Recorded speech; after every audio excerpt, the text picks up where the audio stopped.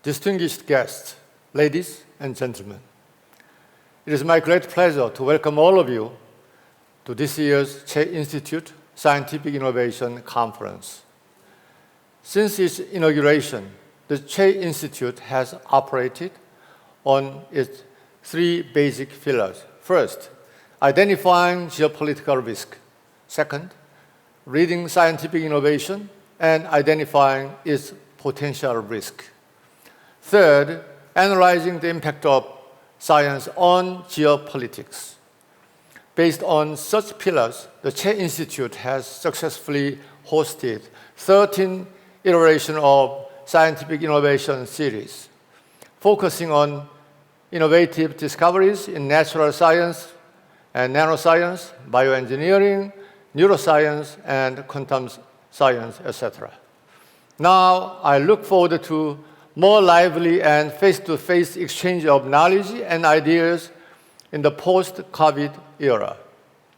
Today, we are besieged by an unprecedented and simultaneous onslaught of multiple global crises.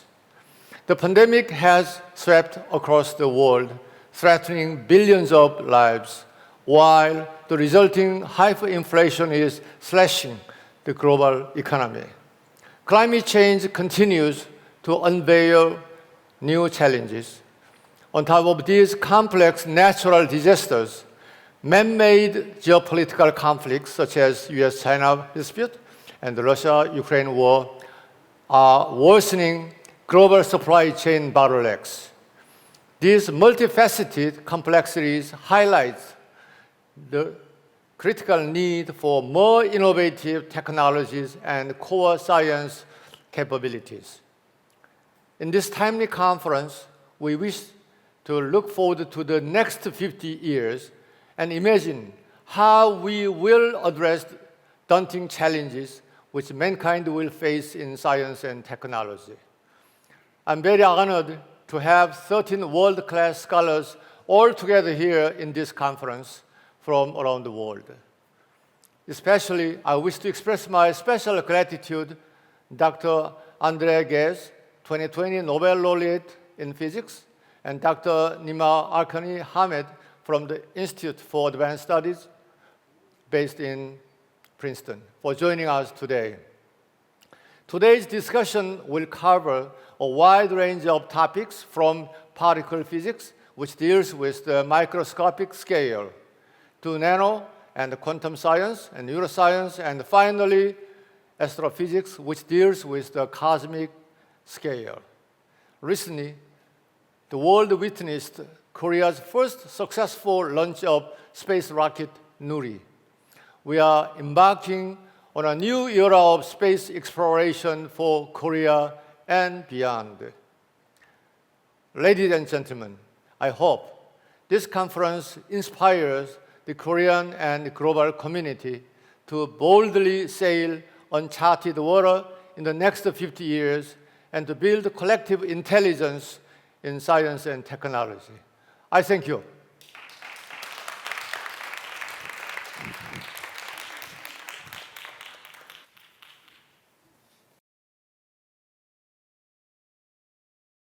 Welcome to the first session of today's conference.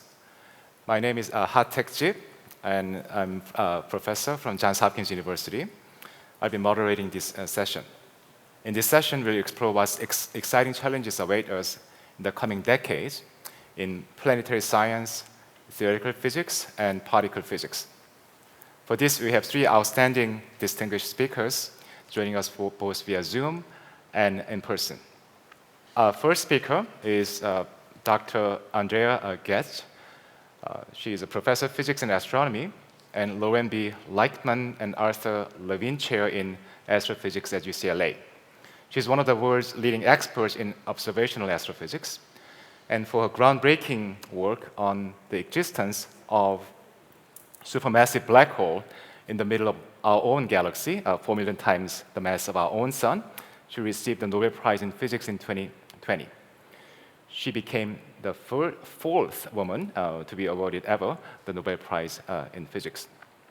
She serves on many leadership committees, including for WM Keck Observatory, which hosts the largest telescopes in the world and the future 30-meter telescope.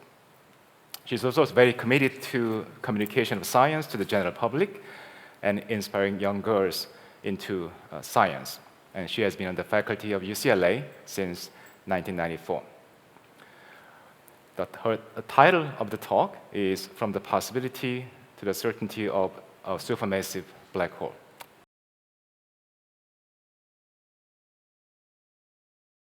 Thanks for the introduction. It's a pleasure to be with you today, if only remotely, to share the work that I've been engaged with for the last 3 decades, and that I hope will have a similar future going forward. So this is a project that's aimed at studying the center of the galaxy, with the question of, is there a supermassive black hole at the center of the galaxy? And to answer this question, it's been necessary to drive technology. And today, we're in a wonderful position for to be able to use the center of our galaxy as a laboratory for understanding both the physics and astrophysics of black holes. Now, before I begin, I'd like to give an immense amount of credit to the team of people that I've worked with over this time period. In particular, my 2 long-term collaborators, Mark Morris and Eric Becklin, who are here on the left, right at the outset of this project. And then on my right is my very first graduate student. So this is a project that started with a very small team of people with a vision of how to use the Keck Observatory, which is the largest telescope in the world from ground or space that can operate at infrared wavelengths. And for the students in the room, I'd like to point out that in fact, our very first proposal was turned down. So to me, it's a reminder that often new ideas take a while to catch on. And there's a tremendous amount of work to do to convince people that, in fact, new ideas will be successful. Today, the team looks very different. Rather than collaborating with 3 other people, there's a core team of roughly 30 people that participate in this project and a broader collaboration of about 100 people. In this picture, I'd like to highlight 2 additional people, Jessica Liu on the far left, and then Tuan Do right on my right. These are 2 individuals who started in the group as graduate students and today are professors in their own right, with the students and postdocs that are now part of this broader collaboration. Okay, and the Keck Observatory is in the background. There are 2 big picture perspectives on why this project is an interesting project to pursue. The first is from a physics perspective. And from a physics perspective, it's primarily driven by the first question, which is, do these objects, which I'll discuss in more detail, the supermassive black holes, really do they really exist in the universe? And then today, this question has evolved into the opportunity to test how gravity works in this extreme environment, and to test how general relativity, which is Einstein's best description of how gravity works, actually is operating. From an astronomy or astrophysics perspective, this is an interesting question or project to work on because it gives us an opportunity to understand what role black holes play in the formation and evolution of galaxies, galaxies being the basic building block of our universe. And in the early days, when the first results were being reported from this project, it used to be questioned which came first, the galaxy or the host galaxy or the supermassive black hole that's at the center of this galaxy. Today, we understand that that's the wrong question because it appears that the mass of these black holes and the mass of the central component of the galaxy, known as the bulge, are highly correlated in spite of their vastly different scales. And so today we've come to suspect that the black holes are intimately related to the evolution of black hole of the galaxy. In other words, there's a coevolution or a feedback that occurs between the black hole and the host galaxy. And today we have this opportunity to understand how this feedback works or operates through the observations that we can make at the center of our own galaxy. Now, to begin really delving in deeper, it seems appropriate to ask, how do you observe something you can't see? Because, of course, fundamentally, black holes are objects whose pull of gravity is so intense that nothing can escape them, not even light. So you can't see them directly.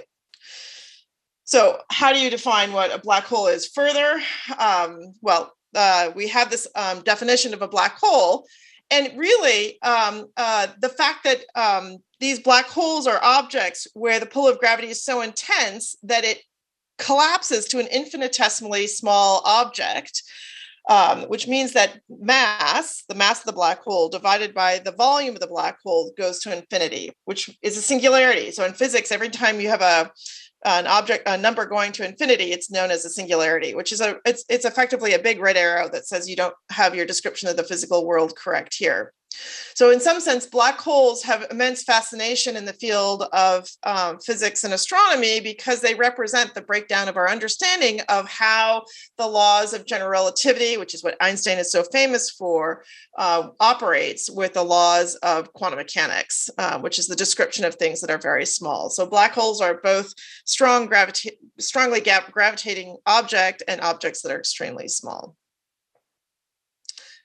Okay, so while there is no finite size associated with a black hole, there is an abstract size that we can associate with the black hole, known as the Schwarzschild radius, or popularized as the event horizon by movies such as Star Trek. This is the last point at which light can escape. And every object has a scale or a size, the Schwarzschild associated with it, and it just scales with mass.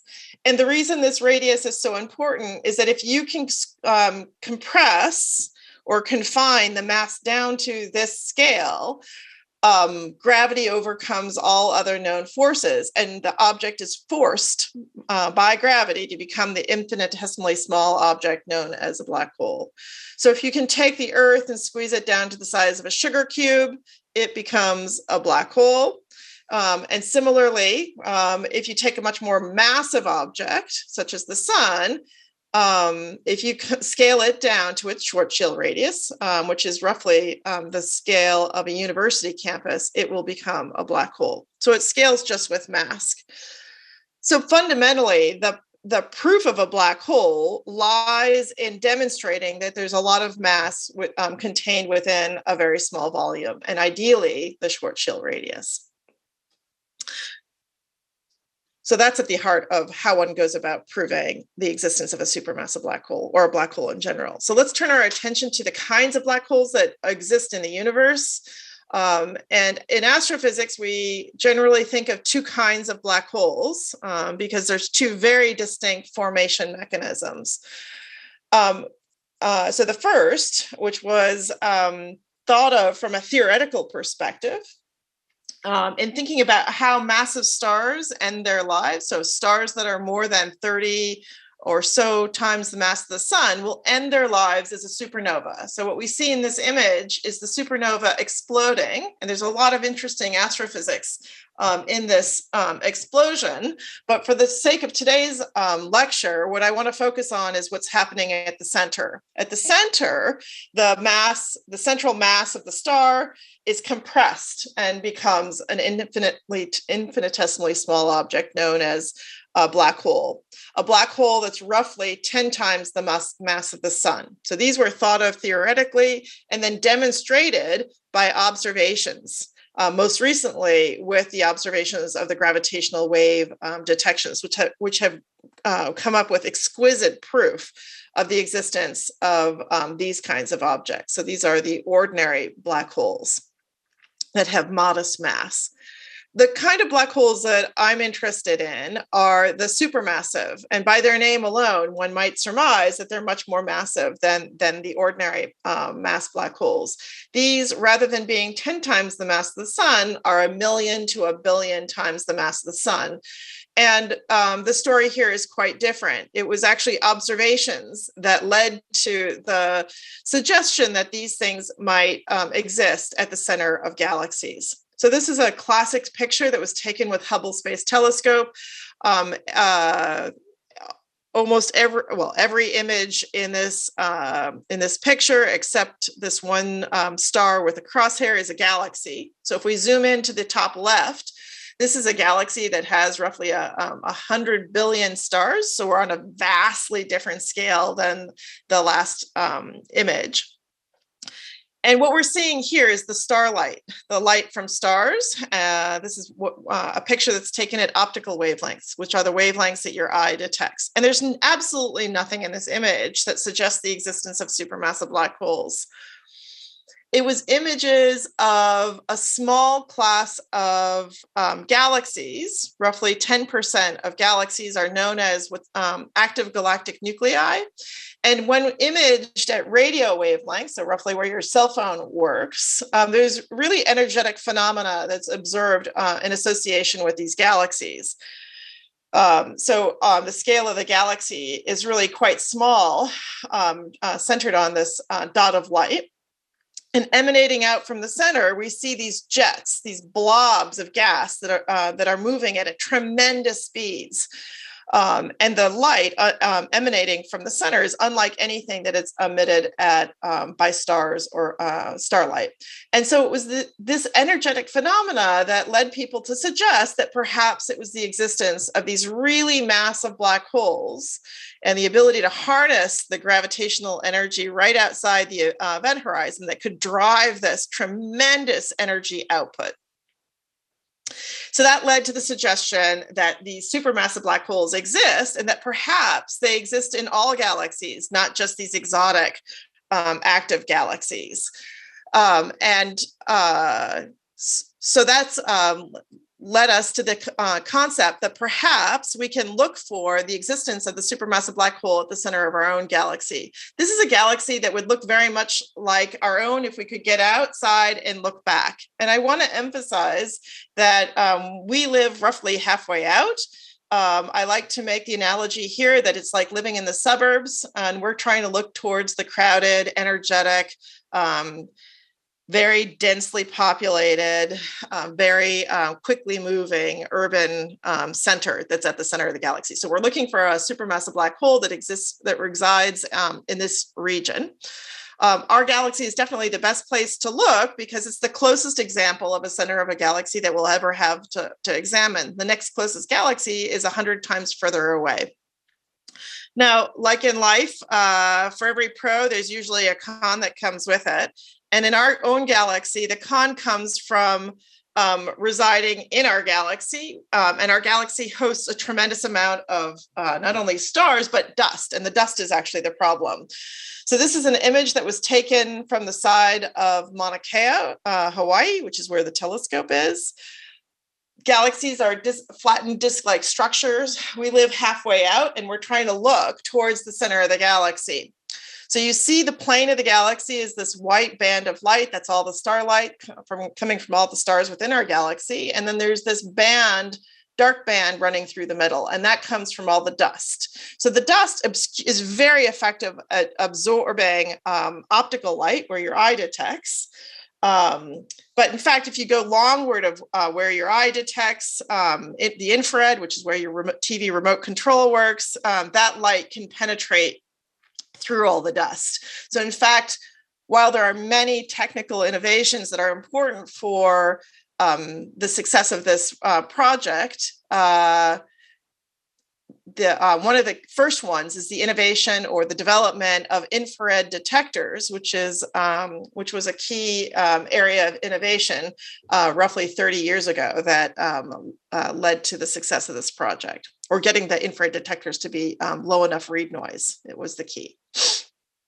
Okay, so if we want to prove that there's a supermassive black hole at the center of the galaxy, we want to be able to see the stars that are as close as possible to the heart of the galaxy, and to be able to measure their motions under the influence of gravity. And that's a way of revealing what's at the center. So in other words, the stars orbit the center for the very same reason that planets orbit the sun, under the gravitational influence, and the orbital properties, in particular, the time it takes the star to go around and the size of the orbit, tells you the mass that is contained within its orbit. So you get the mass, which is the first thing one needs. And then the size of the orbit, of course, constrains the mass to a certain volume. So those are the two things. You want to show that there's a lot of mass confined within a small volume. So in order to get to the smallest scales, in order to see the stars that are at the heart of the galaxy, another innovation that's been necessary is the advent of really large telescopes. This is a picture of the facility that we've used for the last 28 years, the Keck Observatory. It has achieved a diameter, which is how we characterize these telescopes, of 10 meters. And 10 meters is roughly the width of a tennis court. And there are really two promises of very large telescopes. One is that you can see things that are very faint, which is a traditional use of telescopes. But the second reason is the thing that has really driven the work, or been the key behind the work that I've done, which is the ability to see very fine detail, to get high resolution. So the diffraction limit of these telescopes, the ability to see fine detail, scales as 1 over the diameter. So the bigger your telescope, in principle, the finer the detail that you can see. Now, the problem with or the challenge for achieving this theoretical limit with these large ground-based telescopes is the atmosphere. The atmosphere is great for us. It allows us to survive here on Earth, but it is a complete headache for getting to the diffraction limit of these telescopes. This is an animation of some of the earliest data that we took of the center of the galaxy. And you can see that these 5 stars have a very interesting pattern that are moving around every 1/10 of a second or so. If there were no atmosphere, each star would be the size or the scale of the smallest structures that are dancing around, and they would be rock solid. So it's the problem of the atmosphere. So I've spent much of my professional career working on technologies for overcoming the distorting effect of the Earth's atmosphere. And over the last 3 decades, there's been an incredible advancements. And I'd say all our discoveries can really be described as technology-enabled discoveries. So there are many different approaches, each of which allow us to overcome the distorting effects of the Earth's atmosphere. So if you do nothing and you take a long exposure, you get a big blurred out scale, what's called seeing limit. If you can overcome it, you can actually get to the diffraction limit. It's the stars that are in the middle of the box here that are the keys, although we have to track thousands of stars in order to carry out this experiment. Now, another technology that has been at the heart of this work has been a technology known as adaptive optics. It's a technology that was being developed in the area of astrophysics, but there are many other communities that care about seeing through distorting medium. In particular, the military, of course, is a well-funded area that has put a lot of money into seeing through the atmosphere. So there was a really key opportunity in the early to mid 90s when this technology was declassified, because effectively the folks in the astrophysics community were getting to the point that they would get far enough, so it was declassified. Okay, so this is an amazing technology. It's technology that's now you find in many arenas, including vision science, because of course your eye is a distorting media. So this has allowed people to study diseases like glaucoma. So it has many different applications, and there have been many wonderful science centers focused on technology transfer in this arena. There have been many things that you've seen in this animation. You've seen the light coming in through the telescope back into the instrument bay. And what we're going to see in a moment is the key to how this technology works. The most important element of this is up in the top right. It's called a deformable mirror. And as its name suggests, it's a mirror whose shape can be deformed to offset the distorting effects of the Earth's atmosphere. So what you're seeing there is that speckle pattern that we were looking at before. So in a moment, we're going to start looking at wavefronts rather than the beams.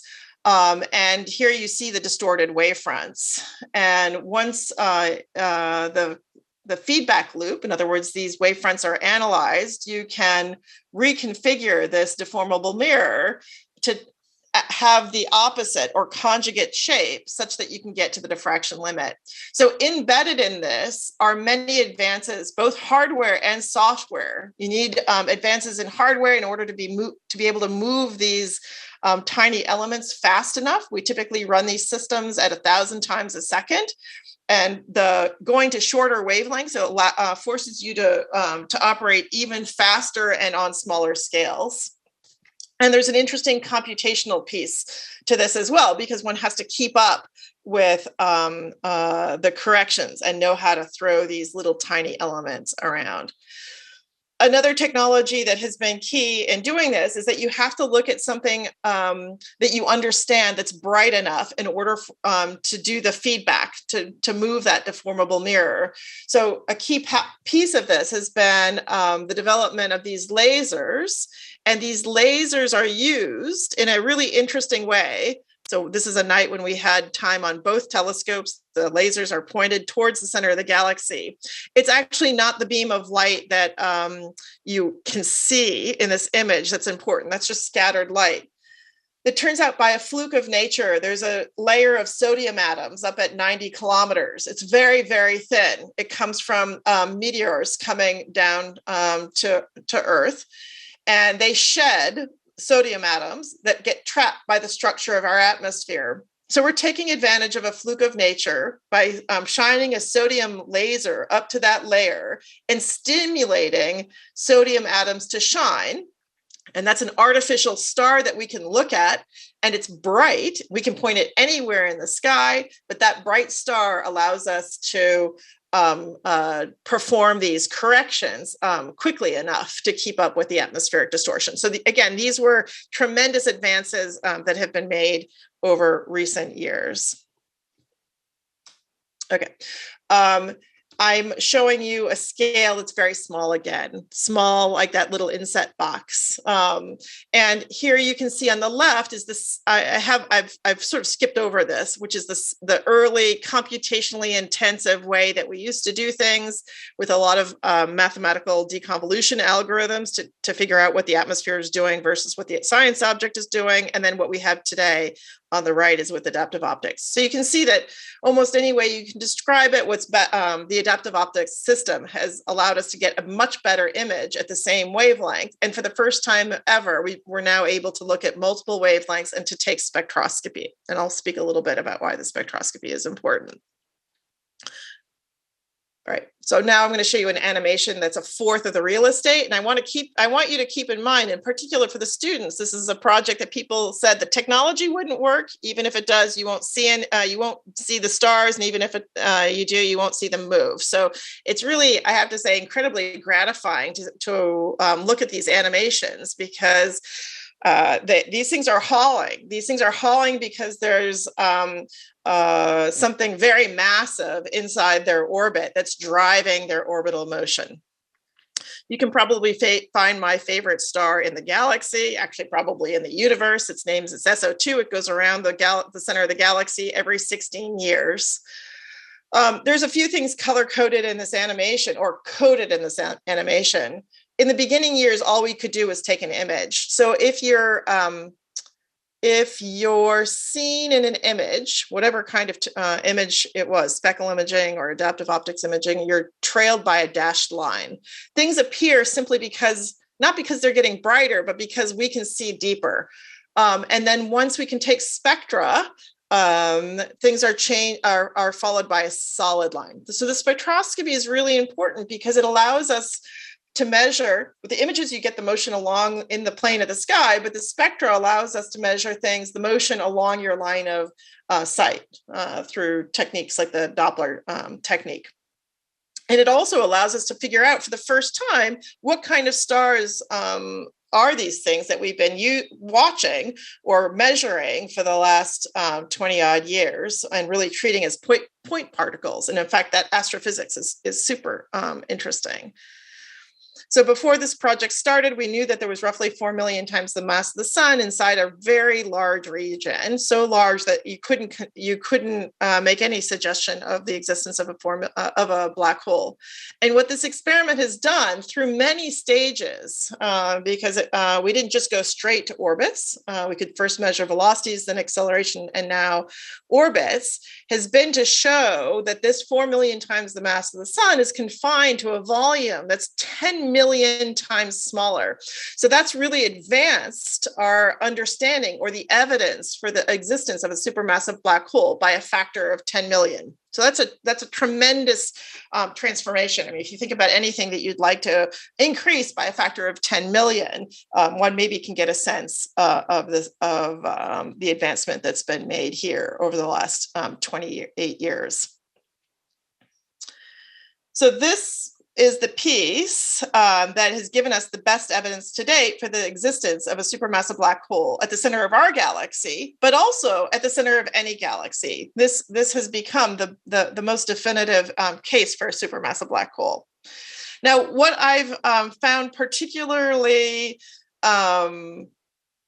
gratifying as a scientist is that by working with technologies that enable us to see an environment in a way that really is transformative. In other words, it's not just the evidence for the supermassive black hole, but our ability to see what exists in it. We've had a wonderful opportunity to understand the astrophysical role that this black hole plays in the formation and evolution of galaxies. And what's such a treat from a scientific point of view is that almost every prediction that's been made for what should exist in the environment of a supermassive black hole has been inconsistent with the observations. And of course, for a scientist, this is like being a kid in a candy shop. And just to give you a sense of a few things that were predicted and that are inconsistent with the observations, which are now shown here in 3 dimensions. In other words, the fact that we have 3-dimensional measurements really means that you know the orbit in 3 dimensions. So we pull back, and the stars that are young, and by young I mean roughly a few million years old, and compared to the typical lifespan of a star, this is comparable to the human gestation period. So these are really, really young stars. And the prediction is that these young stars, which have to form out of fairly fragile clouds of gas and dust, those things will be torn apart by the intense tidal forces of the supermassive black hole. So the prediction is that there should be no young stars in the vicinity of a black hole. It's just an inhospitable region to star formation. And yet, these are the stars that dominate the stellar population that we observed at the center of the galaxy. So this is a problem that I like to call the paradox of youth. And hopefully you've noticed in these animations that these young stars, or maybe I didn't already say this, the young stars are color-coded aqua, blue-green. As you pull back in this animation, you'll see that there's that many of these orbits share a common orbital plane. And this emerged over the years. These stars are at larger radii, so their periods are longer. It takes a longer time to understand their orbits. But today, we understand that there's a dominant plane of motion. And that suggests that these stars probably formed in what's called an accretion disk. And that disk probably led to a tremendous amount of feeding of the black hole when these stars were in the process of being formed. So our galaxy may have been much more active in its youth. The second problem that has been interesting to study in terms of what was predicted and not found are the old stars. These are basically 1 billion years old. So 10 to the 9th years old, those are the orange stars. Now, the prediction is that the old stars have had a lot of time to interact with their environment. And through what we call dynamical friction, those things should migrate down to have an intense concentration around the supermassive black hole, around the most massive object in the system. And in fact, this prediction of an excess concentration of old stars is often how we find or infer the presence of supermassive black holes in other galaxies. We look for that intense concentration. And yet you might already notice that there is a dearth of these old stars. And so this is yet another unexpected, and difficult to explain phenomena that we see at the center of our own galaxy. One of my favorite discoveries or puzzles actually comes from the magenta, the sort of purple pink objects. These are the objects that we didn't even think to make predictions for. These are objects that are being pulled apart, where you actually see them make closest approaches and see their outer layers being torn off. So you can actually resolve this. And then as they come back around, they become compact again.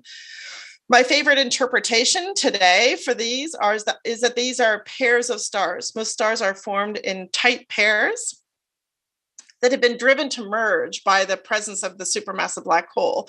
And the reason I find this such a delightful interpretation is that it may connect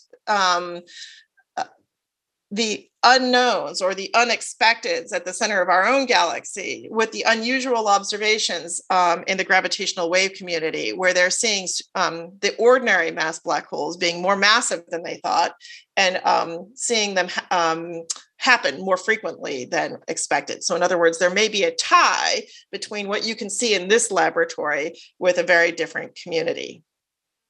To an end, I'll just say that what's the path forward? For me, the path forward is really driving these technologies even further. It's important to recognize that today we only see the tip of the iceberg in terms of the population of stars that we see at the center of the galaxy. While I feel very delighted that we can see anything at all, we only see the brightest that are least that are not as common as the fainter stars. The fainter stars are more populous and as a result blur together. So to improve our ability to see, we're working on a next generation adaptive optics system, which uses multiple lasers. And I can explain why if people are interested, to improve our ability to correct for the distorting effects of the Earth's atmosphere. Today, we only capture or correct for roughly 30%. And this correction, being limited with only one laser, becomes even more pronounced as you go to the next generation of telescopes. So beyond this next generation of adaptive optics, the next exciting frontier from the perspective of this work are these extremely large telescopes that have a diameter of 30 meters. There are 3 such projects in the world: the 30-meter telescope, the Giant Magellan Telescope, and the European Extremely Large Telescope. So these new adaptive optics technologies are ways of mitigating technical risk for the long term with these giant, extremely large telescopes, and they're a way of increasing the scientific productivity of the existing large telescope. So let me end by saying I hope I've convinced you, if nothing else, that the world of technology-enabled discovery is a very exciting one in which we've been able to move the case for a supermassive black hole from a possibility to a certainty, and to uncover more questions than answers. Thank you for your attention. Dr. Getch, thanks for the wonderful inspiring talk. Now let me introduce our next speaker, Dr. Nima Arkani Hamed. Dr. Arkani Hamed is a professor of natural sciences at the Princeton Institute for Advanced Study.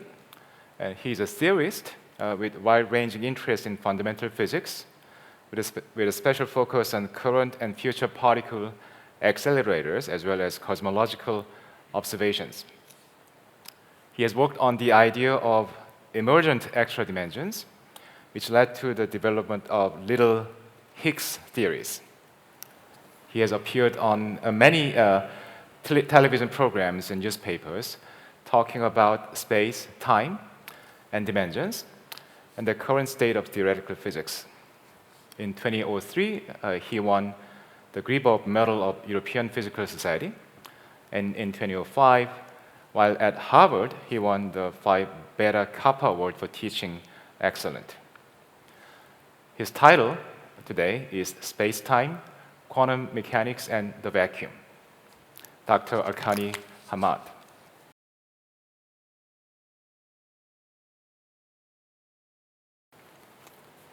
Absolutely delighted to be able to join you guys, even if virtually.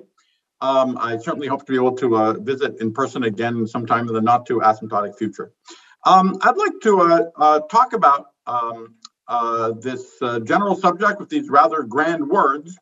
And part of the reason I'd like to give this talk is to emphasize that we're in a very special moment in the development of fundamental physics. I feel, many of us feel, the kind of moment that comes along on the timescale of every century or so, where the biggest questions on the table are not about this or that particular detail, but about something profoundly structural about the properties of the fundamental laws of nature. In this case, going back to the absolute most basic notions of all that we have, those of space-time, quantum mechanics, and the vacuum. And of course, the 20th century in fundamental physics began with these twin revolutions of Einstein's unification of space and time into space-time, and as well as in many ways even more revolutionary discovery of quantum mechanics.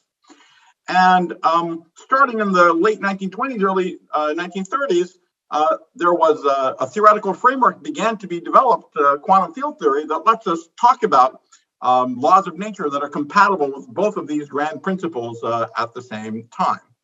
These turns out to be astonishingly restrictive and largely dictates the grand architecture of physical laws. In other words, asking for laws to be compatible with both the principles of quantum mechanics as well as those of space-time is almost impossible. It barely works, and it leads to an extremely restrictive set of possibilities for what nature looks like that essentially dictates the big picture of what the world around us actually looks like. And this puts into even higher relief the storm clouds that confront us now in the 21st century, and which will likely dominate the next decades of development of our field in a very important way.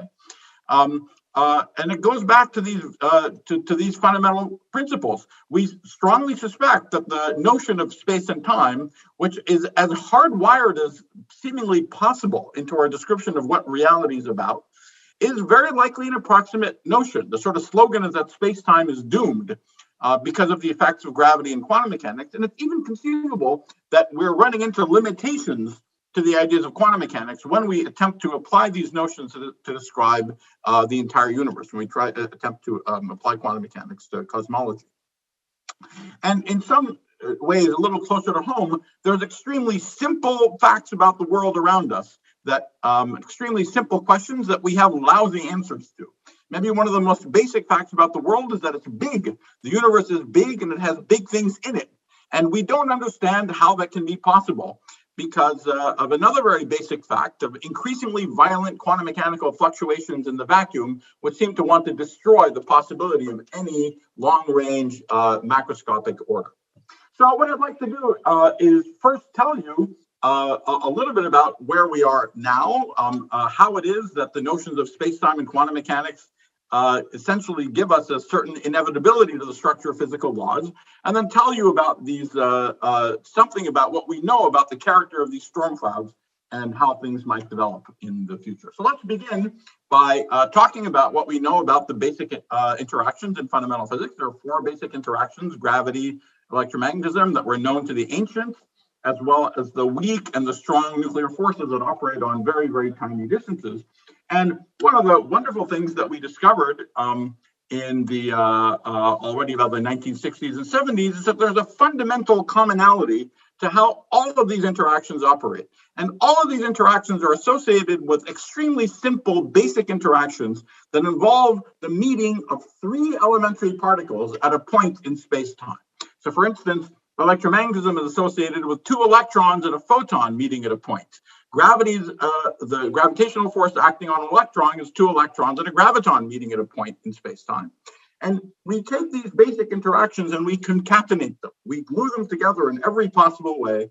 All the complexity of all the processes that we see in the world around us are really the consequence of drawing these interactions on top of each other over and over and over again in this way. And it turns out that the strong and the weak forces have exactly the same basic structure. The strong interaction ultimately acts on the quarks and the gluons that are the elementary particles that constitute the protons and neutrons in the nucleus of the atom. And the weak interactions that are associated with radioactivity, again, have a very similar picture with cousins of the photon known as the W particle and the Z particle interacting with these basic fundamental 3-pronged interactions involving electrons and neutrinos. And so it took a long time to realize that the pictures were the same, because we had to go to very high energies or very short distances to see this basic commonality. At very long distances, we notice gravity and we notice electromagnetism because the photon is a massless particle and the graviton is a massless particle. And because it's a massless particle, it doesn't cost so much to excite it out of the vacuum. And so it gives rise to a force that does decrease as you go to longer and longer distance. That's a famous inverse square law that we associate with gravity and with electricity.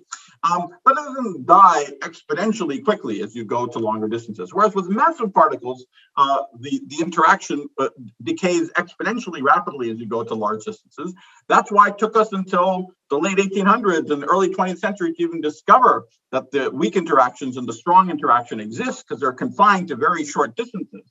But if you go to very short distances, even shorter distances or very high energies, you see the basic commonality of all of these interactions and see that the basic structure and the grammar and the rules that govern them looks essentially identical. Okay, so that's a remarkable discovery. Now I want to tell you a few other basic features of these elementary particles that make up everything around us.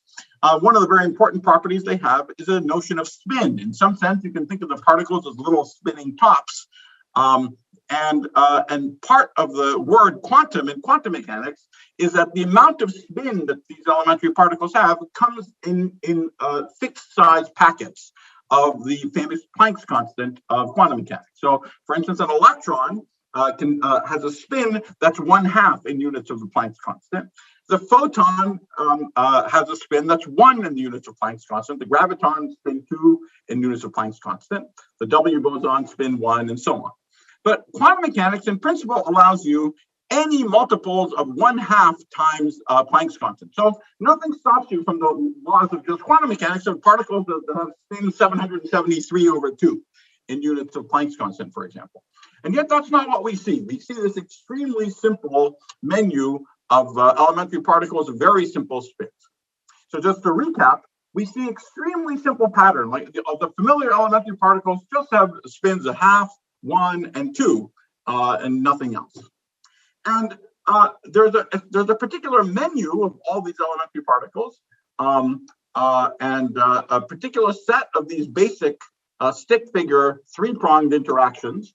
It's entirely summarized in this table that's known as the captures the famous standard model of particle physics. I won't go through it in any detail, but again, to argue, to emphasize again that it's exactly the same structure for all of the interactions. The the electromagnetic force, the strong force, the weak force, and even gravity are all described in the same language, the same logic, the same basic structure. Only the details of precisely which three particles meet at a point in space-time differs from case to case. So he has a very simple question. Why did it turn out to be so simple? Why did the basic structure of the laws turn out to be so simple? Why, for instance, did it turn out that that all we needed were fundamental interactions involving three particles meeting at a point?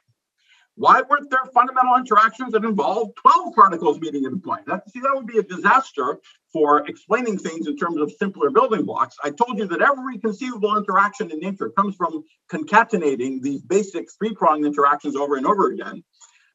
So if there were fundamental 12 particle interactions, that would not be the case. And yet that appears not to be. For some reason, all the interactions can be dissolved into these very simplest ones involving three elementary particles meeting.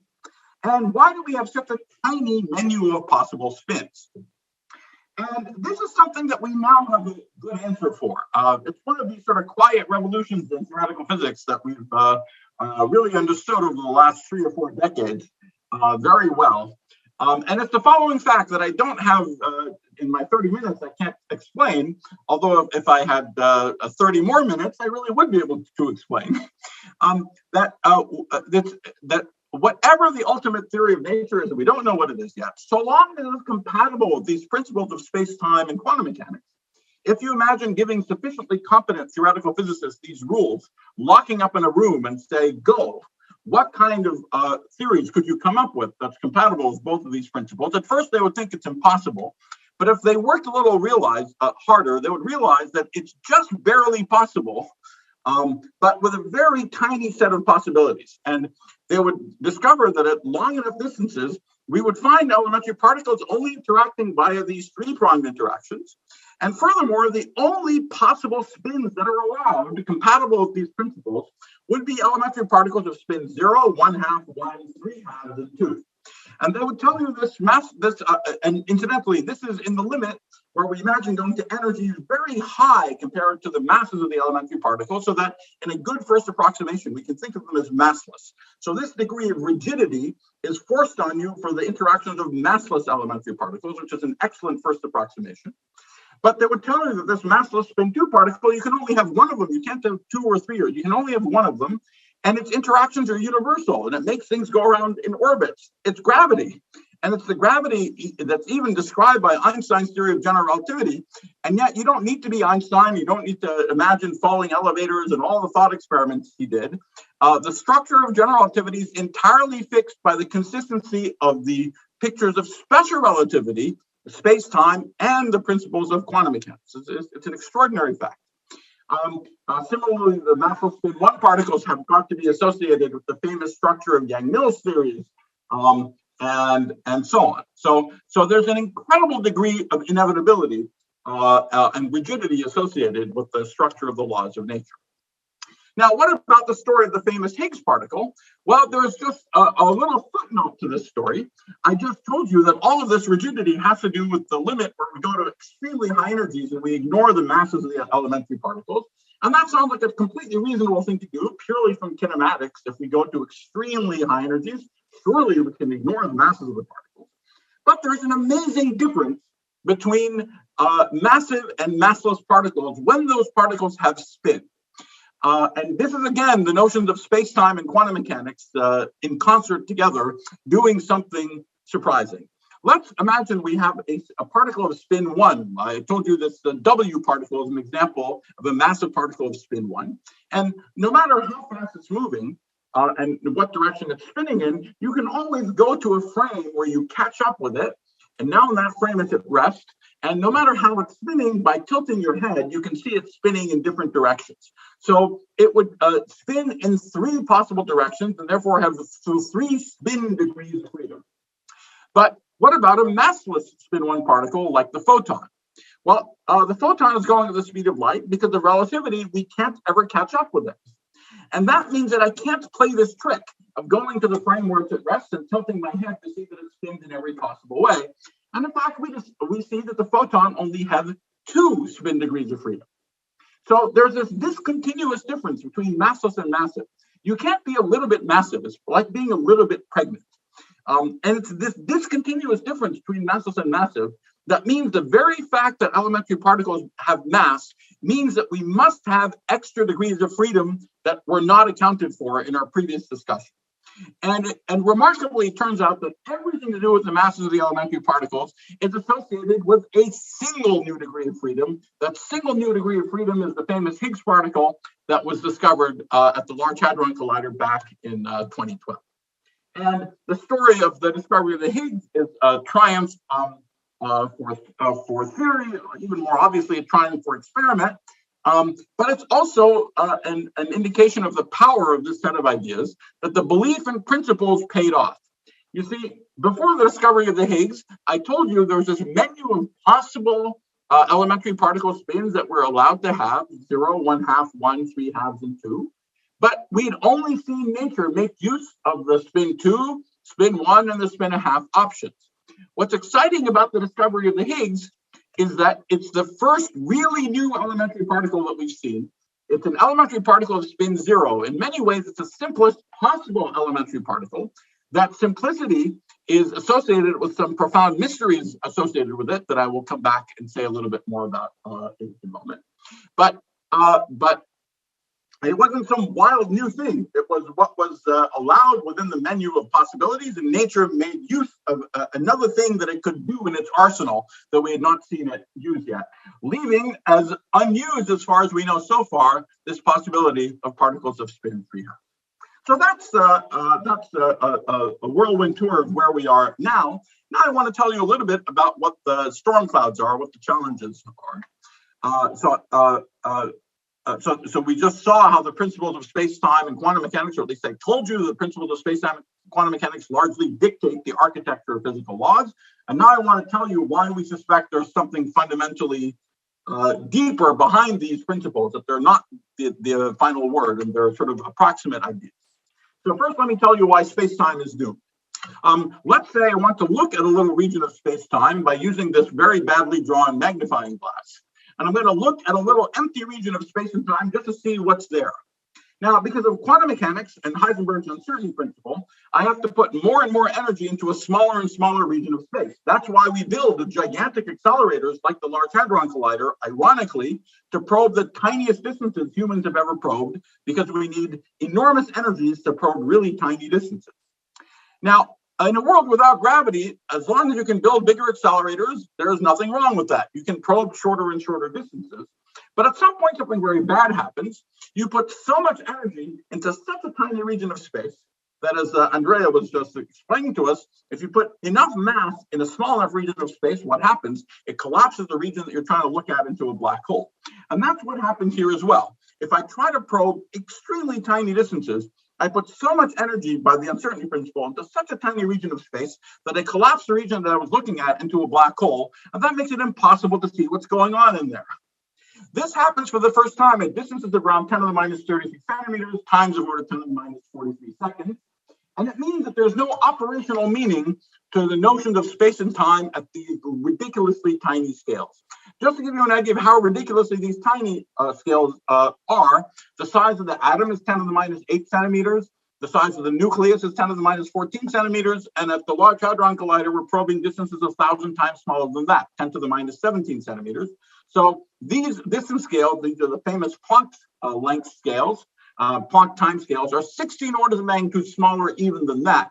Nonetheless, we can do this thought experiment and see there's no way of making giving operational meaning to the notions of space and time.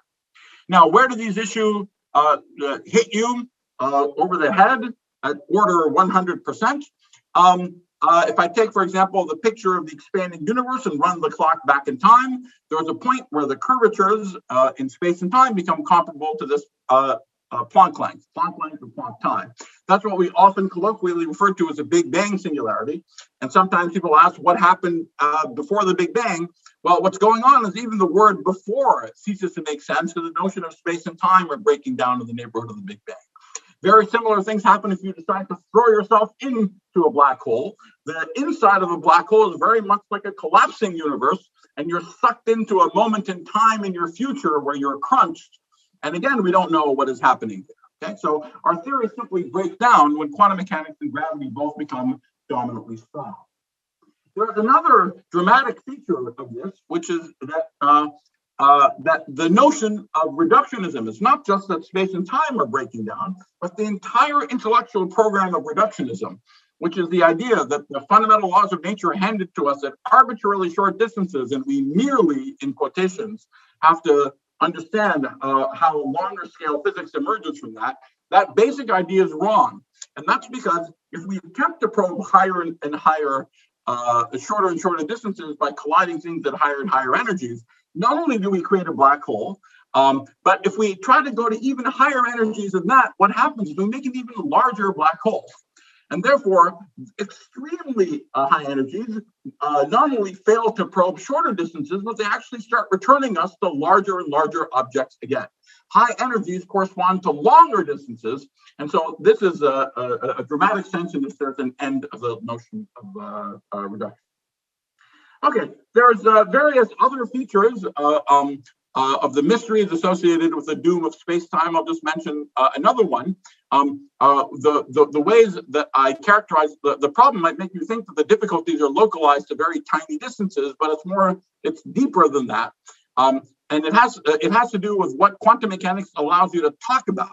The kind of observations we're allowed to talk about in quantum mechanics is we have to do, because it's a probabilistic theory, we have to do experiments over and over and over again to measure frequencies. And we have to do experiments with infinitely large measuring devices so that the quantum mechanical fluctuations of the device don't give us a systematic error in whatever it is that we're trying to measure. So quantum mechanics asks us to divide the world into an infinite part, which is doing the measuring and which does the measuring over and over and over again infinitely often, and a finite system that's being looked at.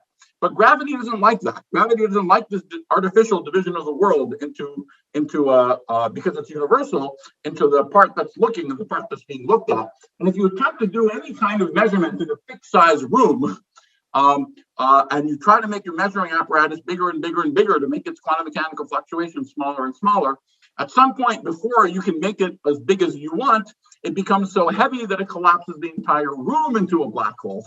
And that obstructs your ability to do the experiment over and over and over again because you get sucked into the singularity of the black hole. So that means that there's no sense in which the local observations in finite regions of space and time are meaningful. The only kind of meaningful observations that we can talk about when we have quantum mechanics and gravity involve experiments that happen very far away, where you imagine making very large apparatuses that spit out particles into the interior of space-time, bang into each other, they go back out infinitely far away where they can be captured by infinitely large detectors. These are happily the kind of experiments that we like doing in particle physics, where we collide tiny things from very far distances into each other and they come back out. But they also have this deeper conceptual significance as the kind of experiments that, the kind of observations that we're actually allowed to talk about when we have quantum mechanics and gravity. And the fact that the observations sort of start and end at infinity far away, but not in the interior of the space-time, gives rise to the sort of qualitative idea that the world is a hologram, that the basic observations are anchored on the sort of walls of space-time at infinity. And because of that, there should be some way of describing all of physics as that we see in the interior of space-time as somehow a hologram in terms of more basic degrees of freedom that live infinitely far away. And this is it's a very deep idea. A particular version of it was discovered by string theorists a little over 20 years ago, and is still being actively studied. I don't have time to describe this in more detail, but to say that we still have a long way to go because we don't have a way of understanding the emergence of time yet. We have ways of understanding the emergence of space, but not the emergence of time. And it's really the emergence of time which where the largest existential questions in physics come from in cosmology, both in the beginning of the universe near the Big Bang, as well as, for reasons I don't have time to explain at the moment, trying to make sense of the ultimate long distance, late time fate of the universe. Something astronomers discovered in the late 1990s is that the expansion rate of the universe is accelerating.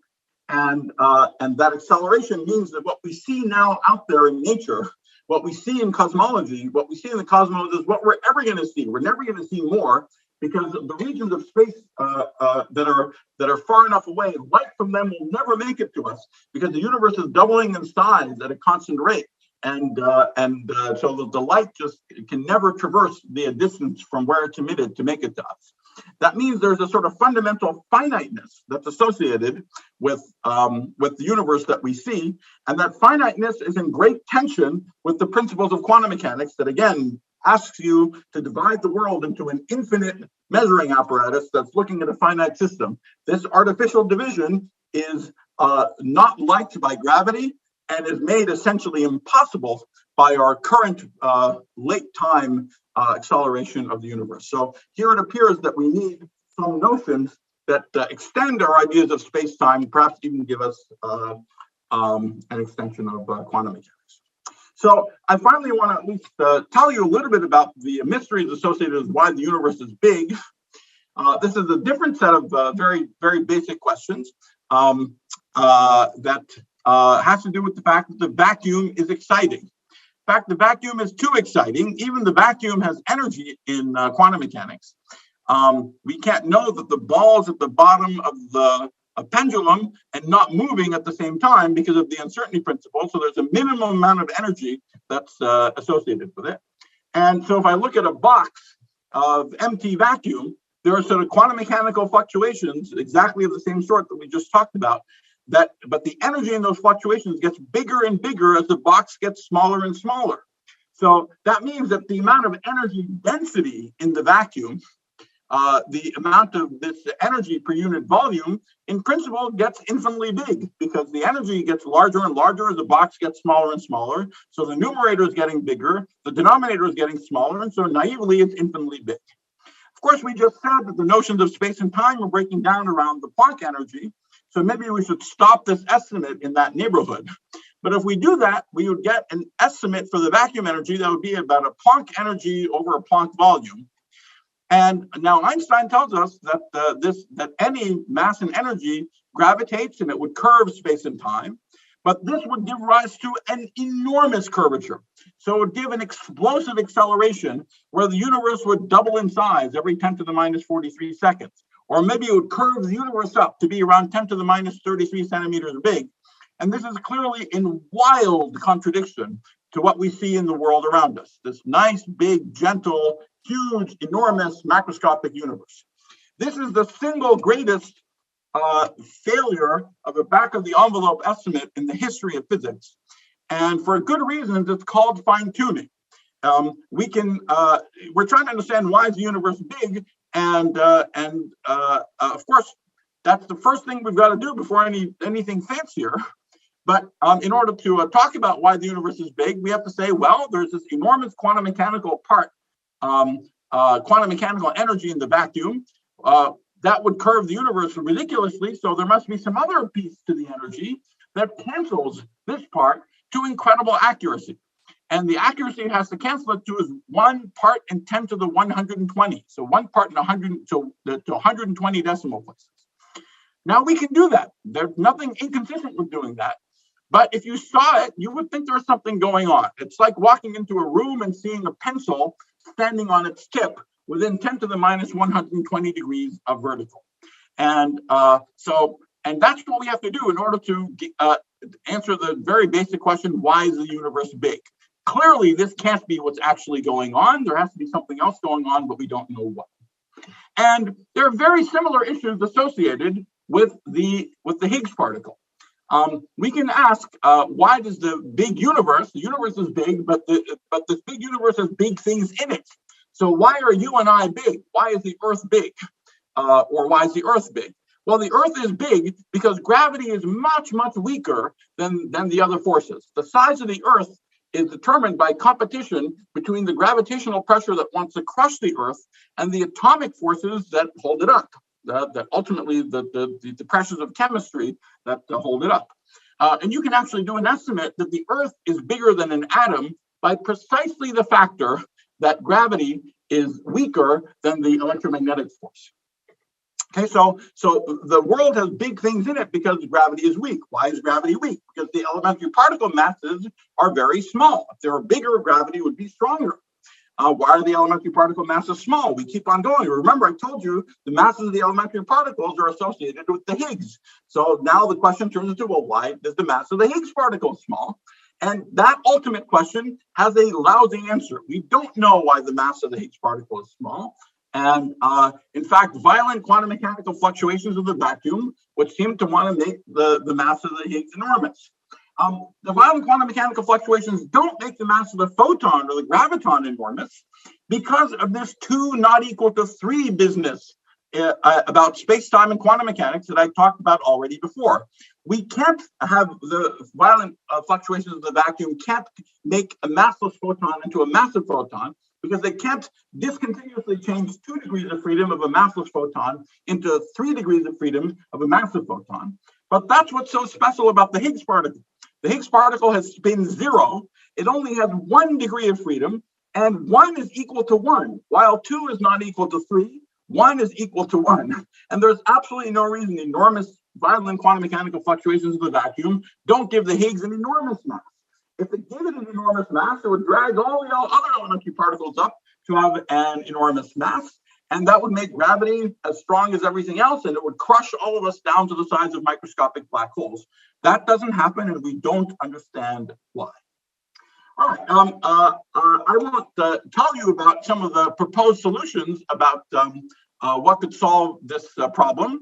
Other than to say there were sort of 4 decades of a particular paradigm for thinking about what could solve this problem, which does not appear at the moment to be the way nature has chosen to go. We should have seen evidence for there are mechanisms that, if I return to this picture, sort of look like some little hand holding up the pencil. There would be something stabilizing, removing these violent quantum mechanical fluctuations. And if something like that were happening associated with the Higgs, we should see what those things are that are holding it up around the mass scale associated with the Higgs, which is precisely the distances and the energies being probed by the Large Hadron Collider.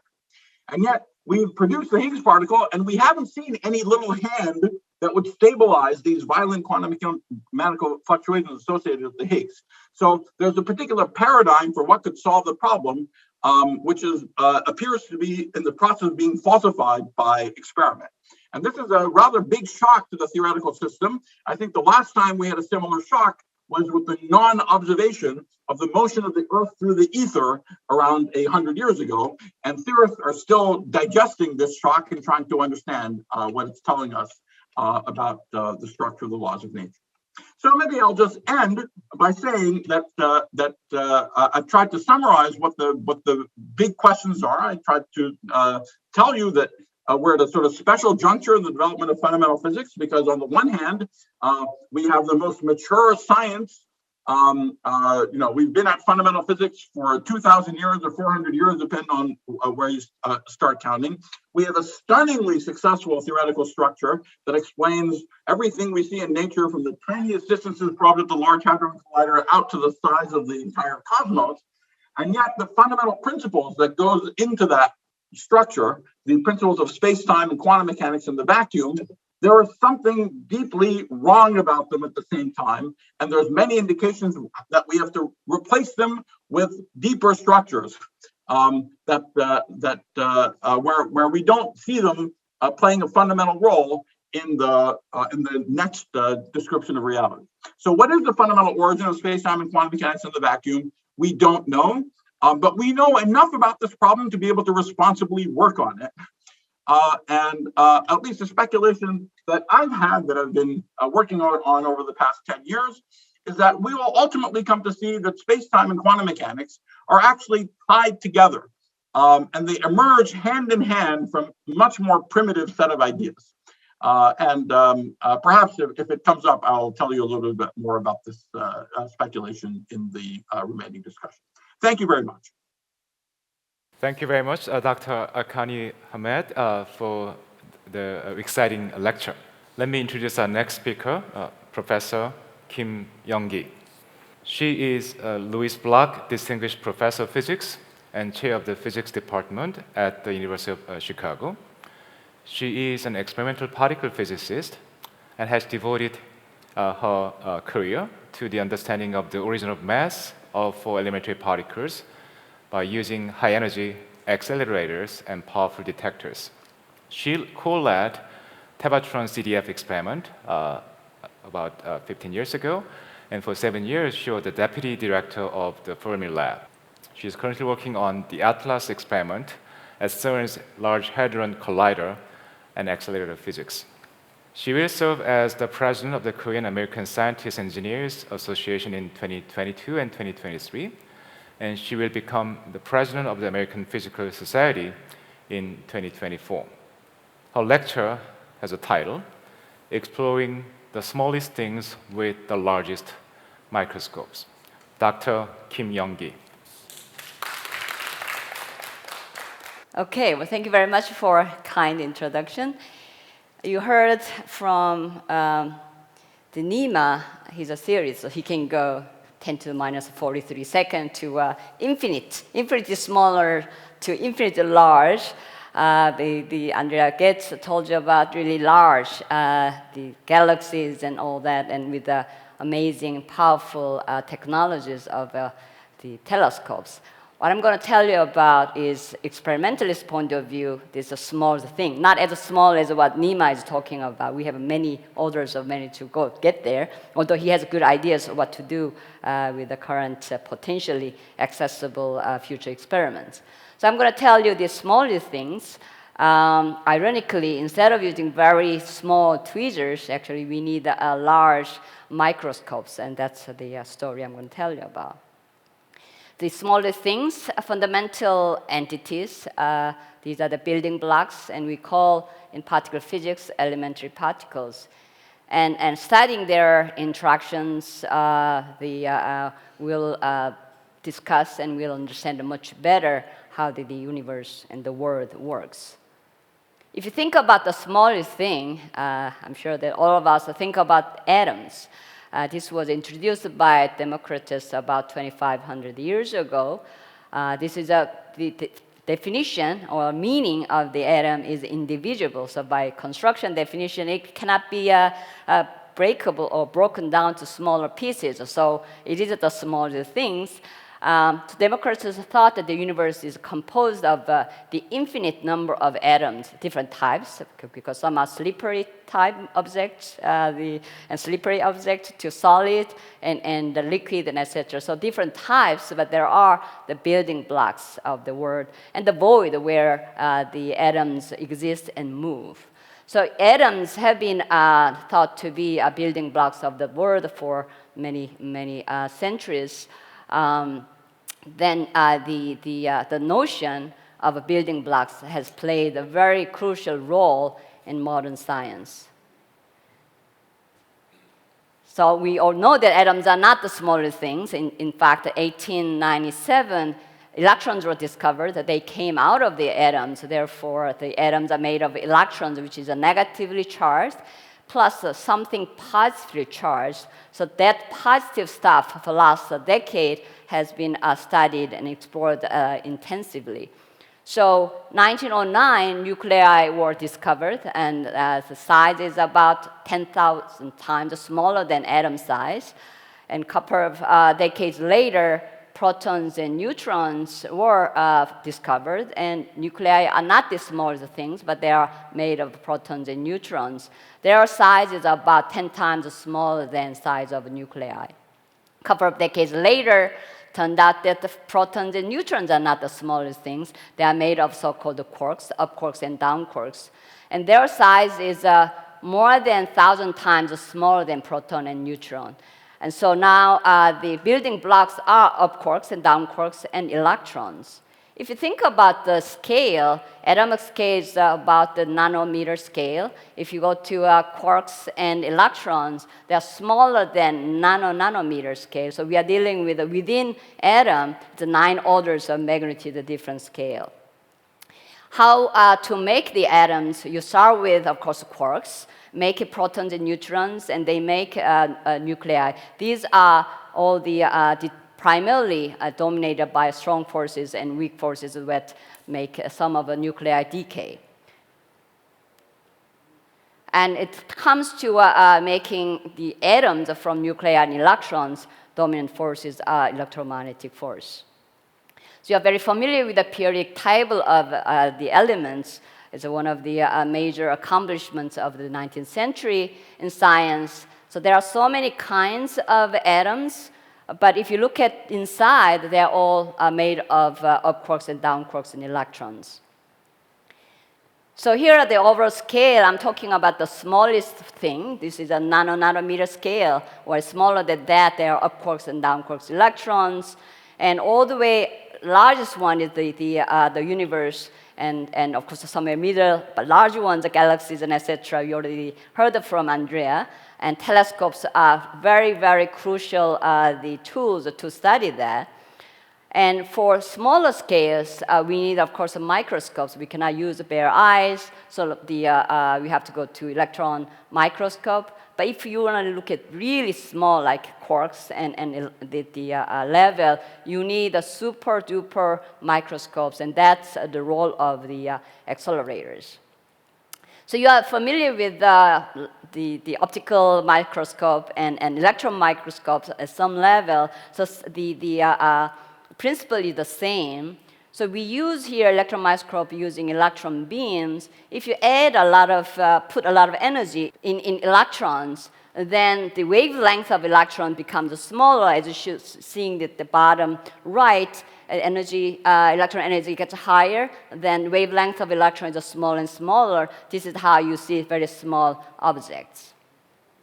So therefore, that's what the accelerators do.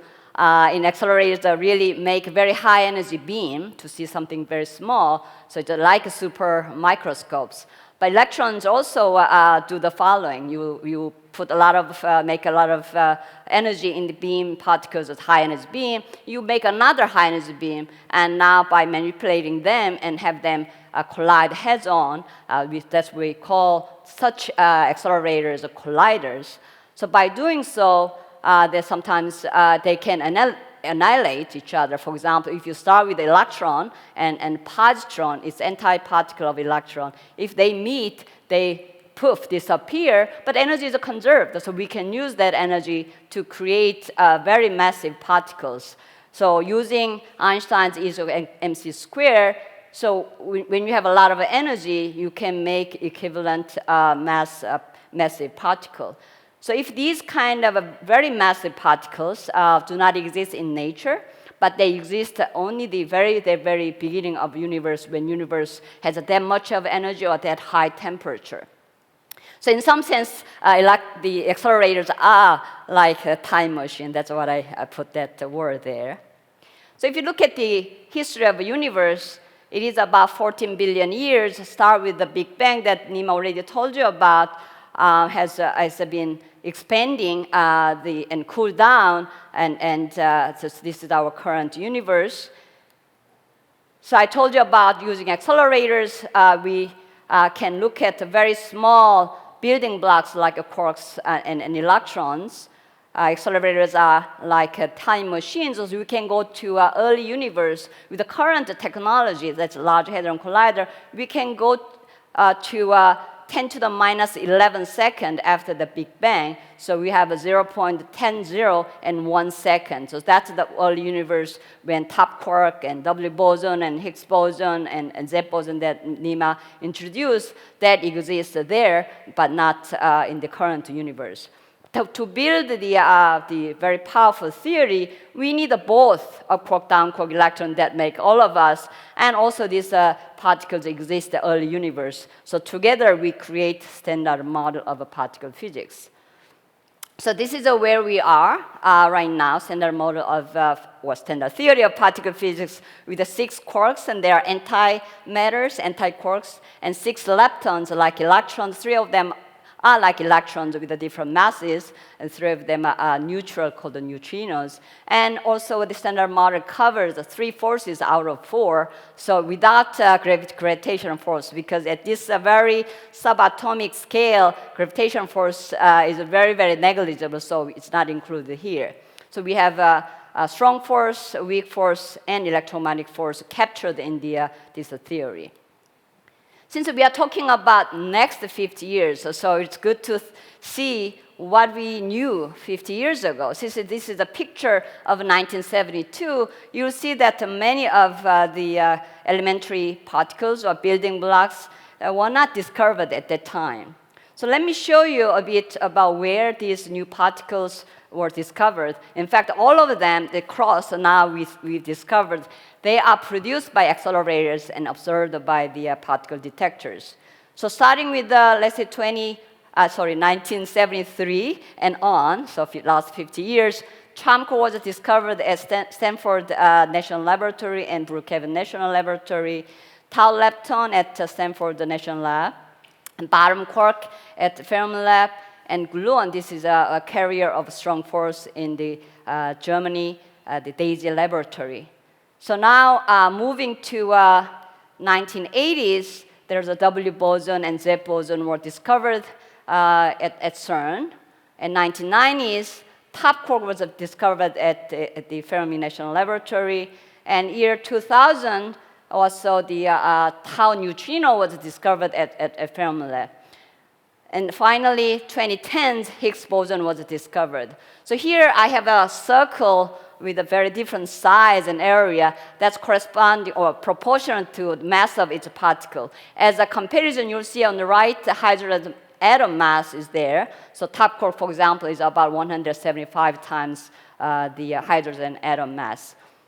So one of the big questions after the Higgs is discovered, and Higgs is a reason why these elementary particles have masses. But there are also still big questions, because you see that top quark to electron, there are the million times the difference between electron mass to top quark mass, electron mass to neutrino mass is another 100 million, the 6 orders of magnitude difference there. So that's still a big question. So, and another one, so I have a different color coordinated. All those particles discovered in US happen to be spin half fermions. We call them matter particles.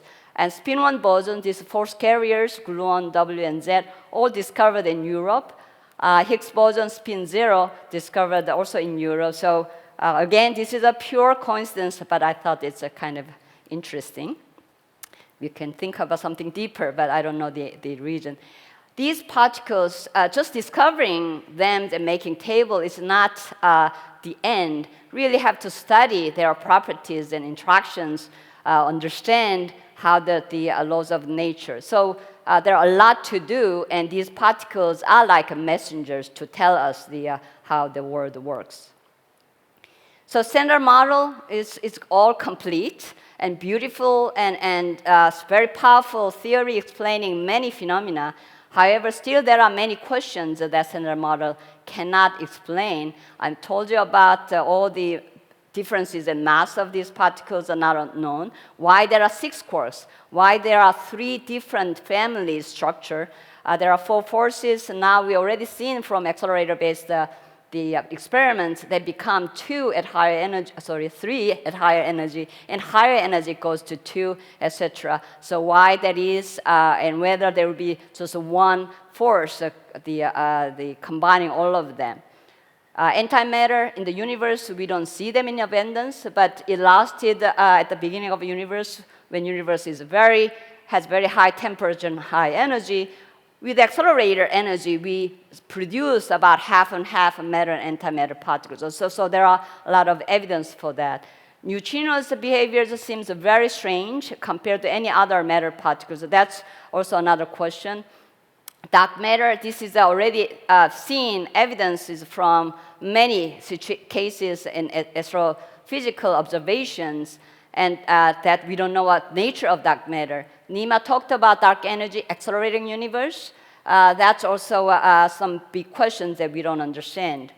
So Andrea told you about the tip of the iceberg. I have another tip of iceberg, that the visible universe, stars and galaxies and all the dust can be captured only a few % of the entire mass energy budget of the universe. Others, dark matter and dark energy, we have a lot to learn. So this is a clearly invisible universe.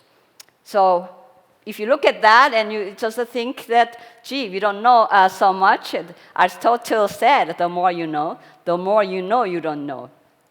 So our next 50 years will be searching for a more and more complete and elegant theory, of course, based on the experimental results. So I said that most powerful tools that we have been using are accelerators, and this accelerator, especially the circular one, was invented about 9 years ago by Ernest Lawrence. So you see that 4-inch diameter, the accelerator, the first accelerator, it's a combination of this magnet and also an electrical battery. So you accelerate particles, and with a fixed magnetic field, the path becomes bigger and bigger. So if you want to have a very high energy beam, you need a very large accelerators. So this is my own journey of the last 3-4 decades, since the 1980s. You'll see I started an electron pulsar collider with 60 billion electron volt energy, the colliding beam energy, to later on 2 decades of working at proton antiproton collider with 2 tera electron volts. And now I'm working at a Large Hadron Collider experiment using proton-proton energy of 13 tera electron volt energy. Accelerators are not the only thing we need. We have to have also detectors, which is the performance is truly important, and many technologies have developed in the last decades. And also you'll see the size of experiments. I started as a graduate student, 60 physicists from 4 countries, to the CDF experiment, up to 700 physicists, particle physicists, particle experimentalists from 20 countries. Now we are talking about 3,000 particle physicists from 40 countries. If you think about the collision, it's not that one proton collide. It's a bunch of a trillion protons in a very, very small package, small volume, another trillion protons. So when they collide, we are talking about 40 million times per second.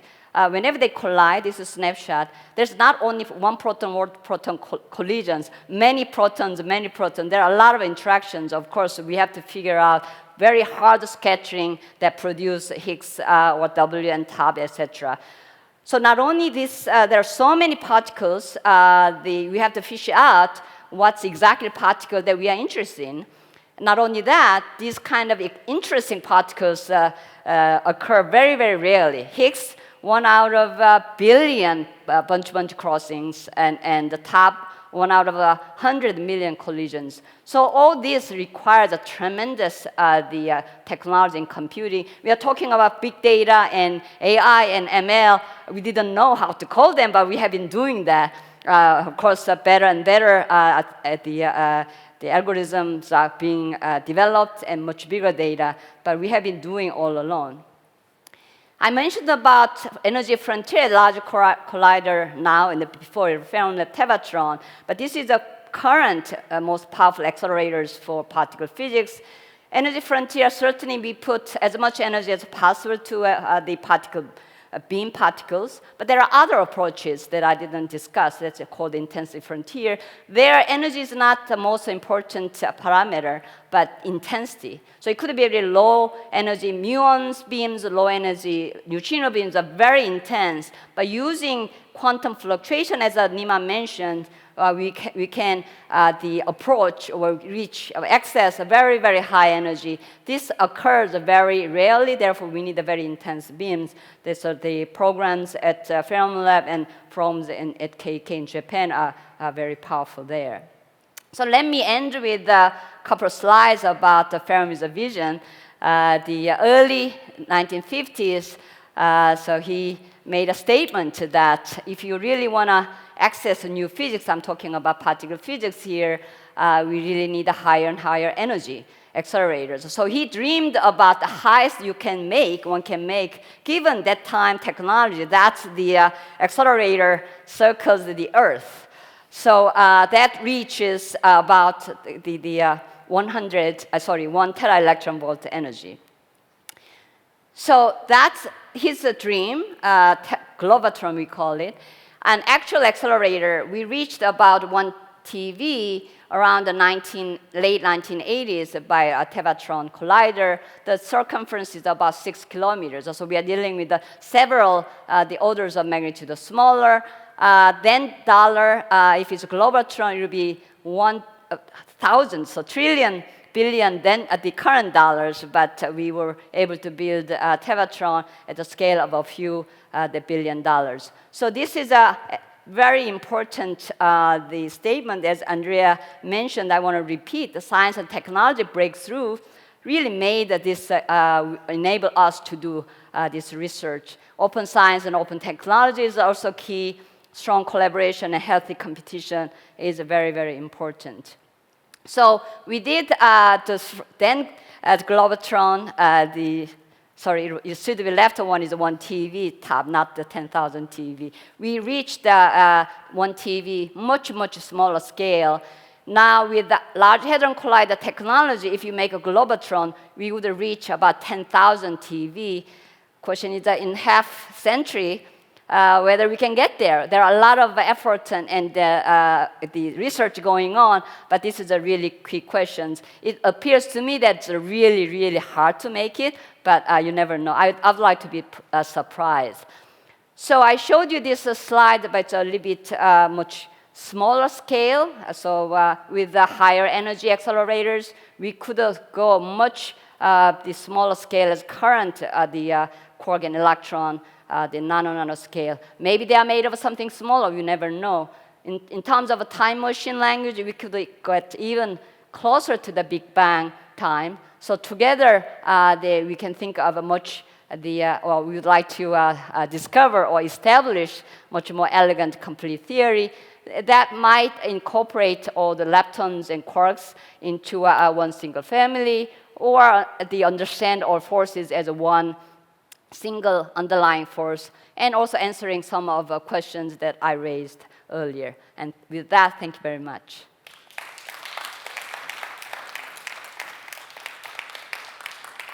Thank you very much, Dr. Kim, for the wonderful lecture. Now we will invite all of the speakers back for a discussion. So I'll begin by asking speaker-specific questions. First to Dr. Getch.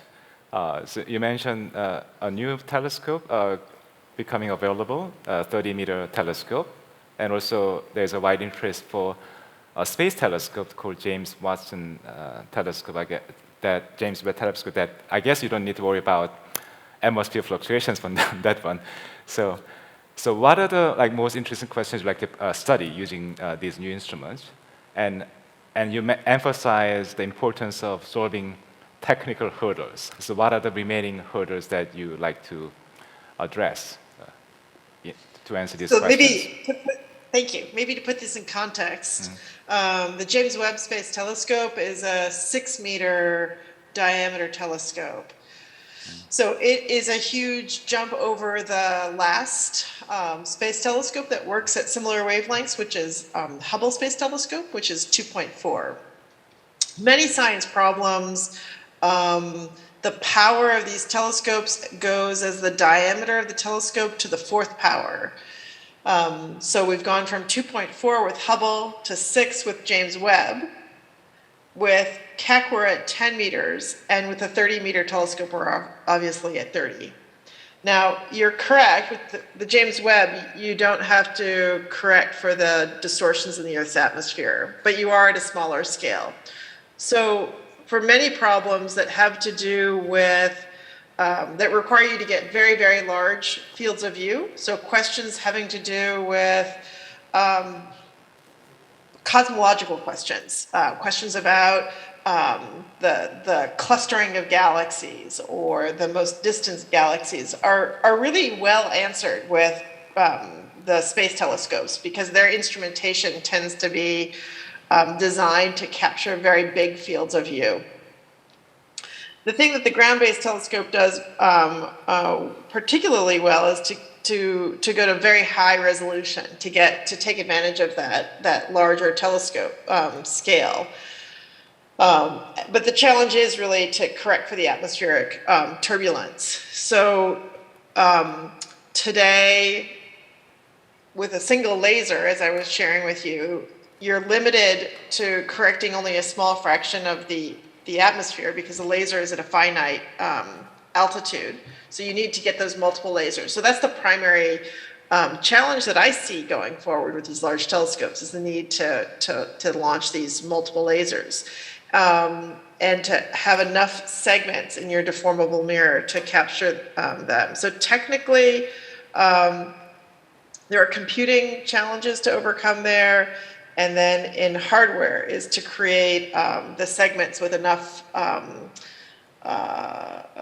ability to move very, very, very rapidly.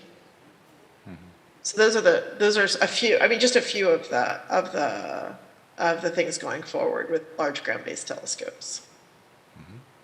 Thank you very much. Question for Dr. Arkani Hamed. So you gave a lecture today sandwiched by two experimentalists as a theorist. So I would like to hear your view on the relationship between theory and experiment, in particular relation between people who do theory and people who do experiments, and how the relationship has evolved over time through the last few decades. Well, I'm really delighted you asked me this question. Of course, in almost all the rest of science, we don't have this distinction between theorists and experimentalists. This is one of the features of the real maturity of physics as a discipline. The notion of theoretical physicists actually began with James Clerk Maxwell. Was in many ways the first person who actually called themselves a theoretical physicist. It was relatively late in the development of the history of the subject. It's necessary. It's necessary to have some degree of specialization to push the subject forward. And so that's how it's been. We've had theorists and experimentalists for a long time. But I believe very, very strongly that theorists have to talk to experimentalists. Yeah.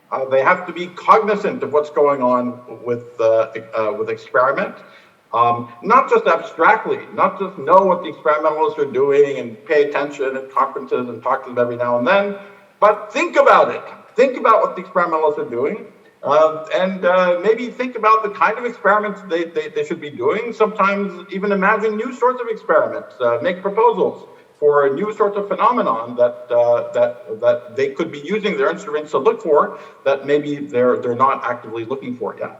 So I strongly believe in a sort of active dialogue between theorists and experimentalists. Even if the sort of day-to-day thing that sometimes you do as theorists involves, scrawling long calculations on a blackboard and not playing with copper wires and so on. Nonetheless, the physics is an experimental subject. It's a science. It's an experimental subject, and it's crucial for theorists to think about experiment. That's certainly been my own, philosophy, and I've had lots of close interaction with experimentalists over the course of my career, and it's been a tremendous stimulation to my own intellectual life, certainly. So I think it's crucial for theorists to actively engage and interact with experimentalists. I spent a reasonable amount of time over the past, at various points in the course of my career, working with people doing tabletop experiments, experiments that looked for deviations from Newton's law of gravity on very small scales. That was involved with some sort of proposals of theories that motivated experiments of that sort. And some of the most exciting interactions I had were in basements of experimentalists thinking about doing experiments like this. 5 years ago, I flew back and forth to China all the time as part of the effort to sort of motivate the next generation of colliders after the LHC, which is, I think, absolutely crucial to put the Higgs particle under a microscope and study it to death, and various other things as well. So, that's a long answer to your question, but the short answer is it's absolutely critical for theorists and experimentalists to be friends, to talk to each other and meaningfully talk to each other, not just wave as they pass by in the hallway, but actually meaningfully talk to each other. A follow-up question for you. So who are nicer, theorists or experimentalists? Experimentalists, absolutely. It's not true, actually. I think experimentalists are nice to theorists. Theorists are nice to experimentalists. I don't know fundamentally who's nicer. Okay, thank you. So a question for Dr. Kim. So we discovered Higgs boson. I guess it's about a dozen years ago, Yeah, right? In 2012. LHC.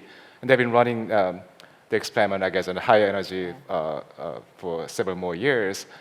And there was actually strong hope that we will discover a brand new particle, but hasn't happened yet. So what do you think is the chance that you'll discover a new particle in the remaining, I guess, 3-4 years of running?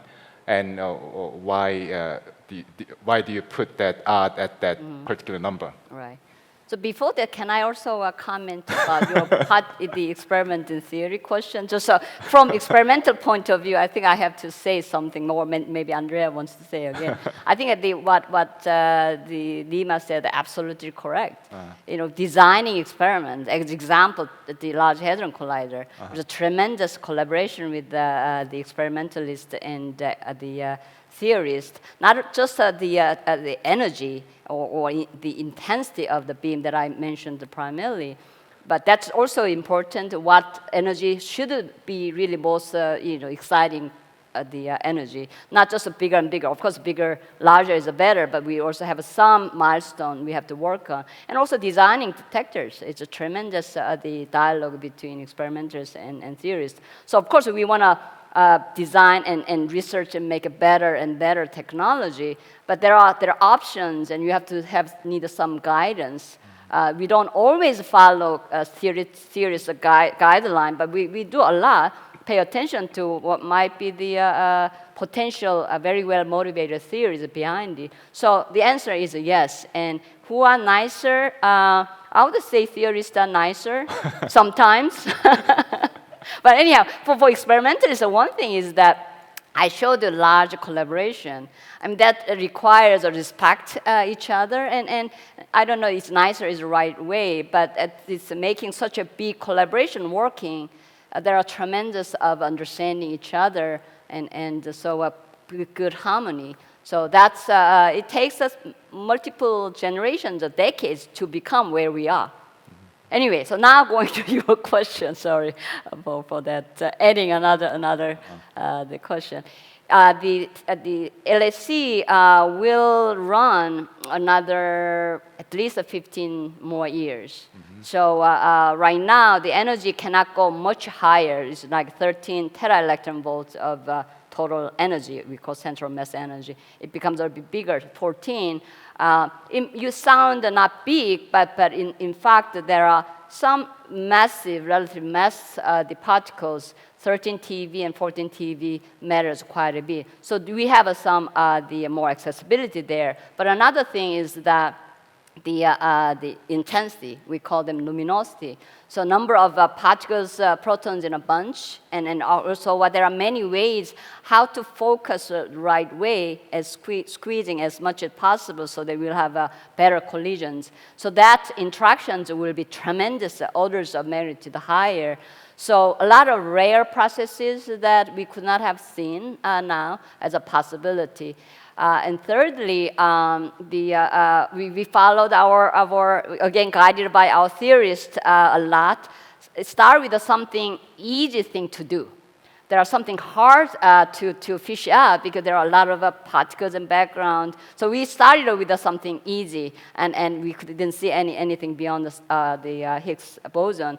But now, not seeing that, and we are changing our ideas and trying to see what we might have missed, yet very well motivated. So there's also a large phase space that because of, that we haven't focused on, there's also phase space there. So I have a tremendous hope there. But also, as Nima said, beyond the Large Hadron Collider, there are several options that China, Japan, and Europe, and US, there's a next generation colliders are being developed, and we are preparing for new physics beyond the Large Hadron Collider. Thank you so much. Any of the speakers through Zoom would like to add more to these questions? Okay, so maybe then maybe I just ask more light-hearted questions to everyone.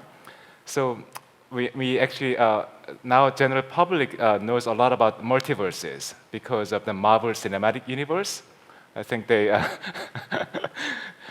so. That goes I guess, to Nima. Yes, I guess the question for you is that helpful? Or Is it helpful Any for the other general thoughts? public to know about the multiverse? Whatever.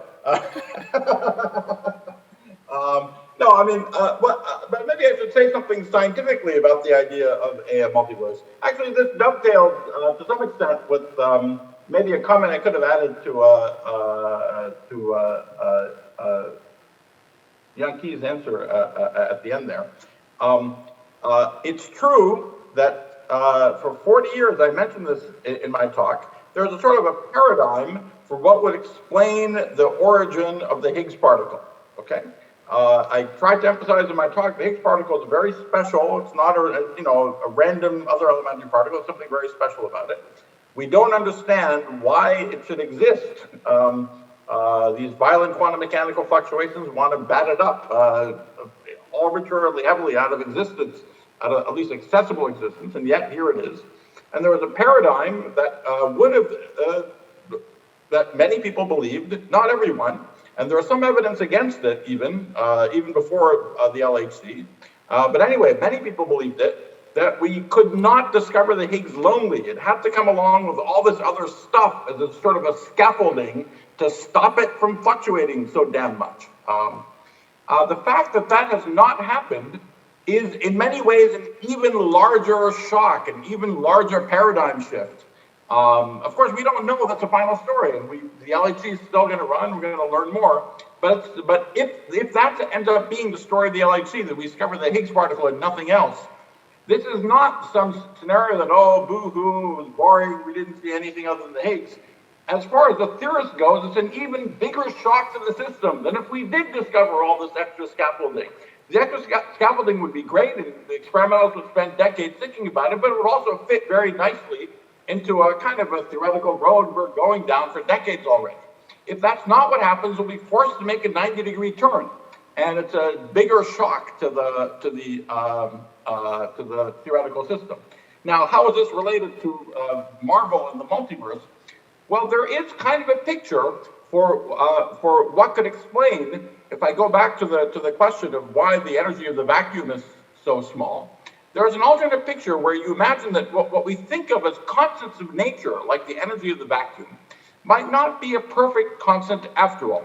And it could be that if even though the universe around us seems more or less homogeneous, and certainly the atoms on Pluto are the same as the atoms on Earth, it could be that if we zoomed out really, really, really, really far away on enormous scales, larger than the observed size of the universe, things would change. And things like the energy of the vacuum would be different in another part of the universe. Maybe the mass of the electron would be different. Maybe we'd even have different numbers of kinds of quarks, and even more things could be different. This is not incompatible with what we know about the laws of physics. And it's actually possible to have perfectly decent sort of, theories that extend the standard model, which would allow you to do this.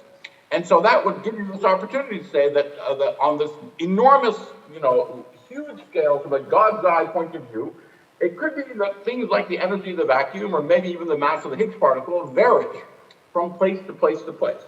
And if there are enough different places where they could vary, then you could have an entirely different sort of explanation for why the parameters have values that they do. For example, if the energy of the vacuum varies from place to place, and if it takes on enormous number of different values, like let's say 10 to the 500, 10 to the 5,000 different values, just to make up a number, then you would go around and say, okay, here the energy is big, here it's big, here it's big, here it's big. In all these places that it's big, the universe is curled up to teeny tiny sizes. Obviously, there's nobody around in such a universe to ask why the universe is curled up to a tiny size. Everything is crunched to minuscule scales. Only in very sparse, tiny places is the acceleration of the universe not being blown, ripped apart by expansion so quickly that structure has even a chance to form. There's only a few tiny places where the universe isn't empty. And in those places where it isn't empty, there'll be people wandering around, wondering why the vacuum energy has the value that it has. But there is not a deep reason for it. It's just in all the other places, it's lethal, and nothing can possibly exist there. So this is a kind of explanation that the presence of a multiverse at least makes possible. It's a cartoon for what such an explanation might look like. And we don't yet know if this cartoon can be turned into actual physics. We don't yet know that it's incompatible with the laws of physics. It seems to arise in some way from simple theories that are compatible with other things we know about physics, but on the other hand, it opens up a lot of conceptual paradoxes as well. So I think the idea that there might be a multiverse and that its presence might have some role in explaining some of the otherwise mysterious, deeply mysterious properties of our world might end up being a feature of the way we understand the universe. And if so, it would be the next logical step of the Copernican revolution. But we don't yet know. What we have is sort of a caricature of what might someday turn into a theory along these lines. Whether or not people know about it is fine, and people should know about everything. So that part doesn't interest me so much. Thank you. I have a question for Dr. Getz. I was trying to imagine what it would be like to live near the black hole in the center of a galaxy. So you showed a sun orbiting the black hole every 13 years with an extreme elliptical orbit. And if you, in principle, you can have a planet that is at the right distance from that sun, that star, to have a habitable planet. So if I were to live there, would I actually know that there's a black hole nearby? Yeah, I would not recommend living near a black hole. But that it is, we are still beyond the event horizon, right? Yeah, but even beyond the event horizon, stars will have a hard time holding on to planets. So only the planets that are closest to the stars will survive. And even then, only if the star is quite far away. So it's quite unlikely that there would be any conditions under which life could survive near a supermassive black hole. And of course, if you get too close to it, you'll be torn apart. So if you fall in feet first toward the black hole, you're going to be stretched so far that, in fact, you're going to lose all of your integrity. So I would not recommend living or visiting a black hole. But I'd actually like to come back to your question about movies. You're thinking about the next 50 years. And I think one of the most important reasons to support these movies that play with physical concepts are there really wonderful ways of engaging the next generation of scientists to get them to think about these ideas, whether or not they're absolutely accurately represented or not. They're really effective means for exciting the next generation of scientists. Mm-hmm. Thank you. I guess along the same topic for Dr. Kim. So you told us that you've been in the field for decades, and things have changed a lot in terms of size of the detectors, the size of the teams. But what about the excitement and enthusiasm of the young students, in the field? Have you noticed any change? Certainly, I think interest has been a bit broader. I mean, I talked a lot about Collider. Certainly, there's quite a bit of enthusiasm, and you can see, based on the size of collaboration, there are many young students and postdocs are working. So that excitement is there. But I think the breadth of particle physics is much greater. Mm-hmm. I remember, or I don't know whether I remember or not, but it's a couple of decades ago, all the cosmology and astrophysics, especially with things like dark matter or dark energy, there were not quite core particle physics questions. But that's very, as I told you in my slide, that what we are made of, there's building blocks and early universe. There's a very intimate relationships, and understanding all that, the cosmology and astrophysics is not separate from particle physics. So there are a lot of overlaps. So, and then new questions came up in the last, more intensively in the last couple of decades. That's dark energy question, which was discovered about only 2 decades ago.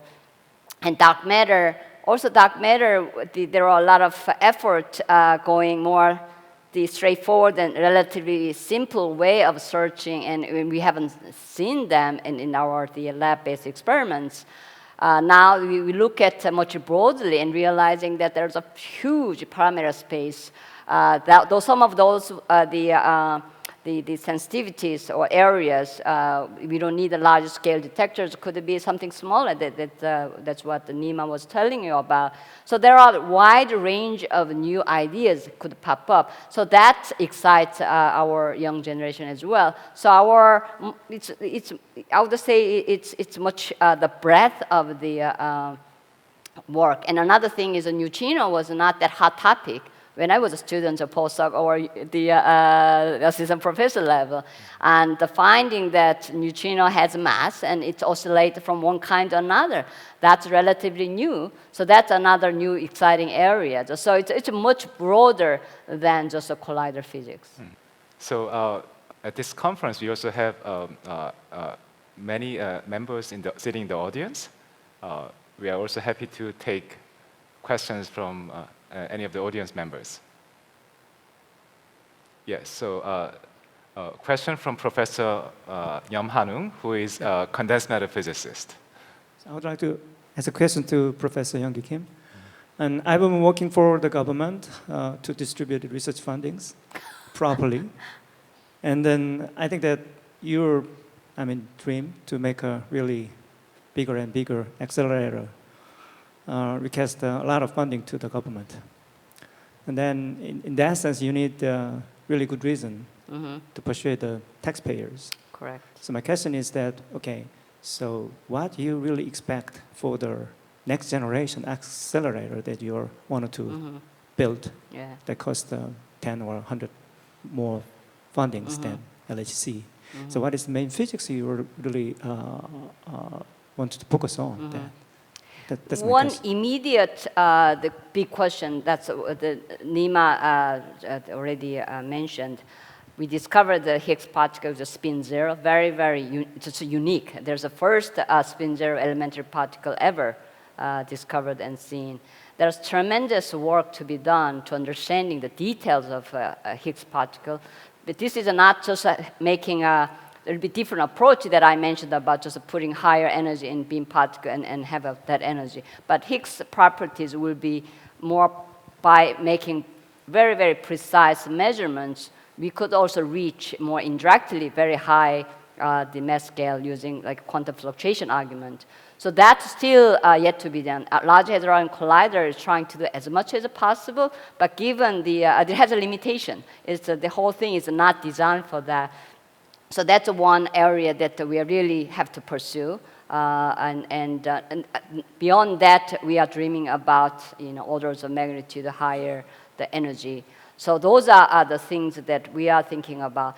But I also understand that you cannot just go forever bigger and bigger.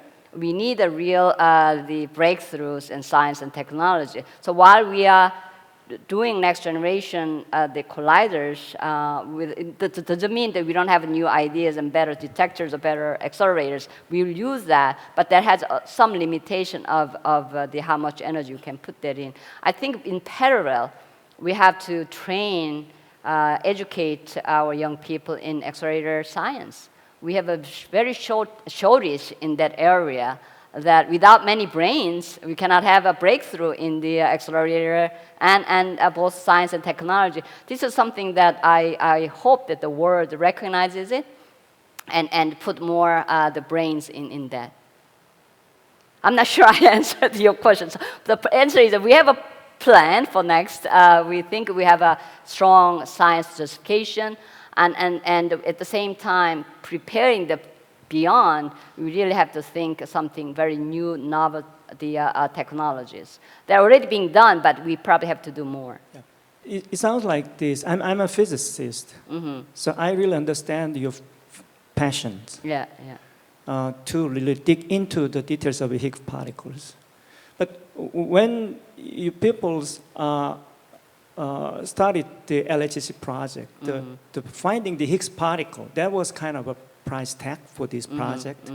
And the Higgs particle was the really key element to complete the standard theory.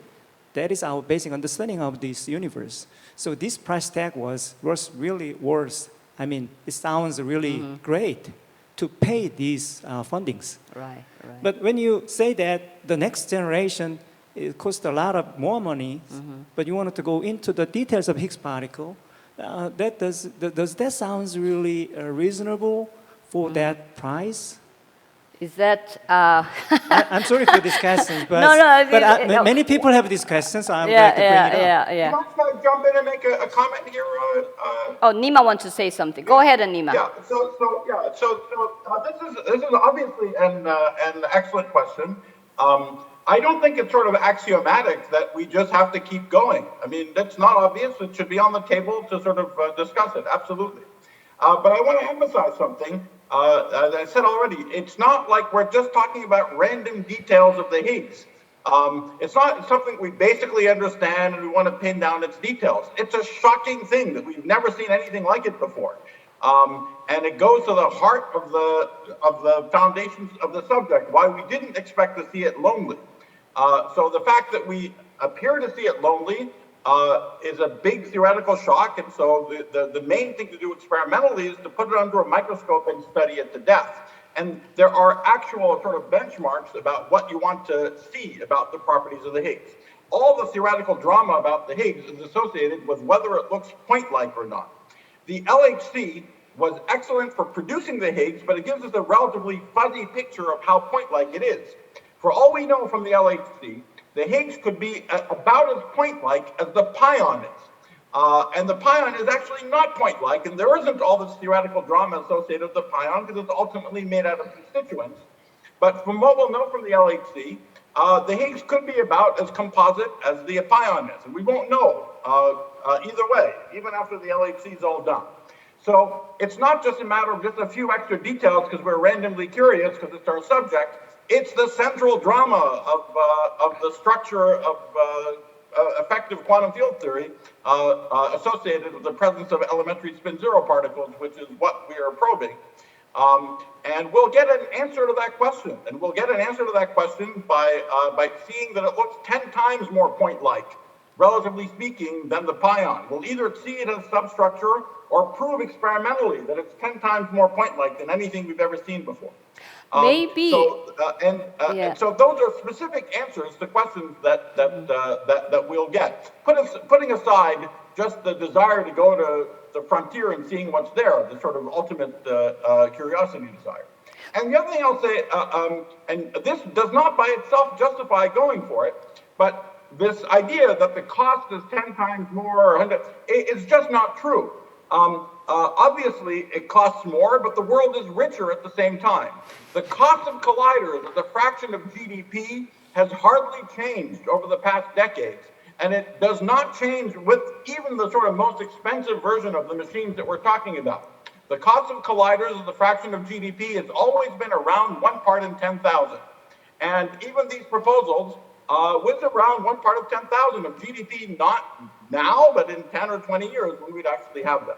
So we're not talking about doing something much more than we were doing before. We're talking about continuing to do the kind of thing that we've done before. That doesn't mean we should do it. I'm not saying it's a bad question. It's an excellent question. Yeah. And it should be absolutely on the table that we can change our mind and say, okay, we were not going to do that. We'll do something else instead. It should be discussed. I personally think the intellectual case for doing it is incredibly strong. You don't take something that shocked you and walk away from it. You try to understand it, especially when it goes to the heart of important conceptual aspects of the field. And the final thing I'll say is that sometimes people say that if we don't spend all this money on big accelerators, we can spend it on like hundreds of smaller experiments. And that's just very naive. That's not really the way things work. It's not like you take all this money and then decide that you're going to divide it and do 1,000 other things. It's like you either decide you want a car or you want a bicycle. But you don't say that, and both things are great, but you don't say that instead of having a car, you'll have 100 bicycles. That's really not the way that's not the way it works. It's not the way it worked in the past. When the US decided not to build the superconducting supercollider, it's not like the money from that went into all kinds of other parts of physics. It just disappeared and went elsewhere. So I think we just have to decide, as human beings, whether we want this very relatively large-scale 1 part in 10,000 of our GDP expenditure on continuing to have these frontier probes of fundamental physics. And we should discuss it openly, all the options either way.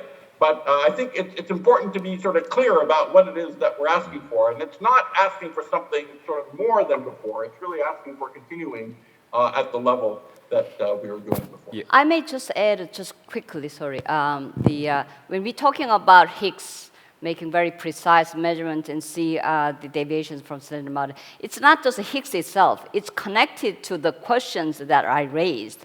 So we are going after a much more elegant, complete theory. It's connected to Higgs properties and connected to dark matter and some other properties. So it's a very, Higgs doesn't mean just Higgs itself. It's a much broader connection to other questions. I think I want to make it clear about that.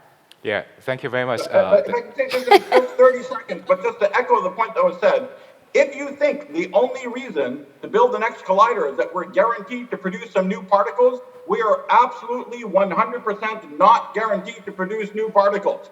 Absolutely not. We were guaranteed to produce them before the LHC. We are guaranteed to produce something like the Higgs. We are 100% not guaranteed to produce them now. And so you should be very clear about that. The reasons for doing it are different. There are different structural reasons, but we're not guaranteed to produce new particles. I would say that the profound new physics is not necessarily associated with new particles. It's just new phenomenon. And the presence of the Higgs particle really is a new phenomenon of a sort that we haven't seen before and should be studied properly experimented. Thank you. This is really a compelling answer. No question. Yeah. So we have a few more questions. First, Professor Lee Jin-hyung. She is a neuroscientist. Thank you very much for the wonderful presentations. You reminded me what a real scientist does. So it's very cool. Thank you. One question I had while I was listening to all three of your talks is that in physics, it's related to the previous question, but from a different angle, where you are going into the trend of building larger microscopes and like larger accelerators and larger teams, which leads science into a particular direction in a large-scale science. Is there any room that you're missing some creative elements of what you could study as a result of this unifying force of going in a particular direction along large teams? I'm happy to answer, to at least take a partial stance on this one. In fact, in the United States, the astronomy and astrophysics community every 10 years does a survey and what's called a decadal report sponsored by the National Academy of Sciences. And the panel that looked at big telescopes definitely recommended a portfolio. In other words, you really don't want to run the risk of missing the value of small-scale science. So that was a key part of the recommendation, was while you want to, there is a reason and lots of scientific justification to go for the really large telescopes. You have to do this in concert with the investment on the of different scale science. Just adding to that, it's a similar process going on in particle physics as well. We call it SNOMES. named after the town named Snowmass. That's same thing. We just look at the big scale, certainly make a plan and strategic thinking and directions. At the same time, we want to make sure there are good balance. So there's a tremendous the effort in small scale, and I think Lima touched a little bit. He has been working with experimentalists. I mentioned about dark matter side. There are even dark matter, the scale gets bigger, looking for certain type of dark matter, and realizing that there are many other possibilities that small-scale experiments make a really huge impact. So their novel technology is really exciting, this sort of focus there. If I can add something, I'm not an experimentalist, but if I can add a little something, I think that many of my favorite experimental probes of fundamental physics are tabletop experiments. Atomic physics experiments, condensed matter experiments. It's brilliant interacting with these wonderful experimentalists. They have fantastic ideas. It's different culturally interacting with them than it's interacting with experimental particle physics, which is an enormous big animal and a huge number of things that have got to happen in order to be able to have some idea developed and so on. So I think there's no right answer to this question.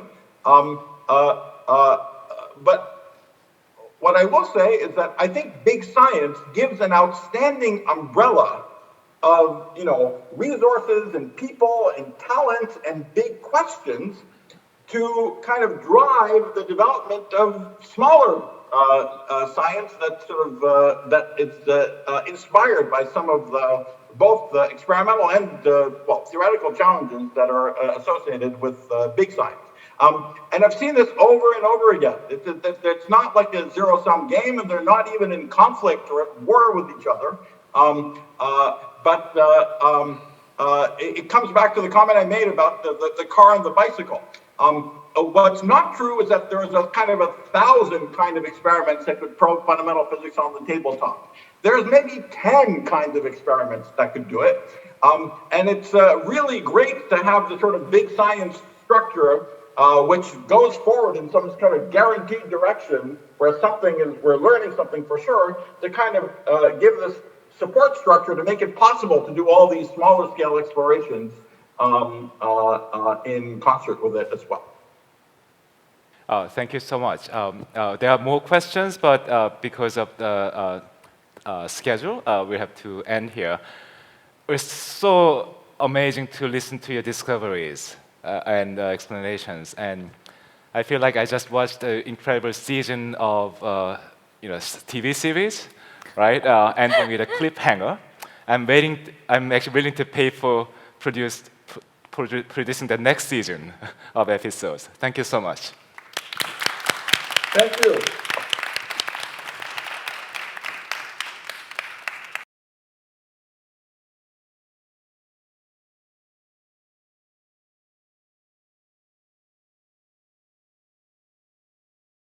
Welcome to the second session of the Che Institute Scientific Innovation Conference.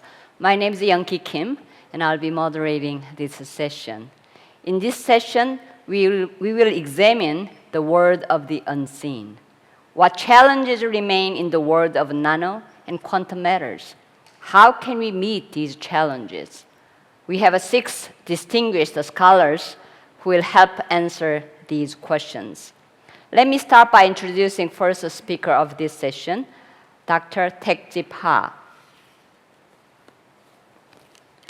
Taek-Jip Ha is a Bloomberg Distinguished Professor of Biophysics and Biomedical Engineering at Johns Hopkins University, and an investigator with the Howard Hughes Medical Institute.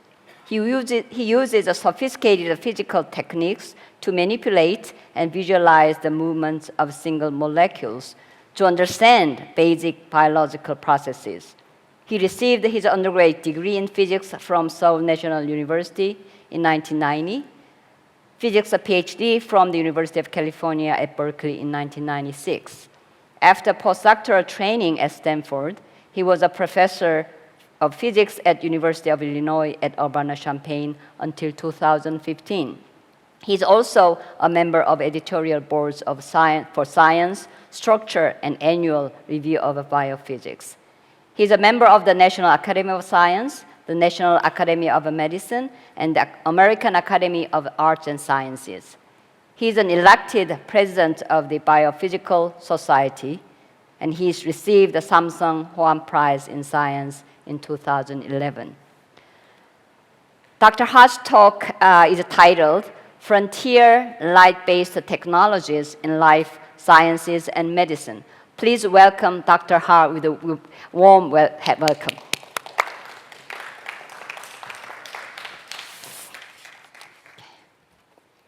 From the tallest trees in a forest to a hummingbird and to the smallest insects, the beauty and the majesty of life surrounds us. The beauty across different scales continues to even smaller scales. As we peer into our own bodies, we see organs such as brain, heart, and liver. And inside the organ, we have many different types of cells.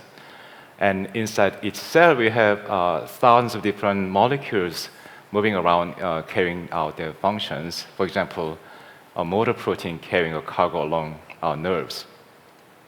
These molecules are very small.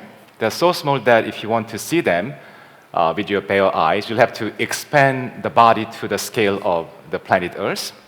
Only then a single molecule would appear to be the size of a human being, or maybe even a smaller animal. So there's a challenge in trying to understand life at different scales of time, space, and complexity. And this is an important task because the knowledge you generate from these studies can be used to improve human conditions and also preserve the planet for future generations. So this talk is about the topic of life-based biophysical technologies that we can develop and use to understand life at different scales and ideally in their most native environments. There are a couple of recent Nobel Prizes in biophysics. The 2014 Chemistry Prize honored the development of super-resolved fluorescence microscopy, also known as super-resolution microscopy. 2018 Physics Prize honored the invention of the optical tweezers and their application to biological systems. So let me begin by discussing fluorescence microscopy. There is a protein called myosin. It is a motor protein. It moves on the track called actin filament. Just like cars are moving on the highways using gasoline as the fuel, myosin can use ATP as a fuel molecule to move on the actin filaments. And we knew that it takes steps of 37 nanometers using ATP, single ATP molecule per step. But there was disagreement as to how exactly myosin protein moves on the track. Does it walk like a grown-up human being, as shown by illustration, or does it crawl like a baby? To distinguish between these two possibilities, scientists have put a fluorescent dye molecule on the foot of the motor protein and then imaged the molecule using fluorescence microscopy. Although the fluorescent dye molecule is very small, only about a nanometer across, when you image this using a microscope on a camera, it appears to be much larger, to be exact, more like 250 times larger. And this is because of Heisenberg's uncertainty principle. And this is the reason why when you use conventional light microscopy to image biological samples, our resolution is limited to about 250 nanometers. Nevertheless, you can actually determine the center of a single molecule with much greater precision down to about 1 or 2 nanometers, as long as you have enough photons. And in fact, you can use this fact to determine the position of a motor protein as it moves on the track as a function of time with a great precision, and to show that indeed this myosin protein moves in discrete steps that you can see beautifully on this single molecule trajectory. In fact, it takes steps of alternating sizes, 74 nanometers followed by 0 nanometer. And this is fully consistent with the model of walking on the street, just like a human being, and inconsistent with a baby crawling on the floor. So this principle of finding the center of a single molecule with great precision can be expanded to include many more single molecules in the same sample. As long as you can turn them on and off individually, you can find the center of each molecule with great precision, and then by combining the information, you can then perform super resolution microscopy. So that was honored by the Nobel Prize. And in fact, many of the important discoveries actually convinced the committee to honor this invention. And one example is shown here. If you image an actin protein in a neuron inside an animal brain, you can actually see that actin forms very interesting structures shown on the bottom.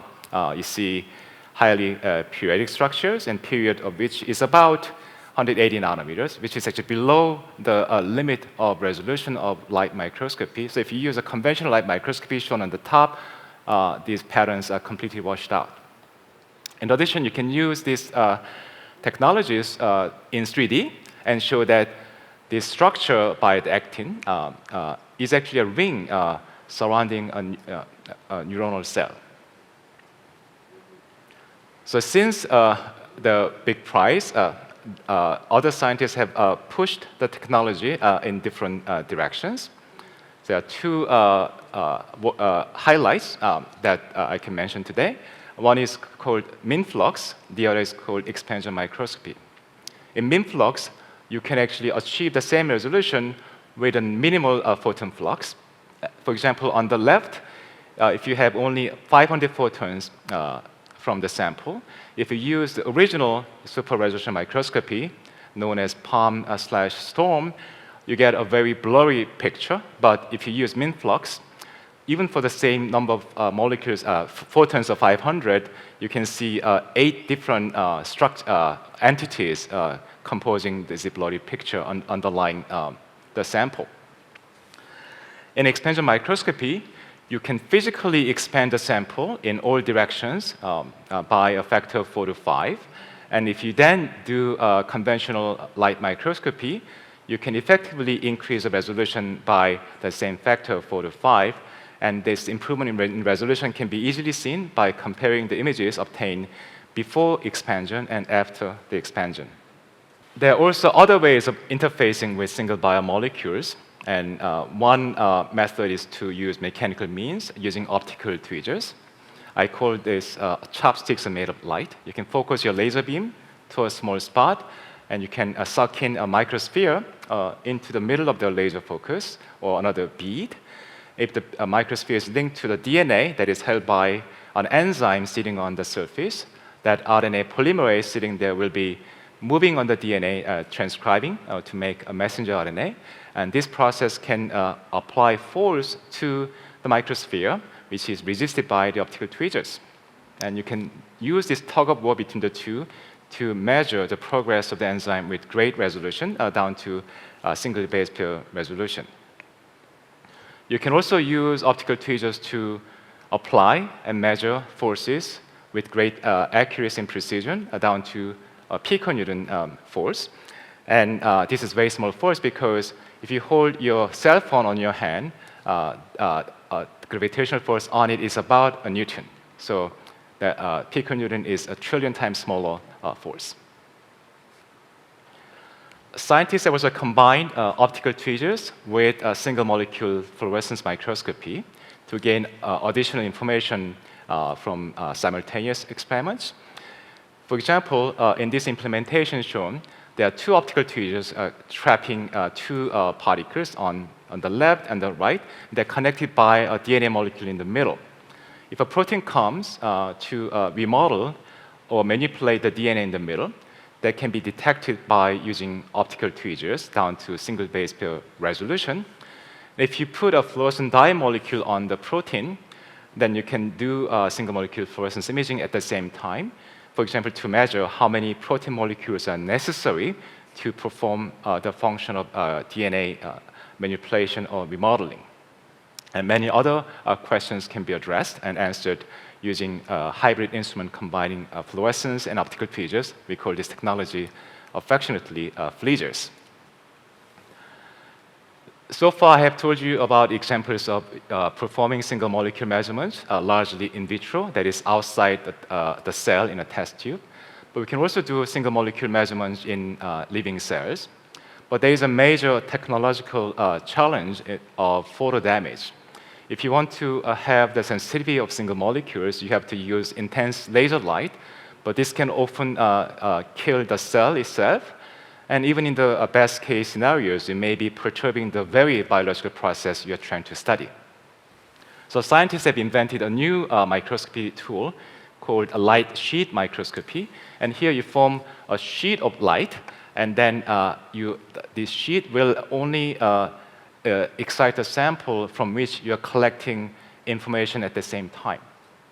This way, you don't actually shine light on the sample part that doesn't actually give you information, thereby greatly minimizing photo damage. Using this method, you can, for example, follow a single immune cell crawling around inside a living zebrafish for hours, and the zebrafish is happy and surviving. And this is a still shot of a long movie where immune cell is seen to be crawling around, touching and examining essentially every cell on its path, trying to find wounds or pathogens.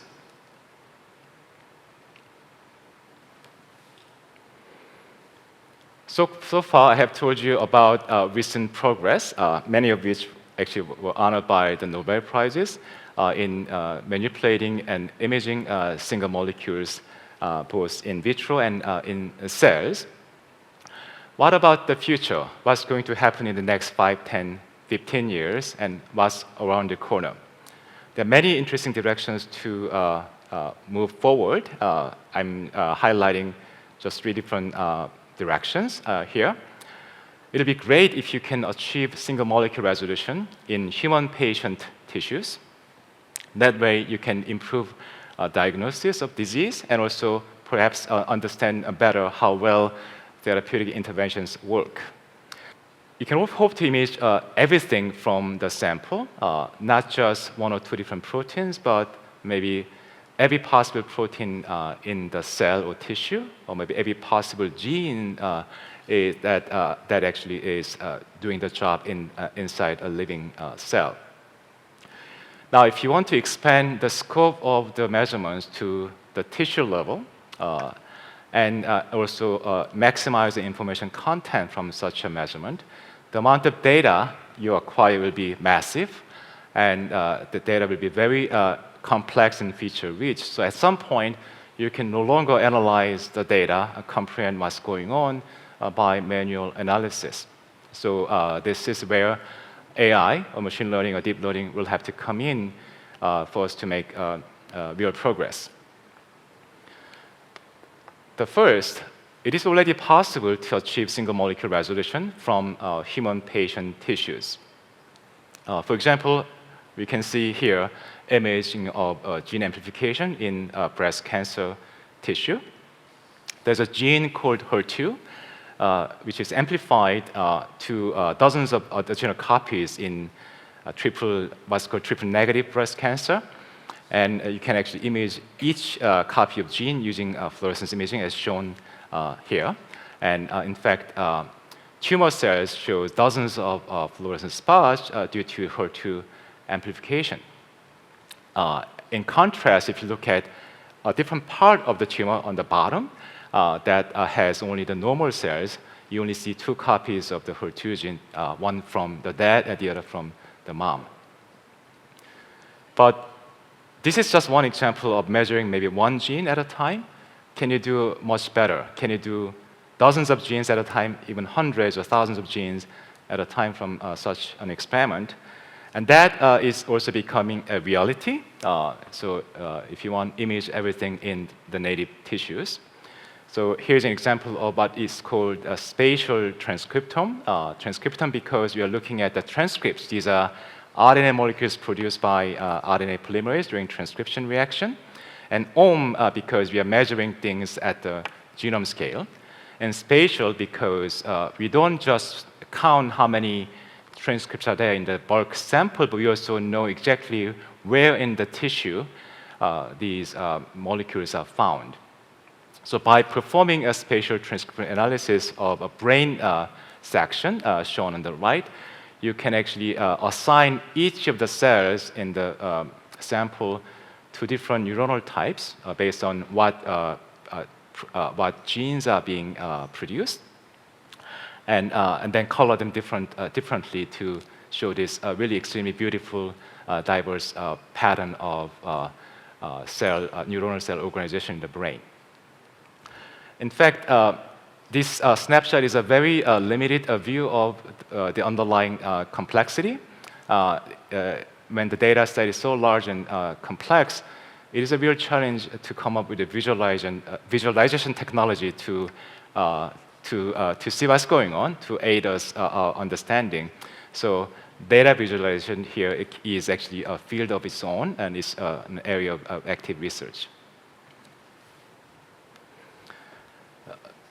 Now, if you have imaging of complex tissues, of, let's say, human patients, if you're trying to image everything, all of the transcription, all of the proteins, and maybe all of the gene locations in the nucleus, the data will be massive, and it'll be really difficult to actually even begin to analyze the data. So a lot of progress has been made in machine learning, in imaging at the molecular and cellular scale. And here's an example. On the left side, you see a primary data set where some of the immune cells are labeled fluorescently in purple and green. And the blue are cancer cells with a different marker. And an experienced human practitioner can look at such images and annotate them. So you can actually segment the image into different cells, different cell types. Magenta for T cells and green for monocytes on the right side. These are immune cells, and then blue for the tumor cells and white for the normal cells. Now, the machine learning has improved enough, so if you provide them with enough training data, then it can do the analysis automatically, and shown in the middle, that can match the human level performance already. So obviously, in the future, this will become better, and it'll exceed the human capabilities. And perhaps 10, 20 years from now, all these kind of imaging data will become so complex and massive in feature and complexity, the human mind will not be able to comprehend what's going on. In fact, my prediction is that most of the most interesting and important impactful discoveries will be made by the machines in the future. And the scientific journals will publish only a subset of discoveries that can be comprehended by a human mind. Because most of the important discoveries will not be published because there will be no human mind who can actually understand what's going on. Right? So that is my take here. And let me finish by just reiterating that biophysical tools and life-based tools are really making great progress in helping us understand life at multiple scales of time, space, and complexity. And this is not about just biomedical applications of diagnosis and therapeutic interventions. This is also about having access to clean water, clean air, and clean energy, and to create a sustainable lifestyle so that we can all pitch in to improve human condition and preserve the planet for future generations. Thank you.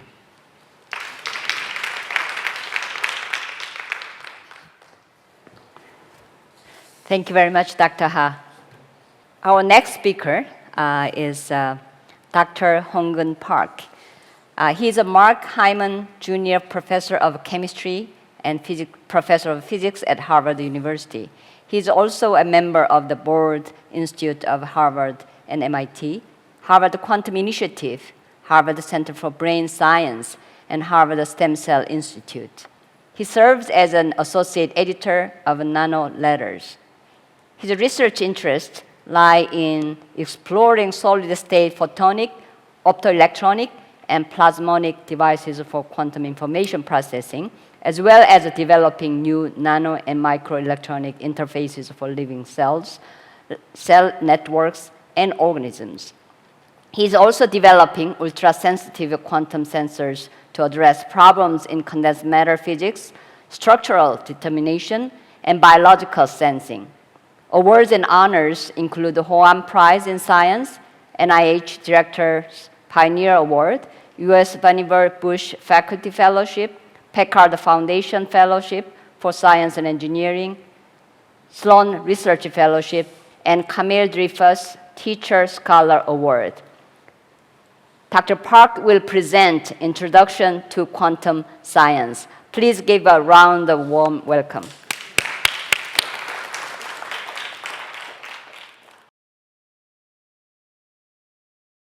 Okay, so today I will give a brief introduction about quantum science and technology with the title, Hello Quantum, okay? Now, if you're interested in science and technology at all, you probably have heard about quantum somewhere. At the cover of some populist magazines, many website stories, and many company announcements. So it's everywhere. It's all the buzz. So I want to give you a brief introduction about what it's about, okay? So how do I start?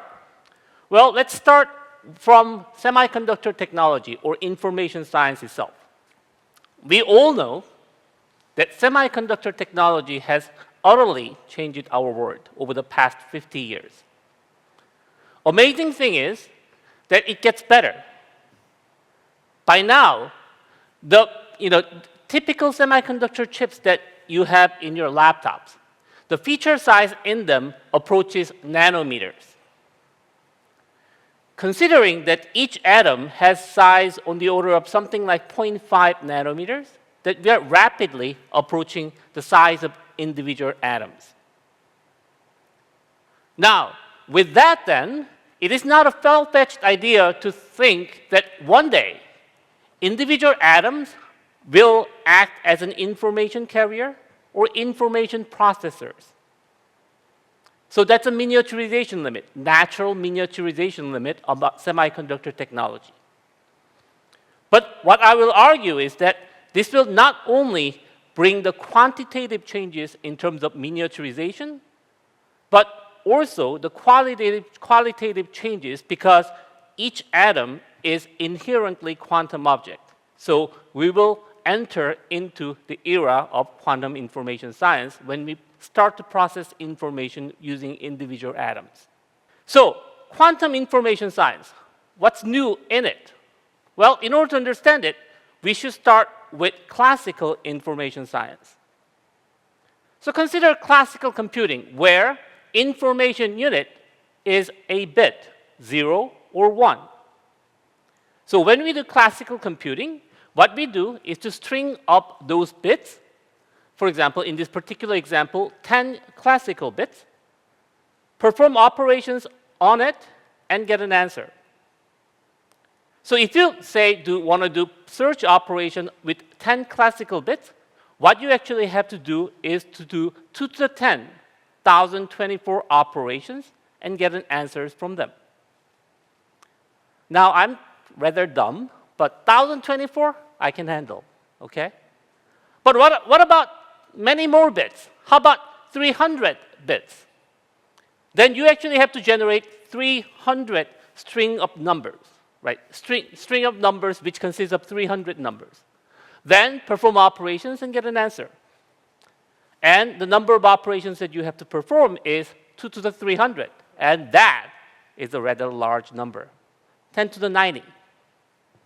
How large?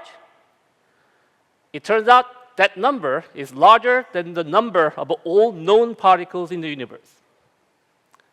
Now, our computers have improved significantly. Our computer chips are very, very good. And not all operations require all those brute force search. So we can certainly handle many, many bits.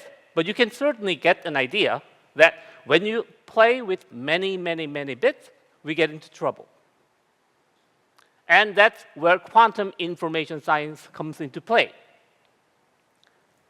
unlike classical bits, qubits can exist as a superposition of zeros and ones. Not only superposition of zeros and ones, but also different qubits at a distance can be entangled together. You're like, huh? What is that? I have no idea either. I'm a classical human being. I don't understand quantum mechanics that well either. But in order to understand that superposition, one thing that you actually have to accept is so-called wave-particle duality. It turns out that quantum particles can behave as waves as well as particles depending on the situations. How is that possible? Well, electron has no problem behaving that way. It is us who are trying to understand those electron behaviors using classical concepts, which causes the problem. So electrons have no problem whatsoever to behave as waves or particles depending on the situation. So once you actually accept that quantum particles can behave as waves, then you can understand superposition. How? Using this example. We do that every day when we play music. We superpose waves to perform music. Different notes, put them together and generate different kinds of music. So that's what you do using qubits. You make quantum superpositions and then use that as a resources to perform information processing in a new way. One thing that you can do with the qubits that you cannot do with quantum classical bits is the following. So let's say that you actually have n qubits. Then, using those n qubits, you can actually make a superposition of 2 to the n possibilities. Meaning that if you actually have 300 qubits, you can represent all those 2 to the 300 possibilities using those strings. And then use that as a resources for computing. So, using qubits, you can do certain things that classical computers cannot do. Like this. This is not an exact analogy, but classical computing can be, compared to this serial, say, pathfinding.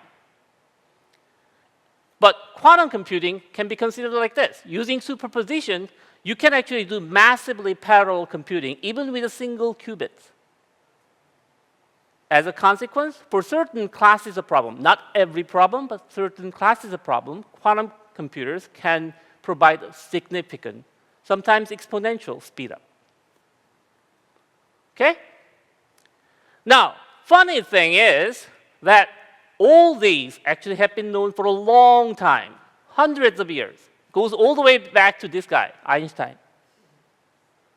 But all these things have been known for a while, but people have not thought about using them as computational resources. Why? Because people did not know how to control the quantum systems. So the reason why we are in so-called a second quantum revolution era is because we have now learned how to control individual quantum objects. So at the end, it's all about control. Now, let me illustrate the control using the following very primitive movies. Bitmap movies. I know that the audience here are my generation, so you guys recognize this. These are, say, something that the YouTube generations might not recognize, but this is Mario's. This is a game known as Tetris.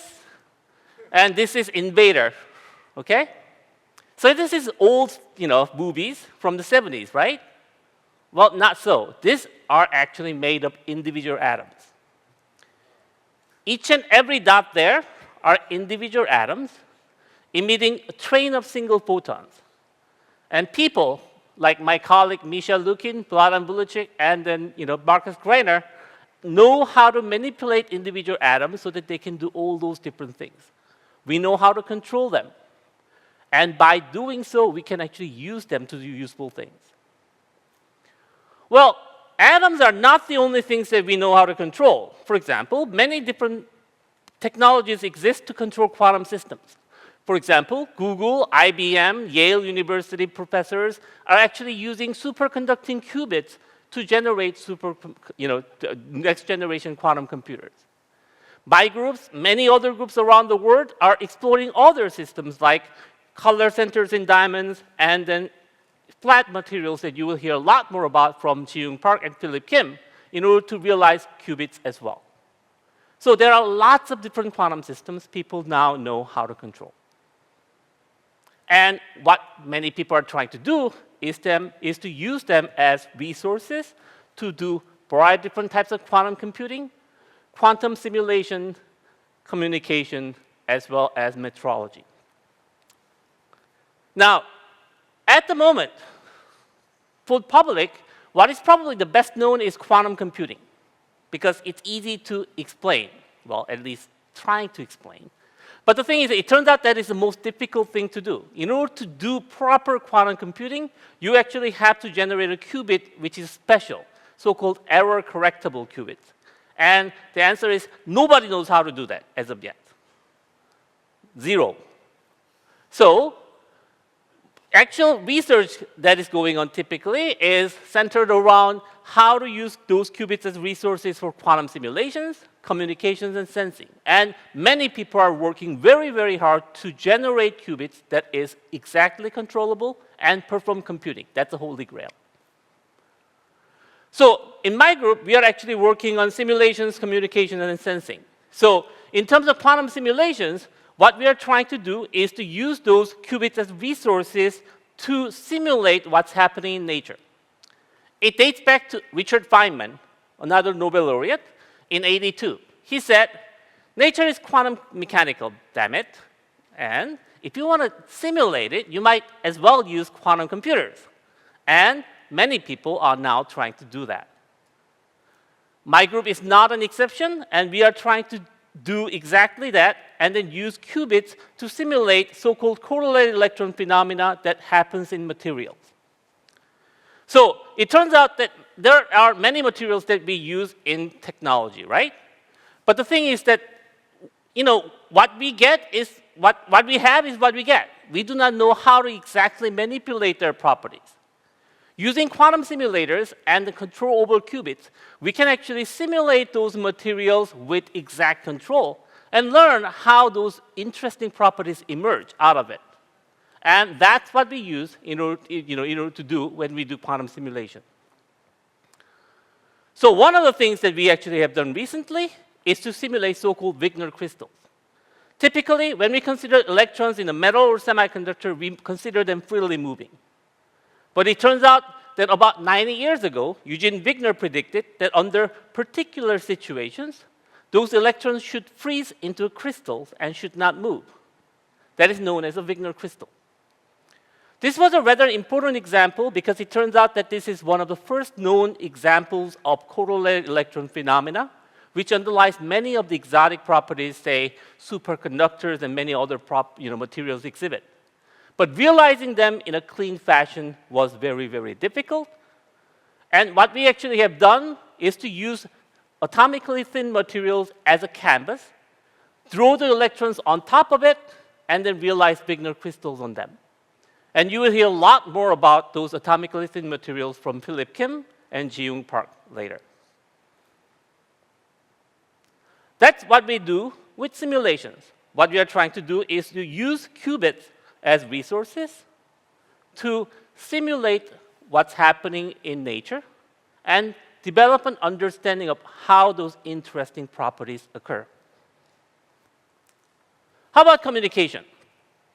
This actually interest in quantum communication arose because of quantum computing. It's a sort of ironical thing.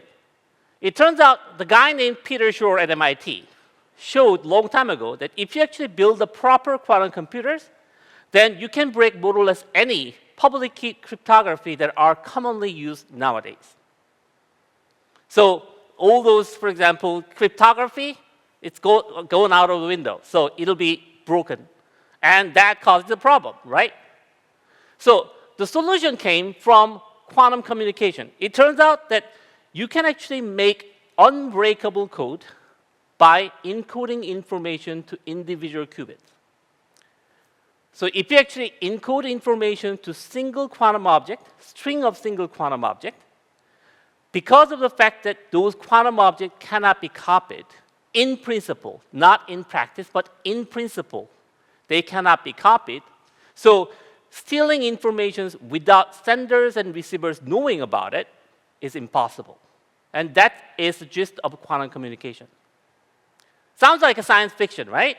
Well, it turns out that it is already out there because many government, military, and banks are very much interested in secure communications. So United States, China, and EU are all building the networks of quantum, say, internet, so that they can connect different cities and transmit information from one place to the other. And I believe in 2017, the Chinese scientists actually succeeded in performing quantum communication through satellite link. At first, they were very, very slow communications, say something like a few bits per second. By now, they can perform video conferencing using this satellite link. So you can actually do quantum communications now. One little problem.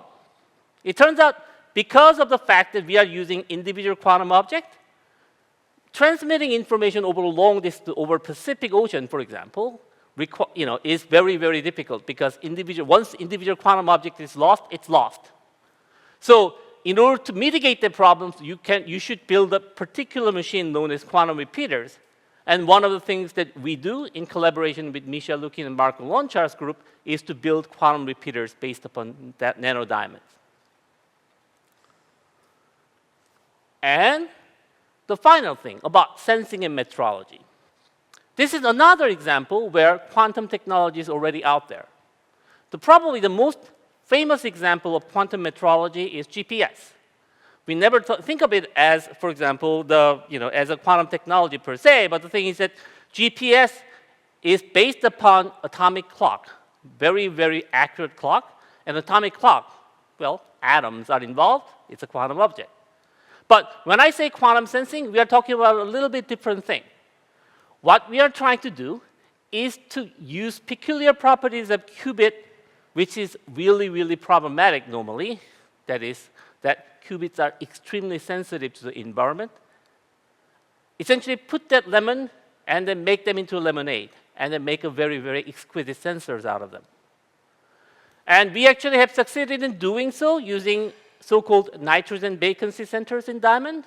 And we actually have been using them to do a lot of different types of chemical and biological applications. So sensing is also a possibility. So based on the fact that we have now learned how to control individual quantum systems and assemble them into a set of qubits, we actually have assembled a variety of different types of technological applications of them. Ultimately, we want to build a computer. We do not know how to do them very well yet, but along the way, we are doing a lot of other things like simulations, communications, and sensing, so that we learn how to manipulate these systems better so that we can do more useful things. Now, let me end with the two quotes. Whenever there is this much hype, there must be trough as well. There must be disillusionment as well. But one thing that you should remember is that good things take time, as they should. So quantum technology, although there are lots of different hypes, but I think that there is something truly unique in it, and we might be able to get something out of that in the long run. Another thing, Bill Gates. I am an Apple bar, so I actually really do not like Bill Gates. I'm just kidding.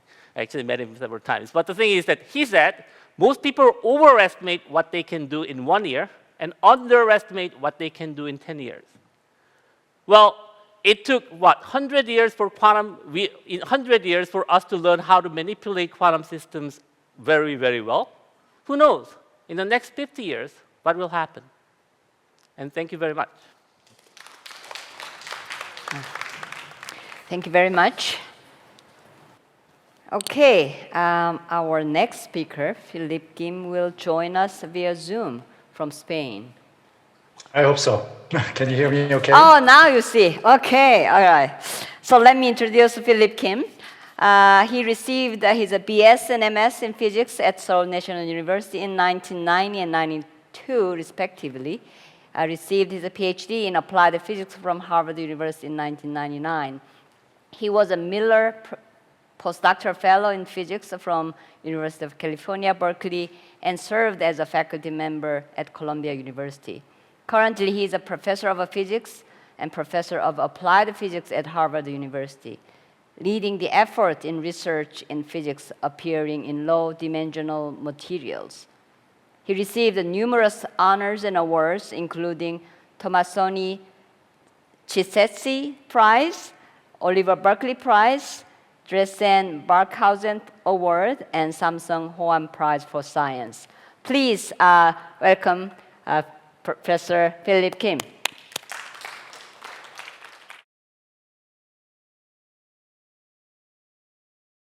Thank you very much, Yoongi. I think it is my honor to invite you back to this symposium and then share some of the view on the development of the quantum materials and in various aspects. This talk is particularly easy to just follow my colleague, Hong Kong Park, because he already kind of explained many things that I'm going to share. So I will just kind of piggyback on to the previous the presentation, both the Hong Kong and in fact the TechJIP, and then kind of add some of the little part onto the kind of my interest, particularly in the quantum materials. Okay. So Hong Kong already explained quite well about this quantum and the recent surge of this interest in the quantum technologies. Quantum technology comes with the various parts, the quantum sensing, the quantum communications, and quantum computing. And previous two talks covers kind of fairly extensively that each of this subject quite well, right? One thing that I probably want to also emphasize is while this quantum technology is extremely important and exciting emerging field, also it requires some of this material platform to realize these technologies, right? So obviously that to realize this type of the exciting applications, basically we need some material platform to kind of implement those kind of technologies in there. And often that the material platform we require is additional the considerations, and hence that often that material platform we want to kind of develop is related with these quantum materials. Okay, so let's go back to the little bit historical aspect, because in some sense I was being asked that to cover up the historical aspect as well as kind of prospect of this next in the near future and far futures. Well, in fact, quantum physics, as Hong Kong described quite well, it's developed kind of some years ago. In fact, it is slightly more than 100 years ago now. Depends on how we just test it out. These founding fathers of the quantum physics can come up with kind of very important concepts. The particle wave duality, as Hong Kong explained, everything's made of it can be described by the wave functions, and wave function carries the statistical interpretations, and uncertain principles naturally comes around, and all this kind of new frame of the describing the nature. Start to give us kind of new way of looking at the natures. For example, before quantum mechanics, try to explain that the simplest object we can imagine, such as a hydrogen atom, consists of the electron and proton. We have to think about how to deal with this attractive Coulombic interaction between the electron and proton coming from the opposite charges. Right. It turns out the classical view provide only completely kind of failure that cannot just consistently describe such a simple system in the framework of the classical physics. So only the quantum physics start kind of give us that complete new, but the coherent pictures to understand this simple object. That's basically solving the Schrödinger equations for this model. And suddenly that the view we got is rather different. I mean, it looks a little bit complicated, but the essential part is that orbit of the electron that's surrounding around the proton cannot be continuously changes. You can only just make the discrete jump between them and between this kind of orbits. And that can be understood in terms of the only probabilistic interpretation. And this type of the new view basically change it, shake this world to provide us kind of new descriptions of the natures, especially work in the very small scale. It actually works even kind of quite well to the more of the complicated system. For example, that everything's made of these atoms and molecules. Often that is kind of looks awfully complicated. Many atoms, many molecules kind of merge together from this kind of complicated structures. Using the quantum mechanics, as long as these crystals are the periodic, already in the 30s, that Felix Bloch comes around the way that describe everything. So again, quantum wave, now we call the Bloch waves into the system, that energy band naturally comes around. And now we have the handles to understand materials such as semiconductors and metals and other kind of system. This type of complex system also sometimes provide something rather surprise.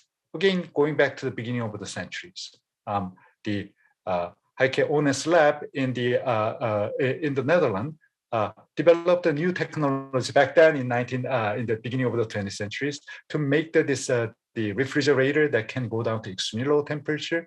Once they just kind of cool down many of the metal, suddenly they found that certain metal that resistivity becomes zero. Basically, it turns out that there is a zero resistance without any power dissipation.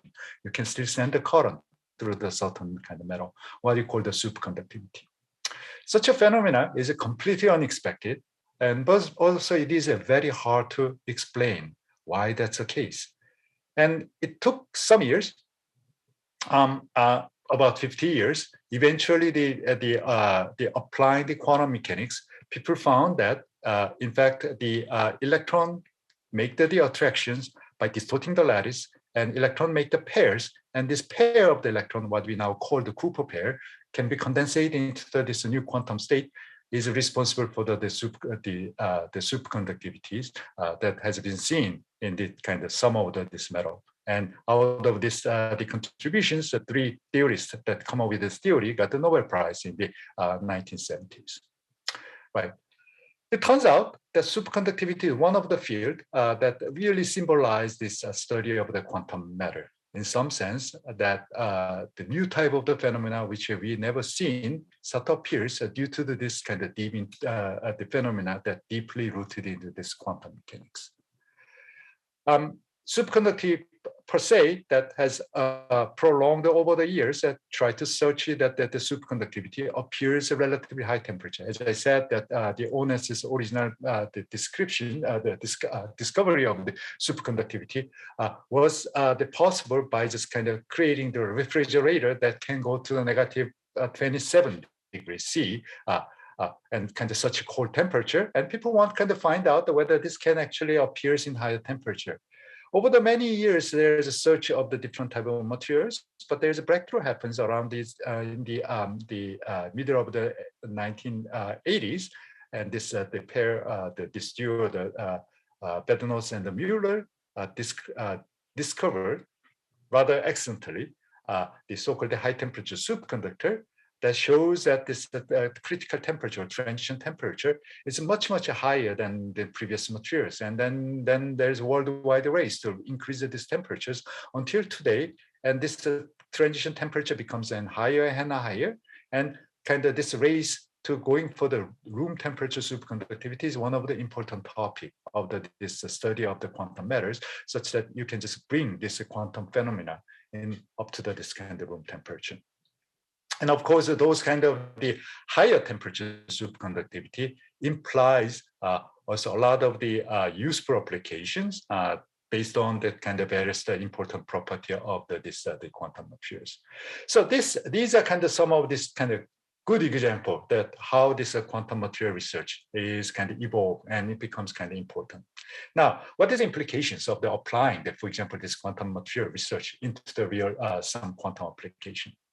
I want to kind of piggyback onto the Hanken's descriptions, and one important element of the quantum application is based on so-called quantum superpositions and the entanglement. Probably you heard about this Schrödinger's cat, and that's kind of one of the incarnations of the can we make this quantum superpositions and entanglement in some macroscopic object. For example, the dead cat and live cat in principle, in quantum mechanical state, we can just make the superposition state. So we can just kind of make the cat somehow this is a superposed state, which cannot distinguish whether it's really alive or it's dead, right? Well, of course, in the real life, we've never seen such a half-live or half-dead cat. Part of the reason is that maintaining the quantum entanglement and superpositions in such a macroscopic object like the cat is kind of practically impossible, because we don't know how to just kind of avoid that the fragility of these quantum states in such macroscopic states. However, quite along the time, we've been we as a human being that just start kind of find a way that creates such a the intriguing the quantum superposition state using very small objects such as an atom and molecule, or kind of slightly extend the object I'm going to describe. And using this entanglement and the superposed state of the quantum state becomes enormously important for the many quantum applications. Hong Kong already kind of beautifully explained that, in fact, the difference between classical bit and the qubits. And classical bit, while we have only kind of two states in the discrete level, in some sense, in quantum world, we can just kind of make the quantum superpositions between on and off, or 0 and 1, and create this qubits. And even so, that in the quantum world, we can start kind of entangle between these qubits and kind of encode even more information into this entangled qubits. And if you just kind of extend this number of the qubits, you can just kind of process the informations or the communicating these informations much more efficient way than what you can do nowadays as a digital qubits and digital computing. So that's kind of one of these the really exciting quantum applications, and of course this kind of draw a lot of the interest in the scientists and engineers in the worldwide.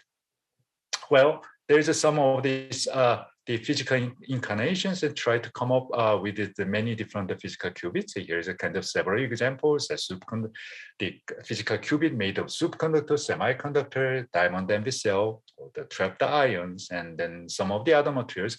But as you see here, that all of the physical qubit, for example, require the materials to implement those kind of qubit states, right? Superconductors, semiconductors, the color center in the diamond, trapped ions, all these things require certain form of the quantum material platform.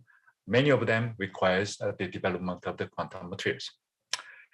In fact, most of the physical qubits that all different kind is now being pushed not only by the scientists, but also the companies around the world. Many companies you heard about already, both big and small and startup companies, right?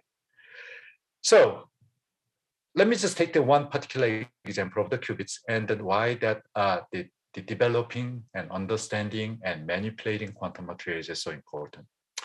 One of the leading the material platform, our leading qubit, is the so-called the superconducting qubits, in which actually use this property of the superconductor, the dispassionless, the charge state one can realize in superconductor plays a very important role. For example, if you make the superconducting rings and send this dispassionless current, the current will never dies, but you can just send the current in the clockwise and counterclockwise, and that's basically requires that represent the qubits that counterclockwise the circulation is spin up,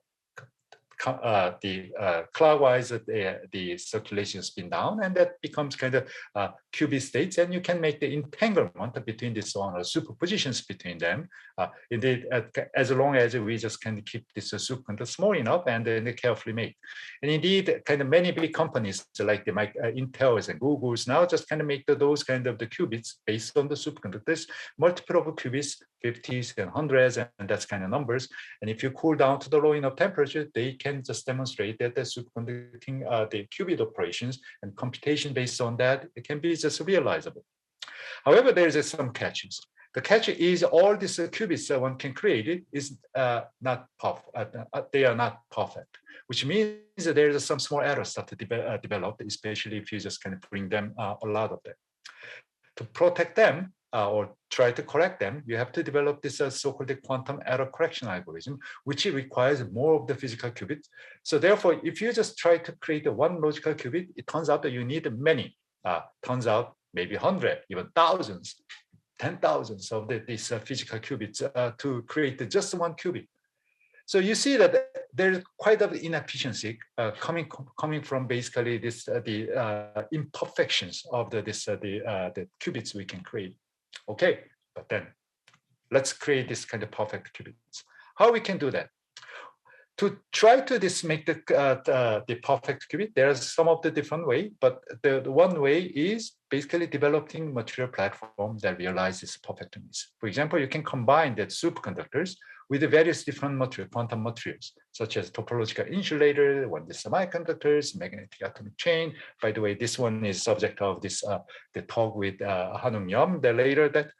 So all of these things will the efforts that create this so-called quantum material platform, which provides so-called topological protections to protect these quantum states innate by using these natures.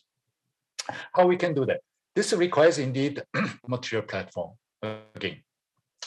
So traditionally, we know that how to create this material platform by just kind of using the semiconductor technology. In fact, just the modern semiconductor technologies requires or relies on that this controlling the atomic layer by layer of this creating things. Over the probably 15 years, there's a new trend that arises, and Ji-Young probably will describe this in more details. Starting from the graphene, they're kind of one by one, people start to develop how to create these atomic layered systems, but also not only create this atomic layer, then you can stack them together and form this kind of beautiful, the complicated structures by just growing and stacking and creating this type of system. Even more, that each of these atomic layer can provide the new functionalities, can realize somewhat different properties once you just combine them kind of in the right orders. And such a beautiful stacks of the atomic layers that can provide us a new material platform we can work on to develop this new quantum materials and new quantum systems.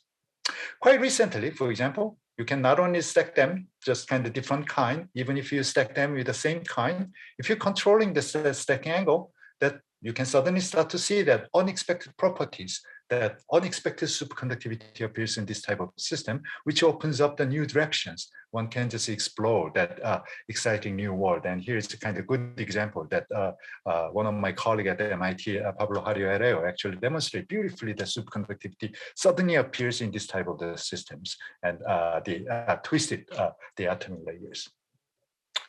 Okay. So over the past probably the 10 years or so, it has been quite exciting times, and just stacking these materials, one start to realize there are various different type of the properties.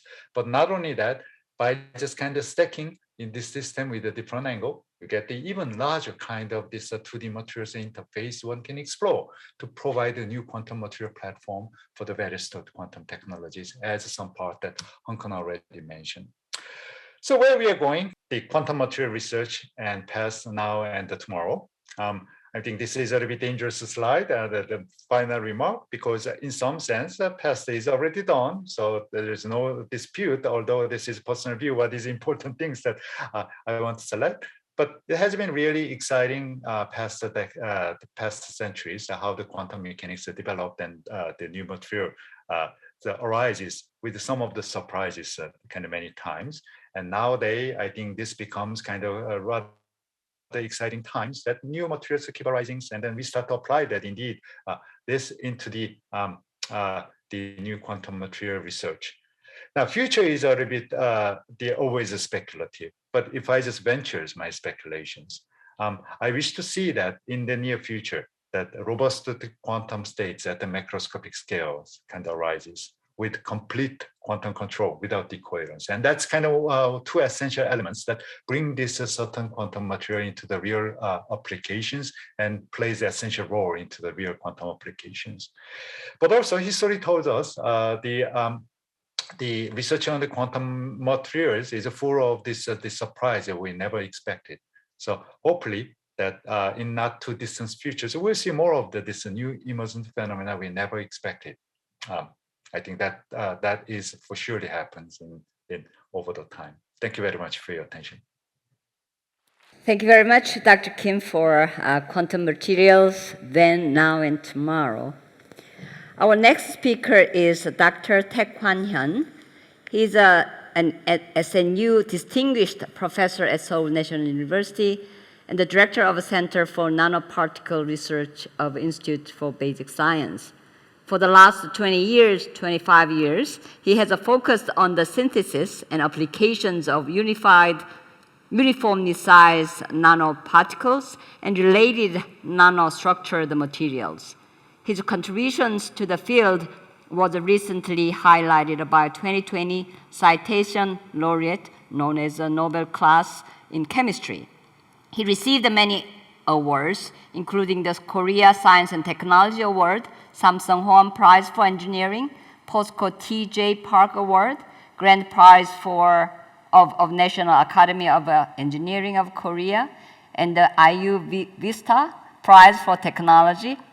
And from 2010 to 2020, he served as an associate editor of the Journal of the American Chemical Society.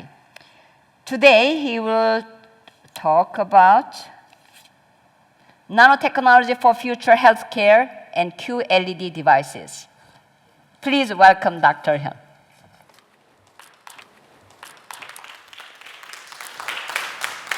Thank you very much to Professor Kim for kind introduction. So this afternoon, what I'm going to share with you is, as the title say, next 50 years, scientific innovation, what it looks like. Especially what I'm going to talk about is what the next, the future electronic devices, optoelectronic device looks like.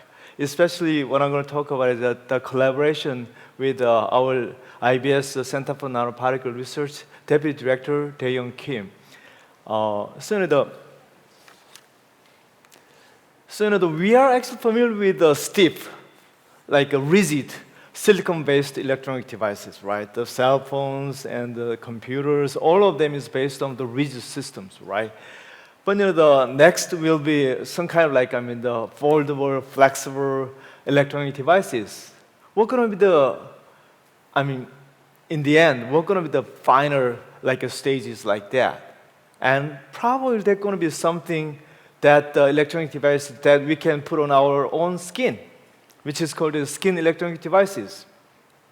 So to make this kind of skin electronic devices, the material and the device should be compatible with our own skin.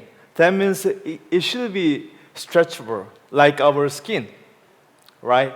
So one of the key components to realize this kind of a skin electronic device is that the stretchable electrode system, So when you say electrode, that means it should be metal, right? So in order to have ideal, that kind of the stretchable electronic for the soft skin electronic devices. First, it should have high conductivity like metals, right? Second, it should be stretchable. That means we need something like rubber. But the thing is, rubber is a perfect insulator, right? So to impart conductivity, we have to incorporate some kind of the conducting materials. Especially what I'm going to focus is the most conducting material, which is silver. But we cannot put in silver powder into the rubber. So what I'm going to use is we're going to incorporate silver nanowire into this kind of rubber systems. So first we should to achieve high conductivity, we have to put more conducting silver nanowire into rubber. But if we put more and more the silver nanowire, the rubber becomes stiff. It's not stretchable anymore. So it's quite challenging to achieve that. Furthermore, to make a multifunctional sensor arrays or electronic devices, we have to make a really thin structures. And furthermore, to make a large-scale production, we have to we have to apply a conventional lithographic technique, photolithography techniques here. Catching all of these kind of four rabbits together is really, really challenging. So we come up with very simple, but the very kind of the innovative way of achieving all four of these, which is we name this is a float assembly method. This process is, as the name says, it's really simple. So what I mean by it is that basically first we prepare conducting silver nanowire rubber mixture solutions in ethanol toluene mixture, oily mixture of the silver nanowire and rubber. And then on top of water, we just simply drop it, okay? And then what happens is, as you can see, when you drop the oil on water, it's gonna spread out, right? Through this kind of process, as shown in this cartoon, actually that the silver nanowire is pushed away to the edges, and then it starts packing. And okay, I just want to show you a movie like that.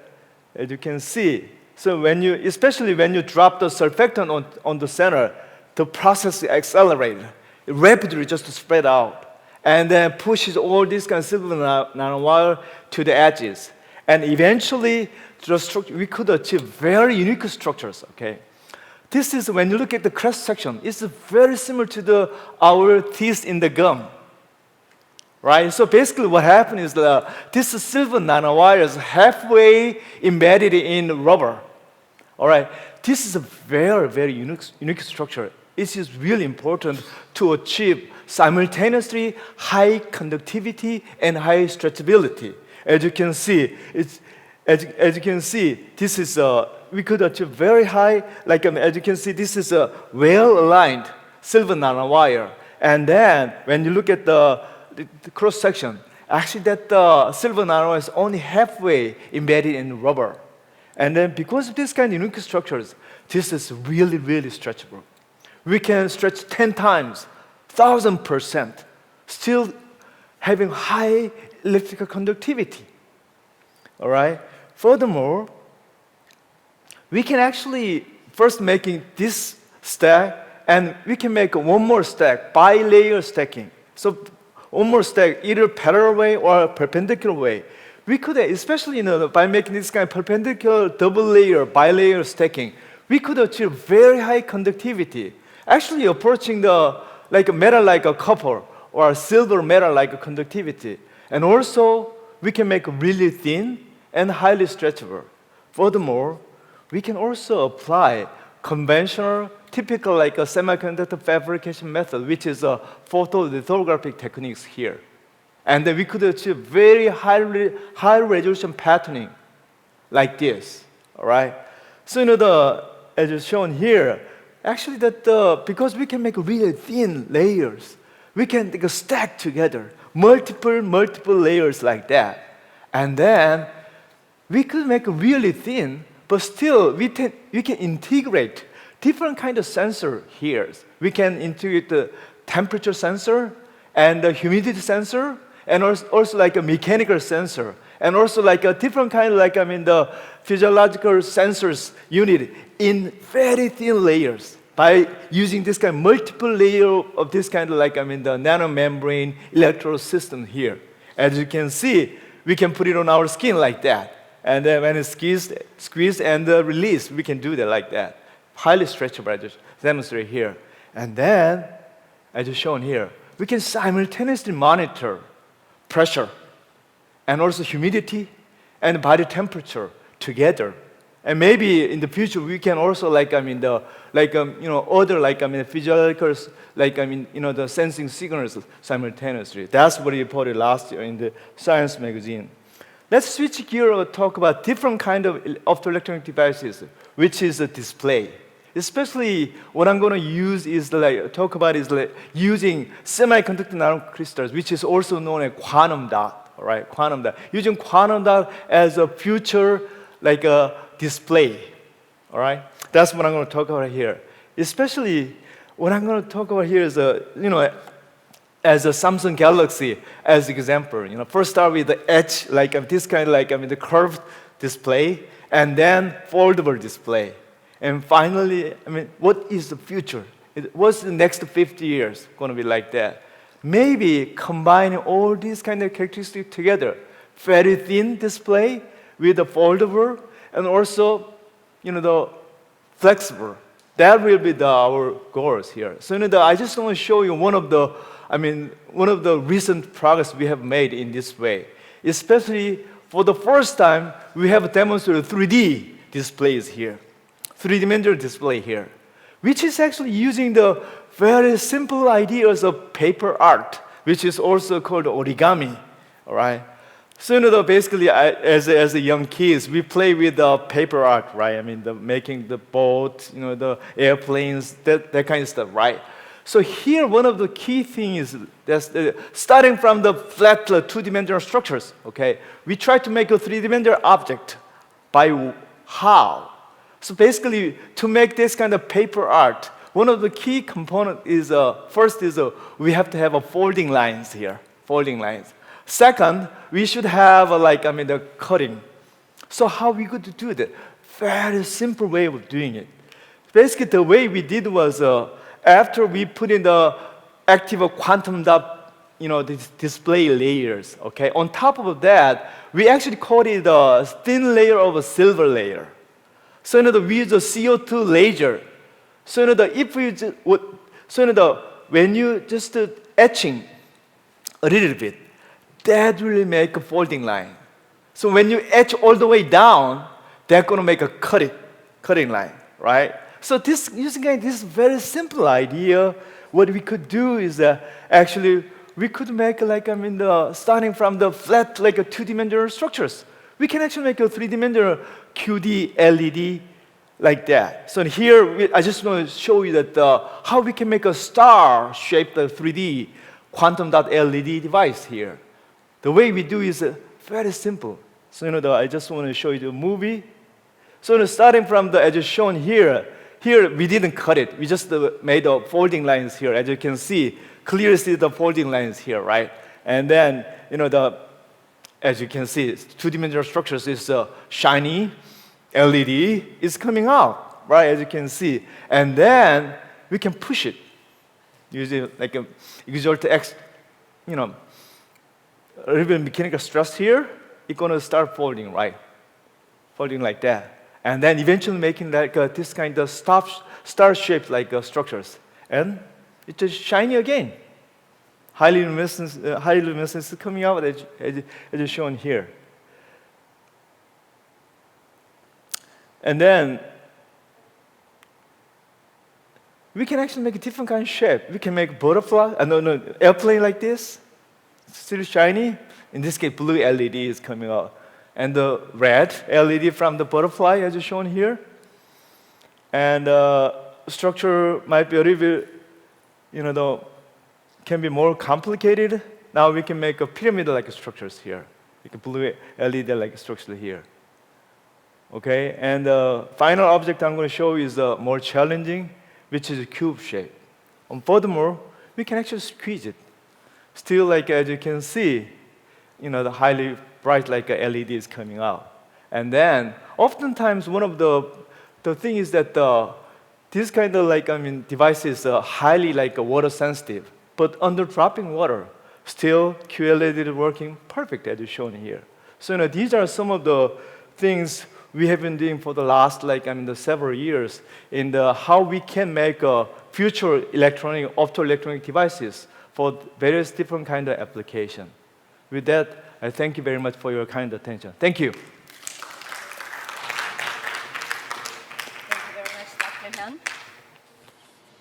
Okay, our next speaker is Dr. Ji-Young Park. Ji-Young Park is a chemist and nanotechnologist at the University of Chicago, where he has been a professor of chemistry and of the Institute of Molecular Engineering since 2016. He finished his undergraduate degree in physics at Seoul National University in 1996 and received a PhD from University of California, Berkeley in 2003. After 3 years of an independent postdoctoral fellowship at Harvard University's Roland Institute, he led his research group as a faculty member in chemistry and chemical biology at Cornell University from 2006 to 2016. He has received numerous awards, including the NSF Career Award, the Presidential Early Career Award for Scientists and Engineers, and the Sloan Research Fellowship. He serves as an associate editor for the Nano Letters. Please give a warm round of welcome to Professor Park.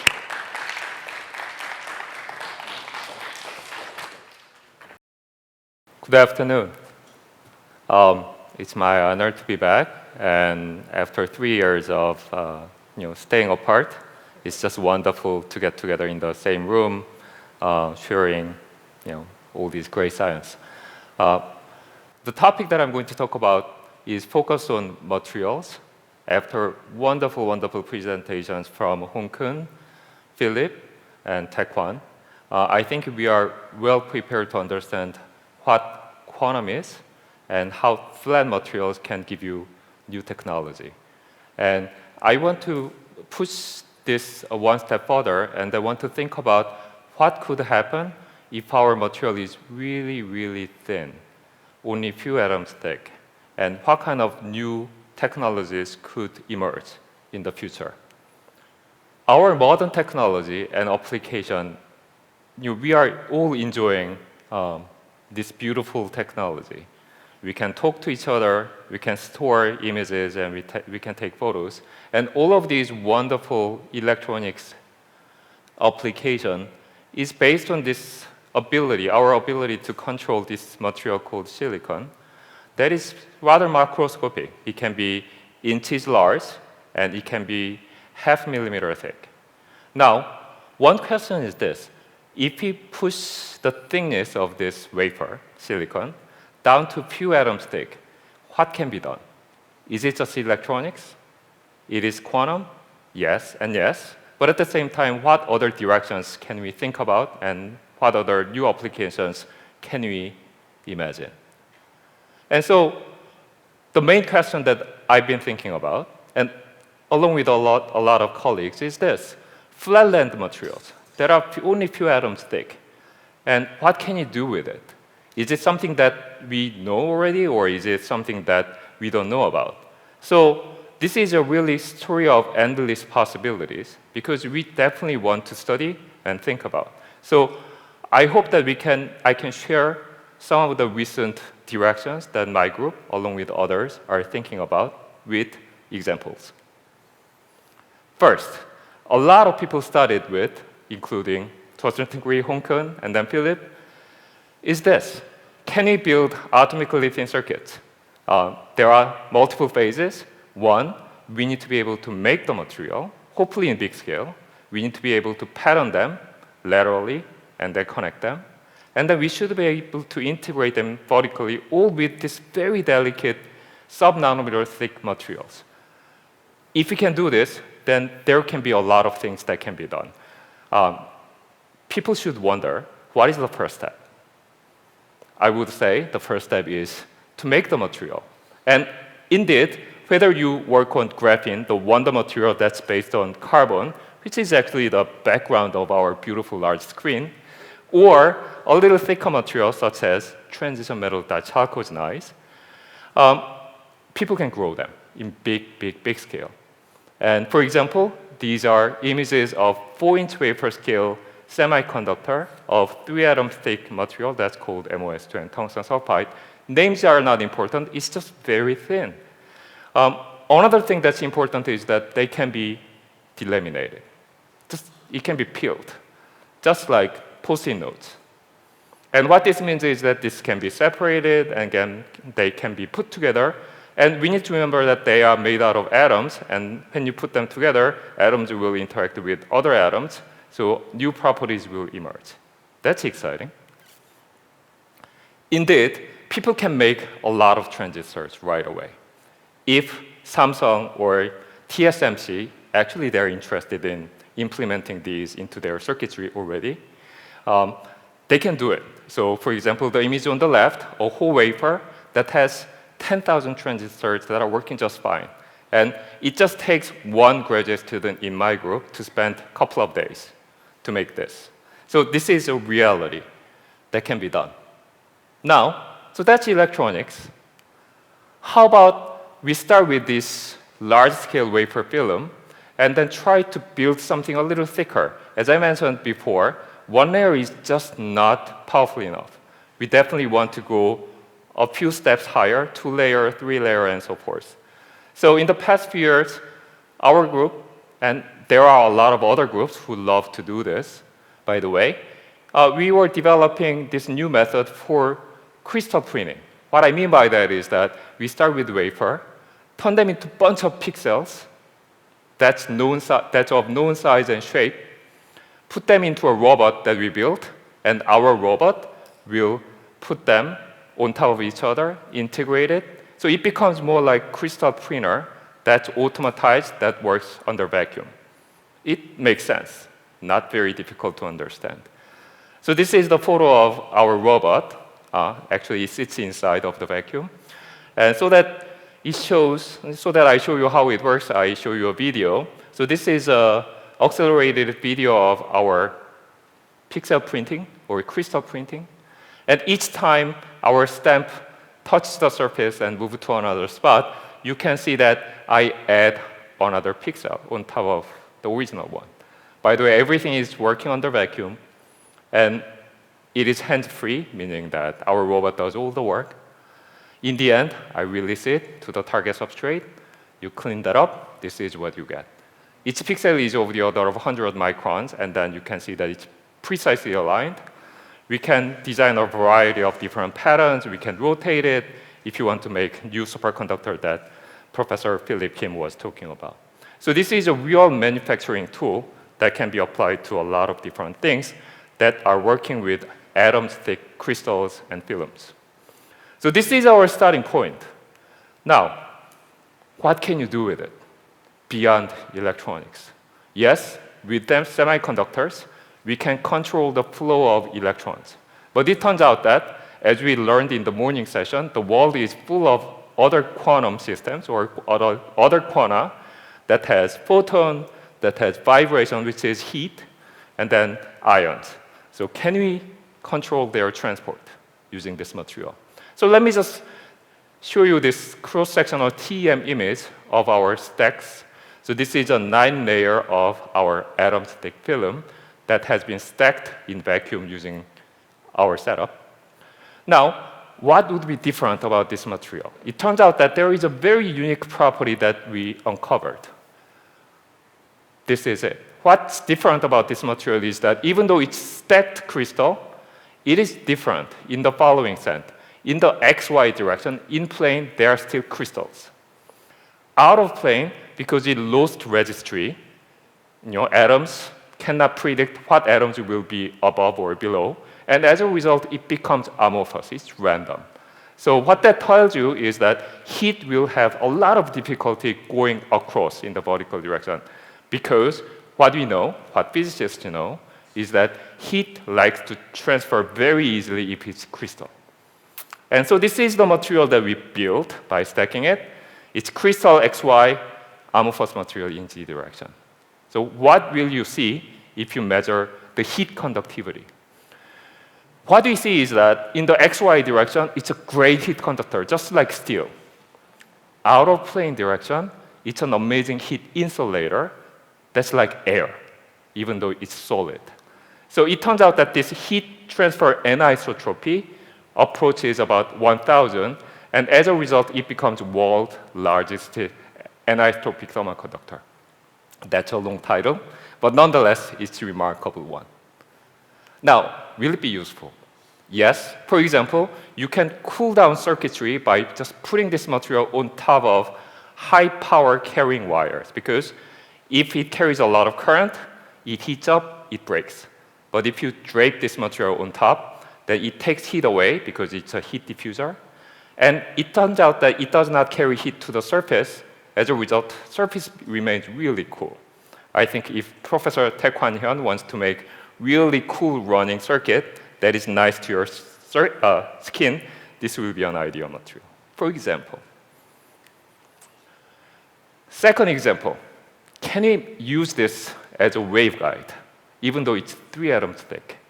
It just does not make sense, right? Because light wave has hundreds of nanometer to micron wavelengths, but our film is only 3 atoms thick. Can our material, it's a glass, atoms thick glass, can it transfer or keep light onto its surface?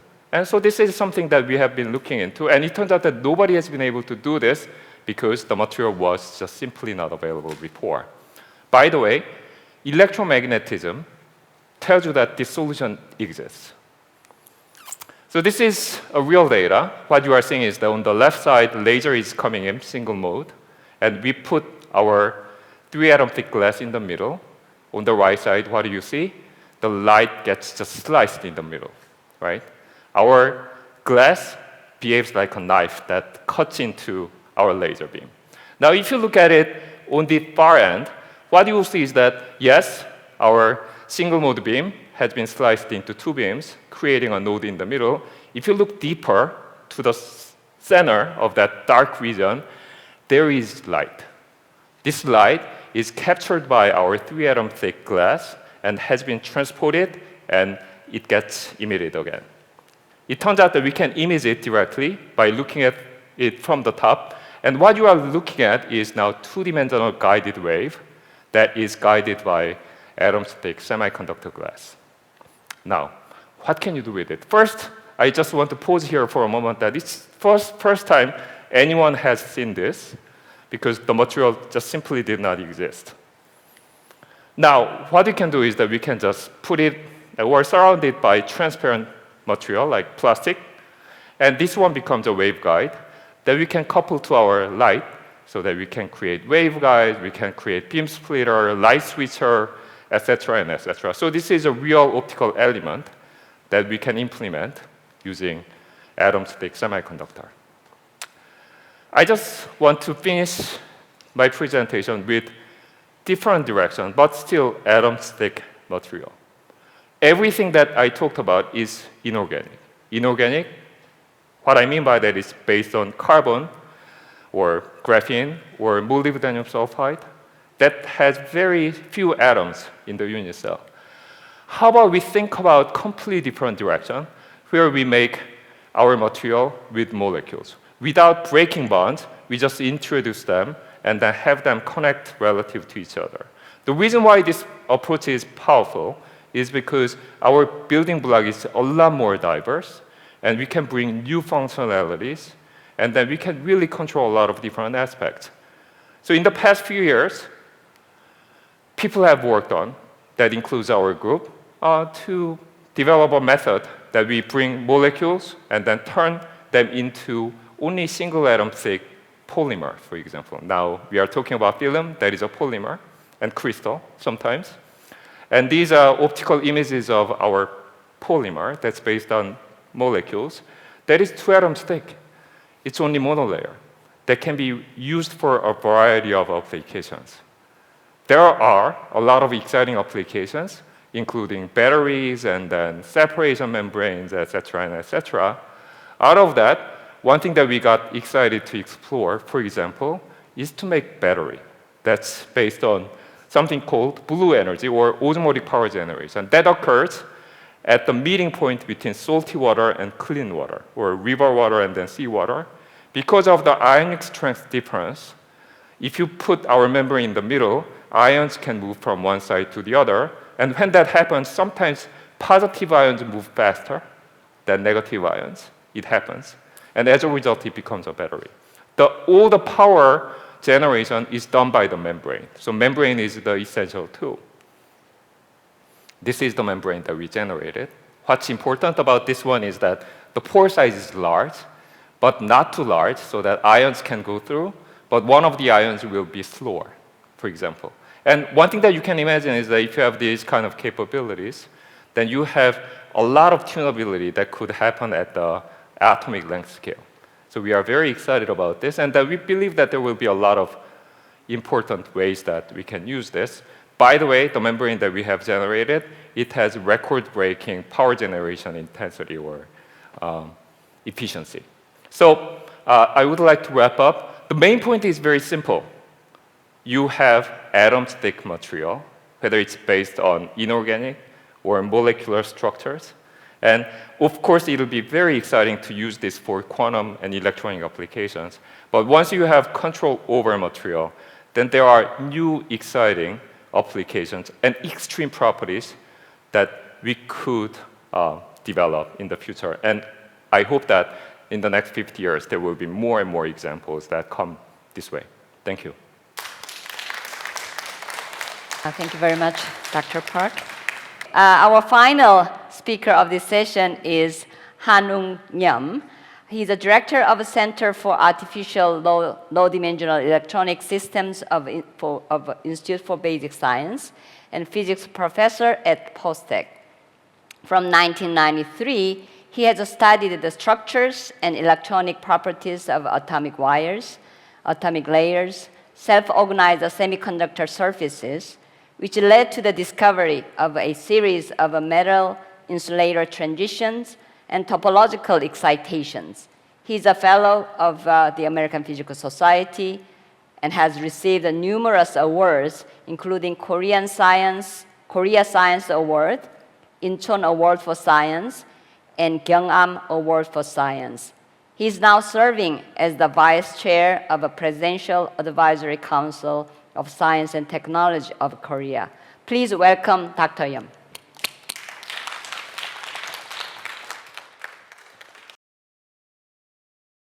Today, in everyday life, literally, but in every moment, we are enjoying our electronic devices.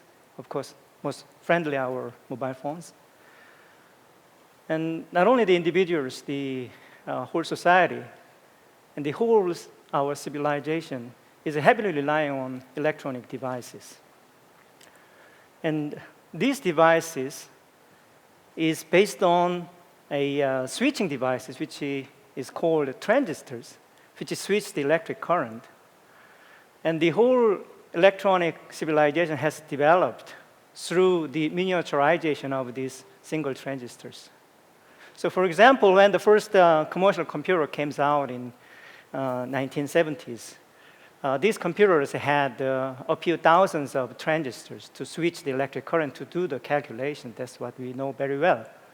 Now, every chips, CPU chips or memory chips embedded into your mobile phones or your laptop computers, some pretty good ones, has 20 billion transistors. 20 billion transistors. When I was a student, we started to work with the computer. We were the first generations who started to work with personal computers in universities. And that computers was kind of Pentium computers that had like 5 million transistors inside. Now we have 20 billion transistors. So it means that everyone on your mobile phones, you are carrying 50,000 Pentium computers on your hands. This is a tremendous development. And this is sustaining our current civilization. But I would like to warn you that we are very close to the end of this development of the silicon technology. We are on a crisis. That's because that this, in order to make 20 billion transistors onto a very, very tiny chips of the pencil tip size, we have to make a very, very tiny transistors. So now the transistor size is, as I already have mentioned, is about like 3 nanometers for the best devices. 3 nanometers is just, how many atom size is that? This is just about like 10 atoms. The next generation devices should come to the size of 1 nanometers. That's just 2-3 atom size. Of course, during last 20 years or 30 years, so many scientists have tried to make very, very tiny transistors. For example, already in 2020, people have demonstrated that a single atom can act as a transistors. The total dimension of this device, actually the dot here is a single atom. But the total dimension of this device is pretty big. And there is another very serious problem for any smaller devices. If you make it small, then the electric current which you wanted to control goes into a very, very tiny space. You have to squeeze this electron current. Then the electron should scatter significantly more than in a wider space. That causes huge energy cost because through these scatterings of electrons by themselves or scattering with other impurity site, the electron current generate heat. That heat means that you are consuming your energy through heat. That's what we don't want. And that will consume your battery very, very quickly. So although we can make a very small, tiny transistors, make so many of them and put them onto your mobile phones, that will consume so much of energy that is not acceptable because we don't want to carry big batteries. So if you wanted to go further here from 3 nanometer devices, we need the 1 nanometer size devices or smaller devices. And we don't want to cause big resistance or energy loss during this operation of small devices. And also, we want to do same calculation with the fewer and fewer transistors, if possible. For example, now we wanted to have good devices, good CPU chips which can handle artificial intelligence more efficiently. But if you think about our brain, when we're doing this intelligent thinking, the brain is operating not in a digital way. The neural network, each neuron, is not a digital device. It has multi-levels of functions. So it does not deal with 0 or 1. It can deal with 0, 1, 2, 3, 4, 5, 6, 7, 8. So that's the way how the brain is operating. So in order to mimic this one, we departed from the digital devices to go into the devices which can handle single devices which can handle multi-levels of information. So we have a whole new world, a whole new technology which is needed to achieve. But so far, very unfortunately, there's not that much solution to solve all of these problems together. So I would like to discuss our own ideas to solve some of these problems together. I would like to learn from Mother Nature. Let's think about a very different object, but let's think about the tsunami wave. When you have a big earthquake in Japan, some of these earthquakes can generate tsunami wave in the ocean. And this tsunami wave can travel 7,000 kilometers to reach Californian beach without losing much of its energy. This is an extraordinary phenomenon. This is not magic, but this is physics. This physics has been known from 1860s, which is called soliton wave. For example, in a water channel, at a certain condition, you can make a very extraordinary wave, the soliton wave, which can travel a long distance, long distance, without losing its energy and amplitude. This is soliton wave. This is a very unique phenomenon, but this phenomenon itself is embedded into the nature of any waves which travels through a nonlinear media. But anyway, let's say that some wave can travel a long distance, and this is given by the physics. This kind of wave is called soliton wave. The potential of this soliton wave has been recognized as early as 1980s by the people who are investigating optical telecommunication. For example, since the light which we are using for optical communication is also a wave, obviously, people can make soliton wave of the light, tsunami wave of light. That can easily be done for optical cables. That was predicted in 1973 and was observed in 1987. You can make solitons, optical wave, that can travel a long distance. Actually, already in 1991, these engineers and physicists have demonstrated that optical soliton can travel 14,000 kilometers. That is so sufficient to reach from this continent to that continent. please remind that although we are using mobile phones, when you make a phone call from Seoul to New York, you have to transfer your information to optical signals. Then optical signal goes actually underneath the ocean bottom through the optical cables. So you need this kind of technology for long distance optical communication. But we need something of electronic version of that if we wanted to use these carriers of information which does not lose its energy or does not cause any resistance, does not generate unnecessary heat. But we need the electronic version of soliton wave if we wanted to use soliton in electronics. That was also predicted late 70s and was first observed by the chemist and physicist in 1981 that got Nobel Prize in 2005. That is the electronic soliton. Now I'd like to use this one. Actually, the origin of electric resistance, the electrons' resistance, is that they have packed into small conductors, and they should scatter around each other should scatter, and they also can scatter by the defect atoms, for example, the red balls here. This causes the energy loss and resistance.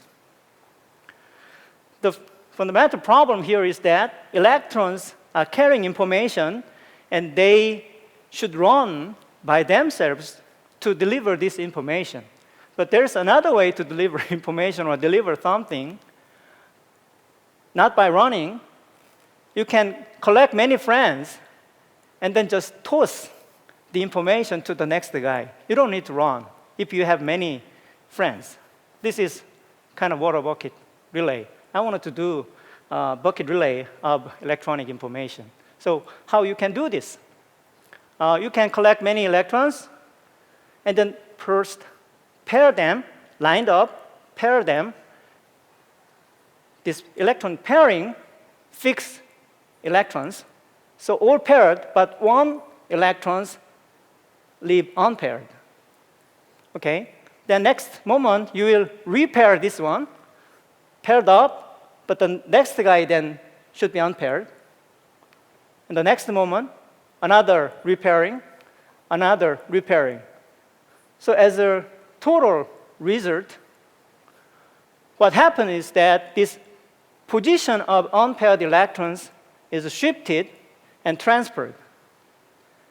By this, electrons do not need to run to cause any resistance, but the unpaired electron position can be transferred. If you put the information on these unpaired electrons, then the information can be carried like that without running electrons, without causing any resistance.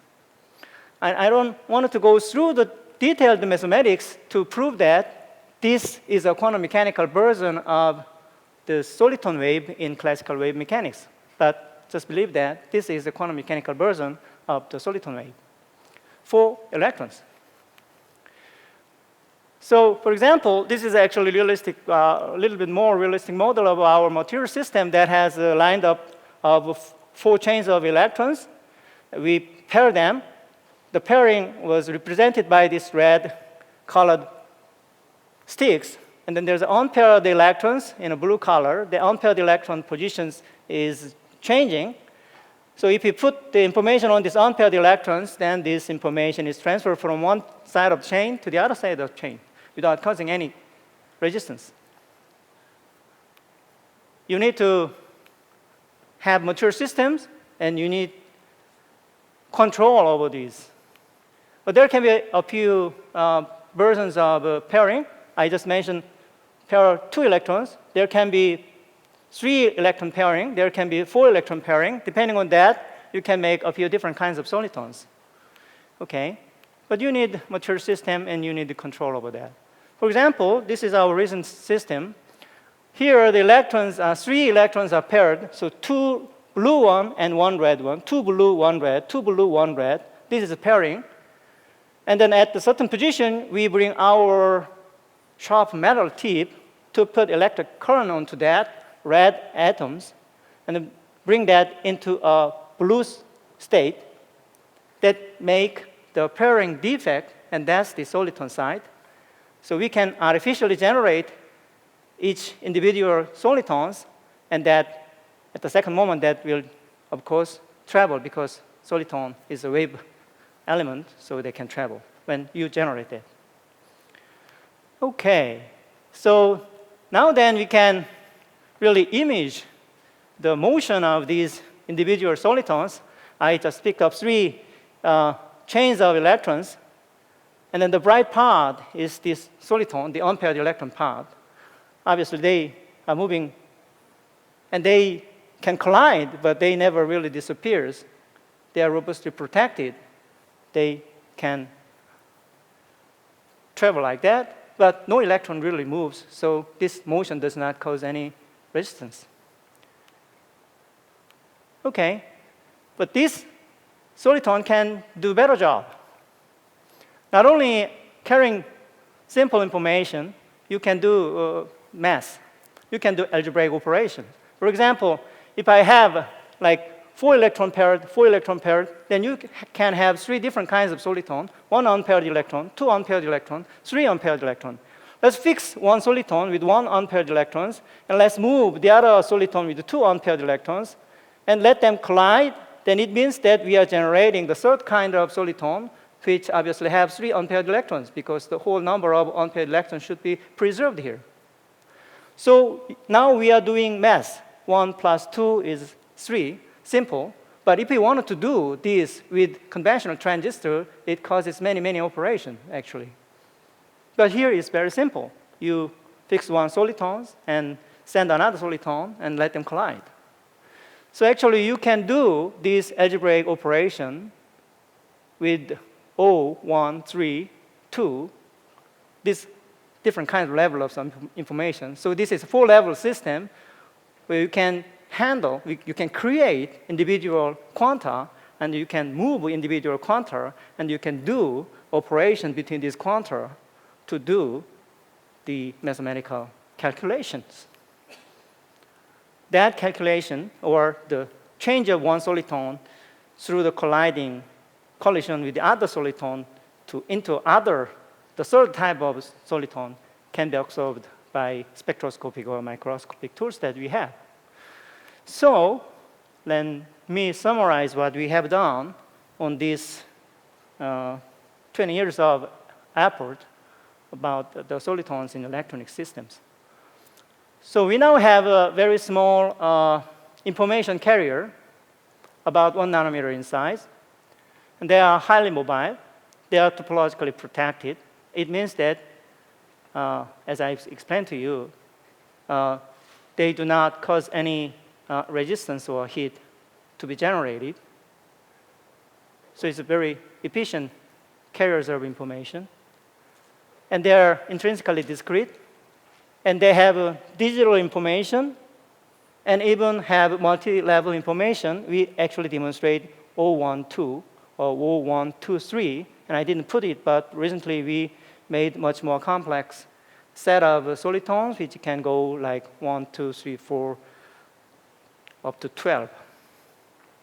They are totally operational, and I believe that we can control individual solitons, as I very simply demonstrated. So when we started this business, the electronics, or this electronic civilization, there were great physicists who discovered and invented transistor itself. So there was a beginning. This beginning was given by great minds of physicists. But nowadays, during this development, there was a few great breakthroughs. And one of these breakthroughs is actually given by a Korean scientist, Dr. Tae-Hong Kang, passed away in 1992. Actually, in our actual computing devices, all the transistors are now very different from what these three gentlemen have discovered. Actually, our transistors are CMOS transistors. And our memory device is all now flash memory. That memory technology is floating gate memory technology. These two patents was invented by the same Korean man, Dr. Tae-Won Kang. Now we are facing very tough times for developing, jumping into the next generations of electronic devices, whatever it is. We don't know it well yet, but it is now very, very clear that the end of silicon technology is very, very close. We need something really quite different, revolutionarily different devices from what we are using now. We need great scientific and engineering mind to solve these problems from our generation or from our next generation, whatever. But what is very clear also here is that we have not much time to solve this. Thank you very much for your attention.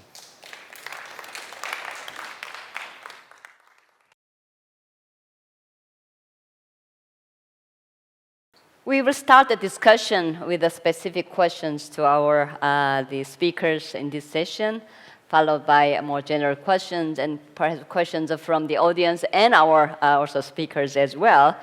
Let me start with Dr. Ha. You describe biomolecules as biological nanomachines. Compared to mechanical machines, how are these biomolecular machines different? Are there challenges related to their biological nature and their scale? So that's a really good question. We call these biomolecules, especially the proteins, nanomachines, for two reasons. First, they are very small, about a few nanometers across. So they are really about a few nanometers in size. Second, they are really like machines.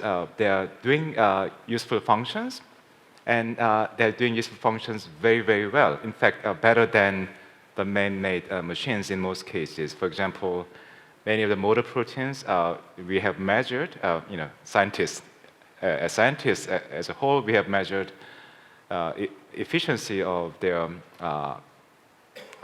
mechanical functions when you convert chemical energy into mechanical work. And the efficiency is easily better than 30%, in some cases approaching 100%. And none of the man-made machines can approach that efficiency. So in that sense, they are even better than man-made machines. Well, what are the challenges? It is actually hard to interface individual machines' functions to our command. And so the ability to control their activities on demand, perhaps using light or electronic devices, could be the future of bio-inspired nanotechnologies. Thank you. Great. Well, certainly hearing your answer to your first question, we have a great opportunities in the near future. So that's exciting. Now move to Dr. Hong-Keun Park. You are pioneering a new field of research that spans quantum physics and biology. Could you share one unique picture of the future that you, as an interface researcher, can envision? One unique future. That's a difficult question. So you can say that scientifically, at least, that I actually have an attention deficit disorder. I did not stay in one single area for more than 10 years. So I started my career as atomic, molecular, and optical physicist. Then I moved on to condensed matter physics. And after that, nanobio interfaces and single-cell sequencing. And now I'm moving back to quantum science and, again, some solid-state optoelectronics and stuff like that. So along the way, I actually learned that people's ideas about moving fields actually have changed quite a bit. So when I first moved as a grad student from atomic and molecular physics to condensed matter physics as a postdoc, people said that, well, I'm defecting one field and moving to the other. So that was considered to be a bad thing. Now, 20 years later, 25 years later, I think that moving the field and working together with the people with the different ideas and different skill sets are considered to be an asset rather than a defect. So, for example, by now I'm actually working with a bunch of MIT scientists who is working on atomic and molecular physics who are actually trying to use their atomic systems to simulate condensed matter physics problems. And we are doing the opposite. We are trying to use our condensed matter systems to teach them about how the atoms behave. So, things are starting to converge, and then people are much more open to other ideas and other ways of thinking. And I think that helps to advance the research field quite a bit. So I think that is one thing that we can all learn from moving from one field to the other. Right. You were a pioneer of, in that sense, that you had a vision. Okay, let's move to Dr. Hyun. The question is, the current supply chain issues have shown that a cutting-edge technology can be out of reach without access to manufacturing and materials. How are manufacturability and materials considerations affecting your research as both chemist and a nano engineer? So, as we experienced recent, the Ukraine, a war and that kind of stuff. So, especially the conflict between the U.S. China and that kind of stuff, and there's a lot of issues in the material supply, and also especially for the cutting edge technologies. And to make devices like that, we heavily rely on really high-end materials. And in that sense, that we are experiencing a lot of difficulty recently, especially not just science and engineering, but it's also related to a lot of political and diplomatic international relationship and that kind of stuff. So especially in Korea, the Republic of Korea, we actually we don't have that much the natural resources. That's why we have to work hard to acquire more resources in the different countries, and also for the device, specific for my research area for the future electronic devices, and also displays and that kind of stuff. We actually have to come up with better way of fabrication, a reproducible way of making, and also the scale of that kind of issues. That is closely related to the material supply, and not only just the final product. So there's a lot of issues like that. So we different kind of the engineers and scientists to work together to solve that kind of the material supply issue, and also eventually the device fabrications. That we have to work together. That is really important for the future. Yeah. Okay, thank you very much. Let's move to Dr. Ji-Young Park. Your recent discovery of a new material that can move and block heat presents many opportunities in electronics applications. What would be the long-term implications of this technology in our daily life? I think you mentioned a little bit in your talk, but it might be telling us a little bit more. Another question is, what other exciting applications can be expected from these materials in the future? Thank you for the question. So I mentioned briefly about how we can use these anisotropic heat conductor. And so one thing that I keep hearing from electronics industry is that heat management is difficult, and it becomes increasingly difficult challenge to overcome. So by including this kind of material into their toolkit, it might be able to possibly manage the heat more efficiently. For example, let's say you have high power electronic components, and then next to that, you want to build another electronic component that's heat sensitive. And if you can separate it by putting an insulator, that'll be useful, but it's not a kind of normal insulator in the sense that it can still work as a heat diffuser. So that is one thing.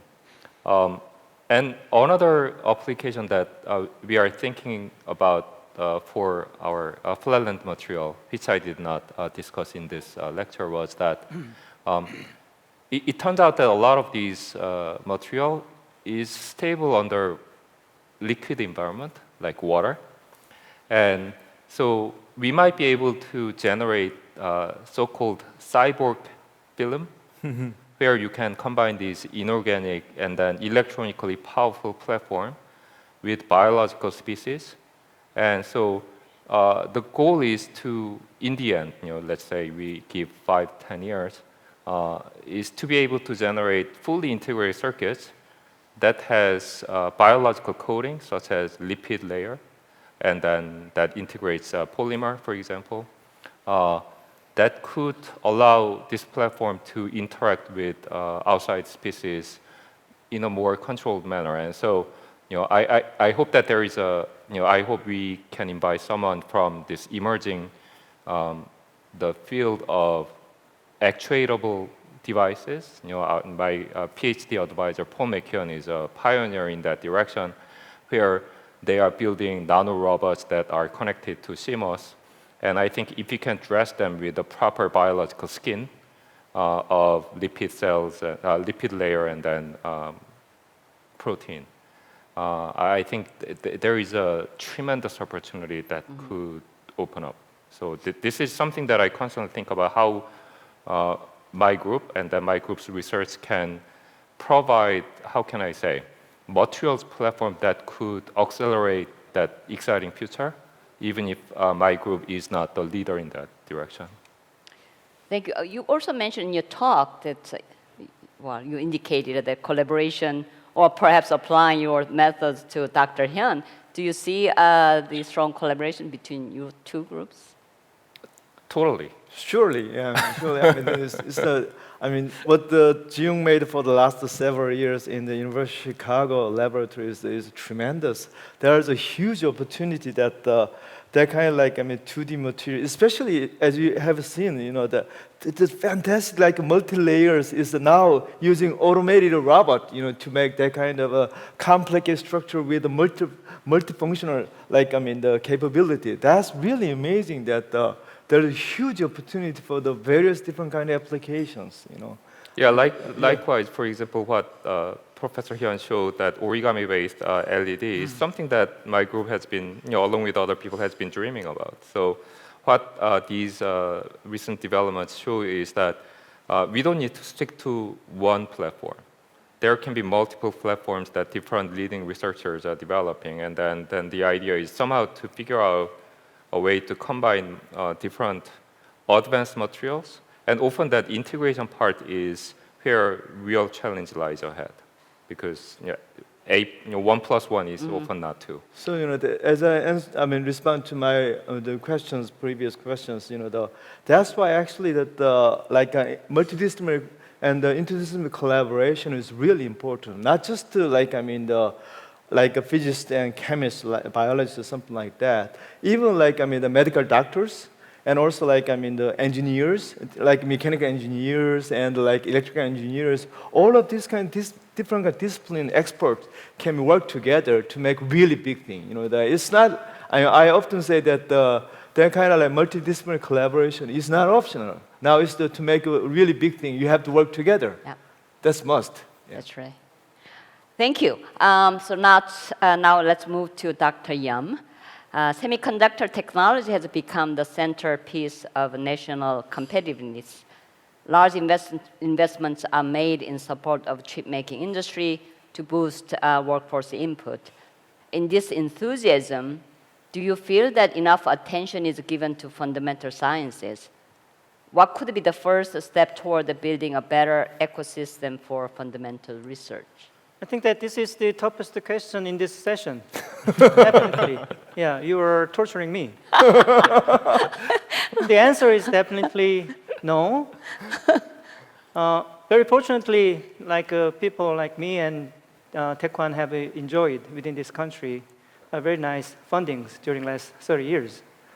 But in a national-wide viewpoint, if we ask a question that Korea has a proper funding structures or funding system for basic science in total, and even for basic researches for next generation semiconductor technology, do we have a proper funding for all these basic researches and ideas?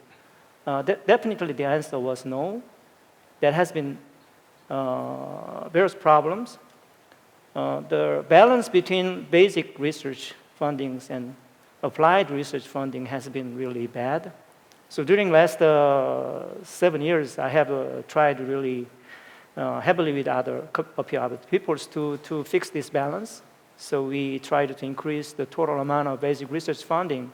Actually, from 2015 to this year, we tripled the basic research fundings of the whole country. There was enormous development. And we also tried to increase the fundings for individual proposal-based fundings.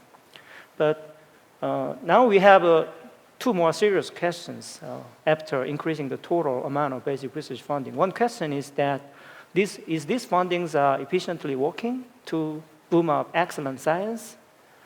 The answer is not clear. And the second question is actually related directly to your questions. When we have certain proposals, like to support, to develop the next generation semiconductor technology, which is not, the technology is not clear and there need fundamental breakthroughs. Do we have well-oriented basic research programs going into a certain direction? Or more fundamentally, is such kind of basic research funding for oriented basic researches, is that possible? Or do we have a proper system for that? The answer is not clear, and then I've looked for all other funding structures for other countries, even for United States. I think that I cannot find good answers. For example, one rather successful example could be the DARPA system, but I'm not sure that DARPA system can apply to every disciplines and every countries. So we need not only for science, we need better ideas, better breakthroughs in the funding structures, the good ideas to fund them. Okay, we have Dr. Philip Kim here, and I have one question to you. Among the list of key physical properties of quantum materials, which stands out to you most and why? How will this property help unveil the future of quantum materials? Oh, okay, so that is also a very good question.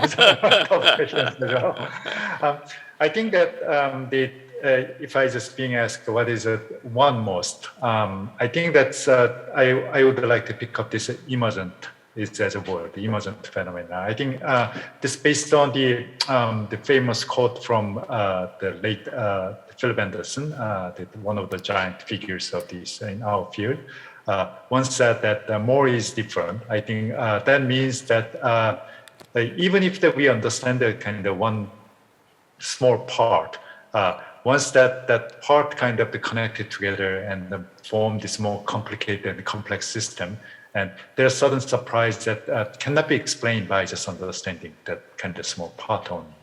And that often lead into some of the surprises we never expected. I think that's kind of what gives this the quantum material as full of the wonder and kind of surprises that comes around. And often that kind of lead into the new breakthrough of these materials and also provide a new functionality and many of the possibility of the realizing some device applications.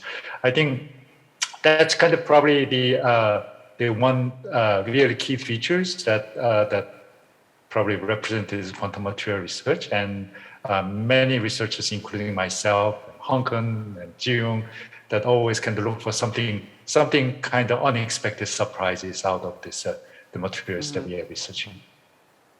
Great, thank you. Any, Dr. Two Parks, right? Comment. Do you have any additional comments on this question? I think that Philip answered perfectly. So. Okay, great. You answered it perfectly. Okay, now I'd like to ask Dr. Ha. Working across the boundaries, academic and cultural, is a challenge.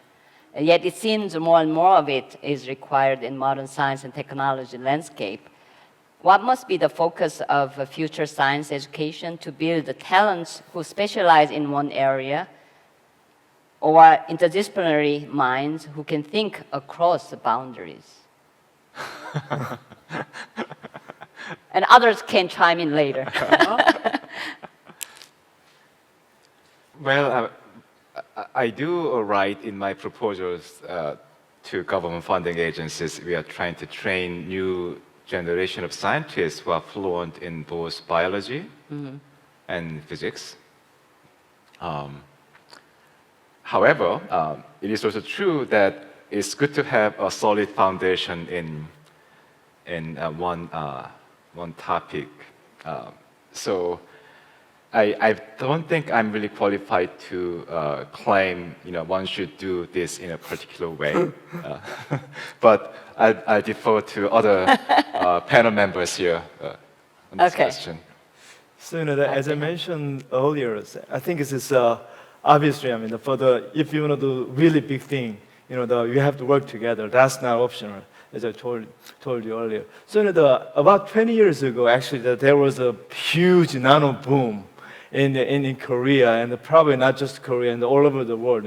People talking, everything is about nano. So, even like undergraduate, some universities in Korea, they start start a new department called the Department of Nanoscience and Technology. I was really against that idea of building setting up the new department called as a Department of Nanoscience and Technology.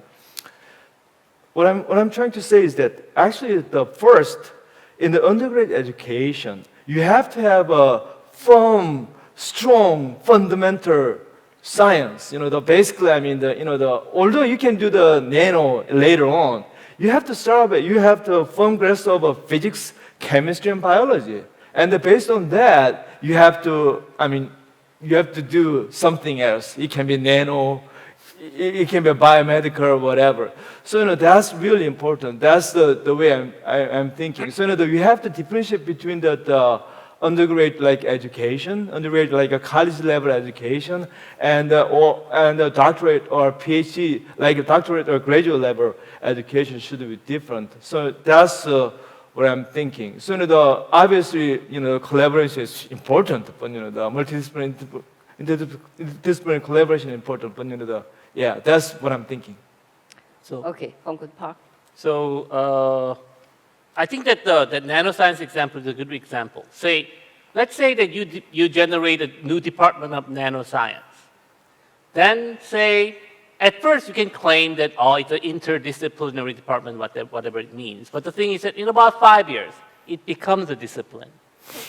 And then you are very good at, building nanoscale materials or characterizing them, but you essentially are not anymore interdisciplinary science. So I think that I believe, in my opinion, although my students are working in a variety of different areas, I think that it's important to be good at something. You should be first an expert. That's right. But you should be an expert with an open mind. Oh, yeah. You should be able Absolutely. to talk to people and work with other people. And then form a team and then be open to exchange ideas. And I think that that's the key. Absolutely. The importance, the core value of the interdisciplinarity is to be open-minded, not necessarily know everything, because you will not be able to know everything. You should be able to be open-minded, to work with others, and then build a team. Okay, Dr. Lee. Can I ask 3 questions? Yeah. Big question. At the same time, or you want to just rotate with others and come back to you? Whatever works. Okay. I'll start with Professor Yum. What kind of computations can solitons do, and how do you program and read out results? What do you see as the ultimate form of soliton computation? You mean other alternate form to deliver the information without energy loss? In this way, you need alternative technology. There's a few other technologies that transfer the information, electronic information without energy loss. For example, you can use excitons. Exciton is also a collection of two particles, which does not have any charge. So since they don't have any charge, they will not be scattered by other electrons, other charged particles. And also there is the way to protect this charged carrier even from the scattering, not to lose its energy, which is, for example, what Philip is doing, quantum Hall edge state or quantum spin Hall edge state. These carriers we now call topologically protected carriers. That is also kind of dissipation-less carriers. So there's a couple of other candidates which can deliver electronic information without any energy loss. But the problem is that we need these carriers working at room temperatures. Many of these work at only very low temperatures. So that's another problem. And then also we need scalable devices, which we can print on wafers rapidly. That's another challenges that we have to face with. Do you foresee a future where that's doable? Yes, definitely. Definitely, yes. I think that's a matter of time. Yes. But how long? Yeah, that's another question. How long? But not 50 years, I think. You said a 50? Not 50. No, not 50 Yes, years. we don't have Okay. that much time. It'd be great if you can get. I mean, I'm just curious because the three of you guys, maybe four of you guys, they're talking about the quantum computing and the basically next like a generation computing and that kind of stuff. Especially like transistor. Two of you mentioned about the size we are talking about now, the 3 nanometer, right? So what going to be the limitation? What going to be like, the SK Hynix or Samsung Electronics? What going to be the semiconductor chips? There should be some limitation, right? Is it because of like instrument That's what I level said. or what is the That's limitation? what also Hong Kong said, that we all agree that they cannot make smaller than 1 nanometers. Definitely, I can say that. What about 2? Yeah, Can we make it 2 Yeah. in the scalable way and the large scale production 2 nanometer? Yeah. Yeah. Either Already? one, probably, you can probably push it. But the thing is that, in my opinion, whatever technology, whether it's a quantum technology, whether it's solid-based, topologically protected, technology and what have you, probably it's not correct to think that they will completely supplant semiconductor technology that we know it.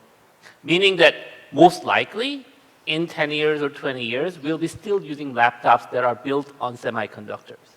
Silicon-based. Yeah, sure. But the thing is, especially when when you actually have such a big technological base, which when people pour that much money into it, it'll not die away. And then they are very, very good at what they do, amazingly good at what they do. My personal viewpoint is that the new technologies that we are talking about will most likely supplement the current semiconductor technology, meaning that it will be good at certain niche things. For example, quantum computing machines, if it's ever built, will be able to do certain things that semiconductor technology might not be good at. For example, then an atomically thin flat materials, which will be a cyborg between the biological things, will not entirely replace semiconductor technology. It'll be good at certain other things. I think that thinking that the current semiconductor industry will go away entirely in 10 or 20 years, I think that is far-fetched. But following that, you said 1 or 2 nanometer. Yeah. What limits that? What determines that 1 or 2? So the size of individual atom is something like, depending on the atom, obviously, on the order of something like 3 angstrom or 0.3 nanometers or something like that. So obviously, the size limit, miniaturization limit, will be the size of an atom. I don't think that it'll be the size of a quark. Right. Nanometer will not be, for example, the limits of, say... You never know. Yeah, nano.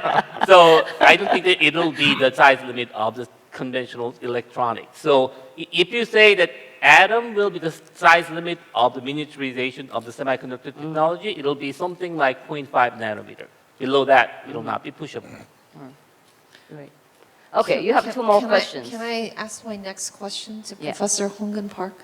Speaking of quantum computing, you mentioned the difficulty with error-correcting qubits. What are some of the current approaches that are being taken to aim at error-correcting qubits? So there are a variety of different approaches, and a lot of really, really brilliant scientists are thinking about schemes to generate those error-corrected qubits. One popular thing is so-called surface code approaches, essentially building a lot of different qubits and combine them together to build so-called a single logical qubit. That's one approach that many people, including Google and IBM, have taken. You know, and then you might be able to generate a single logical qubit, and then once you do that, then you might be able to do lots of different things.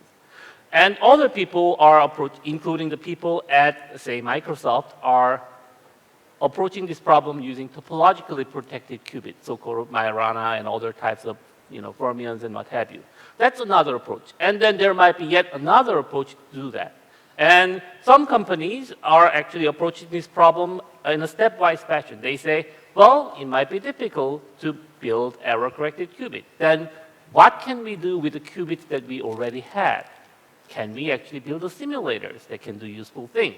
And then as we learn, better ways to control the qubits, then we can approach the problem and attack the problem of generating error-corrected qubits. So there are a variety of different ways to getting to that problem, and then a lot of people are working on it. And then I'm sure that Philip mentioned something about the topologically protected qubits, so you can chime in, Philip. You summarized very well. So there's nothing. Thank you very much. I already woke up, but I'm hungry now. My last question is for Professor Ji-Yoon Park. You've shown fascinating technologies, and I'd just like to understand what are some of the limitations that you see commonly in the current form of your technology in seeing it in actual day-to-day life at this point? And speaking of which, considering all the practical limitations, what do you see as the first thing that we'll see day of light in terms of being in our day-to-day use? Yeah, that's a good and then tough and then very open-ended question. Thank you. And so, my group, I often introduce my group as a blue-collar scientist. Blue collar scientist. You mean you are wearing blue suits? No, not I'm just because of that. It's kind of badge of honor because we try to enable real technology in the future.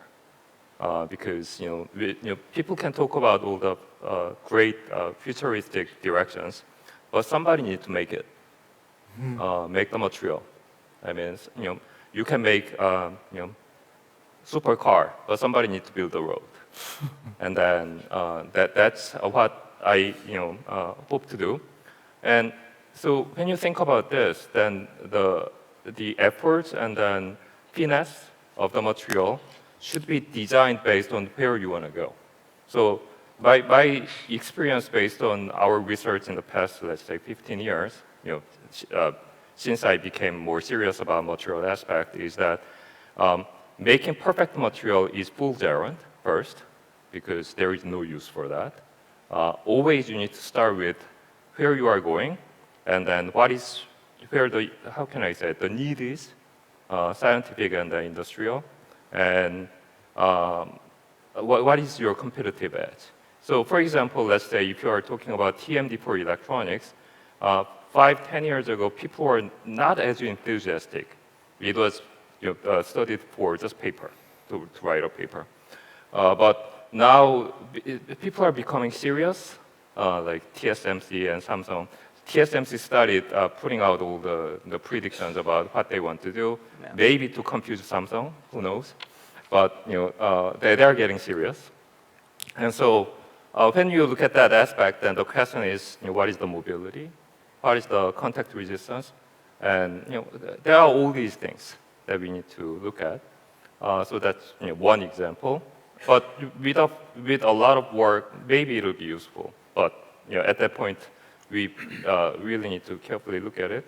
Another example, let's say if you talk about osmotic power generation, it's promising in the sense that we can show these results, but at the same time, it's just one component out of terawatt power generation, not gigawatt power generation, right? And so, it's fun to think about it, but at the same time, I'm just not in a position to say anything useful for you. Right now, focusing on the membrane itself, the biggest problem is that locally it has excellent performance, but it's very porous. There are a lot of defects that will really degrade the performance. So, but it's really fun science to think about at the moment. So in a sense, for example, scientists are people who drop the ball. And exactly where the ball will bounce, it's not up to us. So when you start to do things, oftentimes what you want to do with that as an inventor rarely happens. So if you actually ask, say, Ji-Woong or me about, and Philip especially, who actually studied the graphene field, one of the inventors of the graphene field, about exactly where to go, well, we can give you an answer. My bet is that it's not going to be what's happening in 30 years.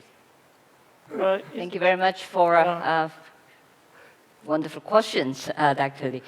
Yeah. May I bring? I mean, because last year in this Che Institute of Advanced Studies last year, we actually organized. We had a symposium just dedicated to quantum computing, and we invited couple prominent scientists from the United States and one scientist from Korea, and I was served as a presider.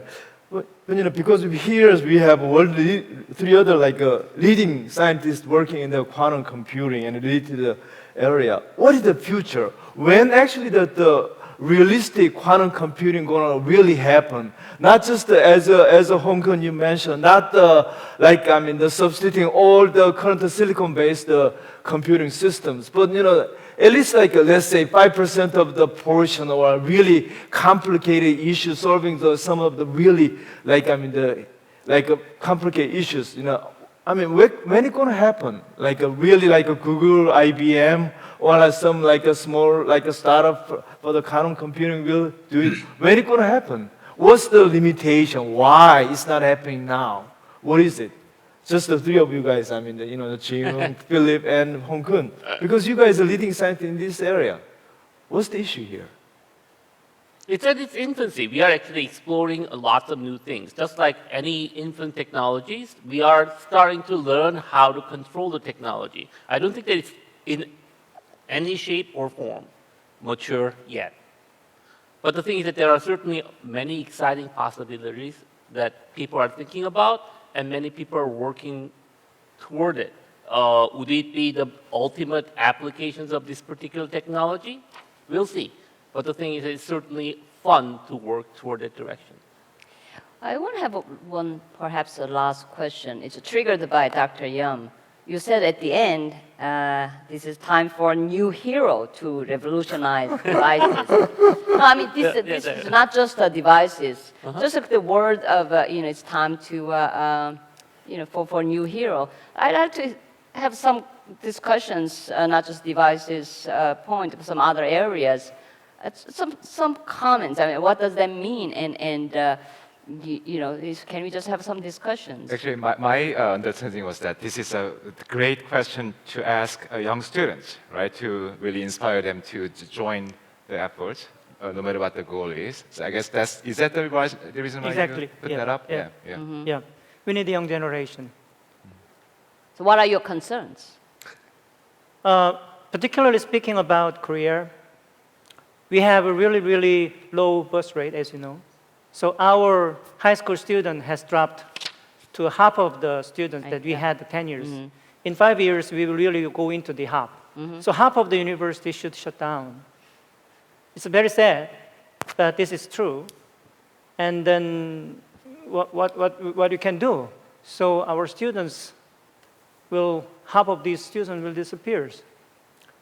So it means that we should have a much more smarter educational system, much better system to really encourage these people to do great jobs, much better system to really raise great scientific minds of next generations. That's And, really, I would and like to- also getting, there are potential the talents. For example, a woman, the girl, Yeah. from Of woman course, yeah. scientist. That's Of another course, one, of right? course. Part of Yeah, that. Korea is really on a bad position in that aspect. We have really few people, few female scientists in our field. That's the biggest problem for us. Actually, if you look at the high school, the female high school student who is majoring, for example, physics, there's only 3% of the female students are majoring is getting the physics class or chemistry class. That's a terrible numbers. So we need the immediate action on these directions to really change something, to bring more young students into science, more young female to go into the science jobs. This is a tremendous task, but has been really underestimated by the policymakers. But even if there are, percentage-wise, more people going into science and technology and all that, and more women joining, but still, at some point, that may not be enough, No. right? So No. unless there are some other ways to recover Yeah, or bringing in. yeah. Definitely, we need also more people coming outside of our countries. But our society somehow is very close society still, to my own viewpoint, to the foreigners. For example, if you look at the university in Singapore, that has been boomed up during last 30 years, Hong Kong and Singapore universities. The biggest resources that they have boomed up their universities is the manpower is coming out of these countries. There's Chinese people, Indian people, Pakistani people, all even from Europe. All these peoples and talents is pouring into these small towns. That's right. And then making great science there. So we, for the Korea to really go into the next step, we need this input from outside or from inside, whatever. But we have to really change ourselves. We really have to change something.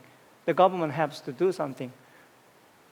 May I add one thing? Sure. But, especially as Professor Yum, mentioned that I think we are really in trouble now, in a sense that he talked about the drastic population decrease in Korea.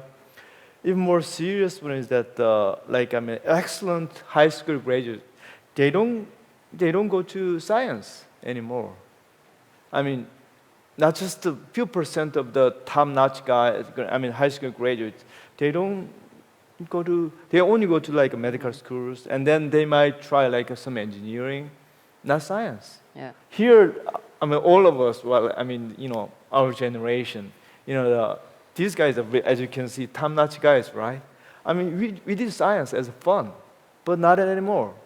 So this is if there's a drastic change in the way we educate high school and middle school students and that kind of stuff, I think it's in Korea, science-wise, it's really gloomy, dark. The future. Don't say that. Don't say dark. Oh, sorry. Gloomy can be acceptable. Oh, it's okay. Dark matter, dark energy is exciting stuff. So So depending we got on to what do you something. mean by dark. The bottom line, we got to do something. Right. I Huge. think that we come up with a potential topic for next year's this kind of symposium. Sure. Yeah. So President Park, are you listening to us? Yeah. I'm sure you are, and that might be a wonderful topic to have. Sure. With All right. this, thank you so much. There was in addition to amazing talks, now we have amazing conversations, and we really had something very thoughtful, insightful, and informative discussions. And let's give another big round of applause. Thank you very much. Thank you. That's really great. Yeah.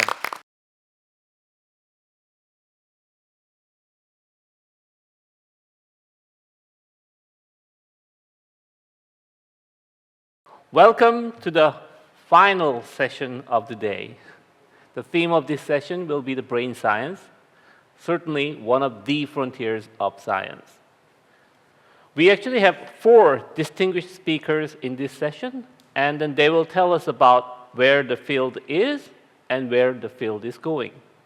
They actually are the experts who is using new innovative technologies to advance brain science. And then I'm looking forward to, as you are, I'm looking forward to hearing and learning from them, okay? So first, let me introduce the first speaker, Dr. Marvin Chun. He is Richard Colgate Professor of Psychology at Yale University and former Dean of Yale College. He is well-known neuroscience scientist who actually have received many different awards, including Huam's Prize in Science and Troland Research Award from the US National Academy of Sciences. He leads a cognitive neuroscience laboratory that uses cutting-edge technology to learn about how people see, remember, and perform optimally. So today, he will tell us about his research using the title, The Neuroscience of Performance. So, Dr. Chun.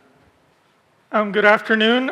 It's really great to be here. I really enjoyed your talks. I always feel inspired when I hear about your innovative work, and it's just really wonderful to see you all after 3 years. When I hear about your work, I always feel that neuroscience is a little less well developed as a field, but I'm very happy to talk about where the state of our field of neuroscience is right now. As a reminder, the goal of neuroscience is to improve human health and to basically improve quality of life for us here. And so I titled my talk, The Neuroscience of Performance.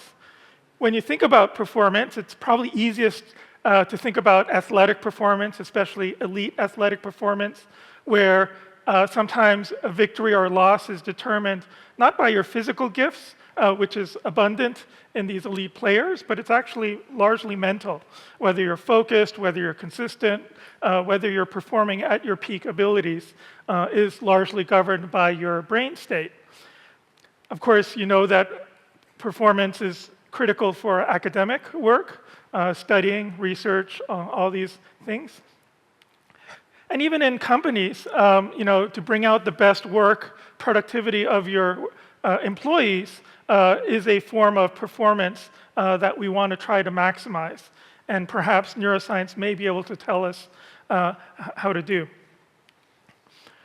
But it's not just about performance and how to thrive and have a high quality of life and be productive, but also on the flip side, mental illness is expected to be the most debilitating form of dysfunction and with great economic cost, as estimated by a number of studies and news articles. And of course, neuroscience will be the answer to diagnosing, understanding, and treating these mental illnesses, as well as other forms of brain disease. My lab uses functional magnetic resonance imaging for all of our work.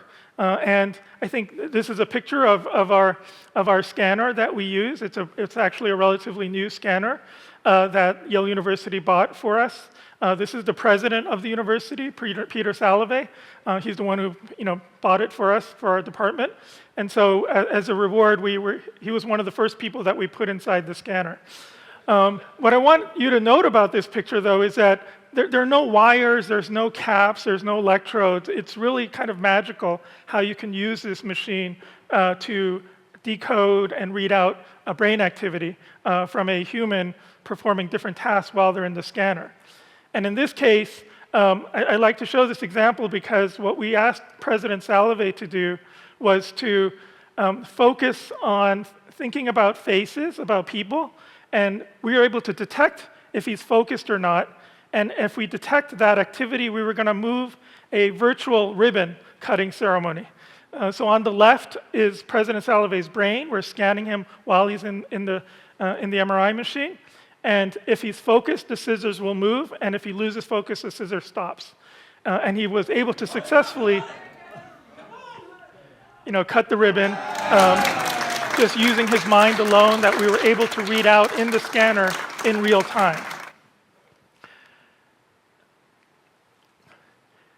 Just as a kind of background, you're all familiar with MRI machines that are very common in hospitals. It exploits the magnetic properties of organic tissue and allows you to take really rather detailed and exquisite pictures of the internal structures of your organs, such as the brain.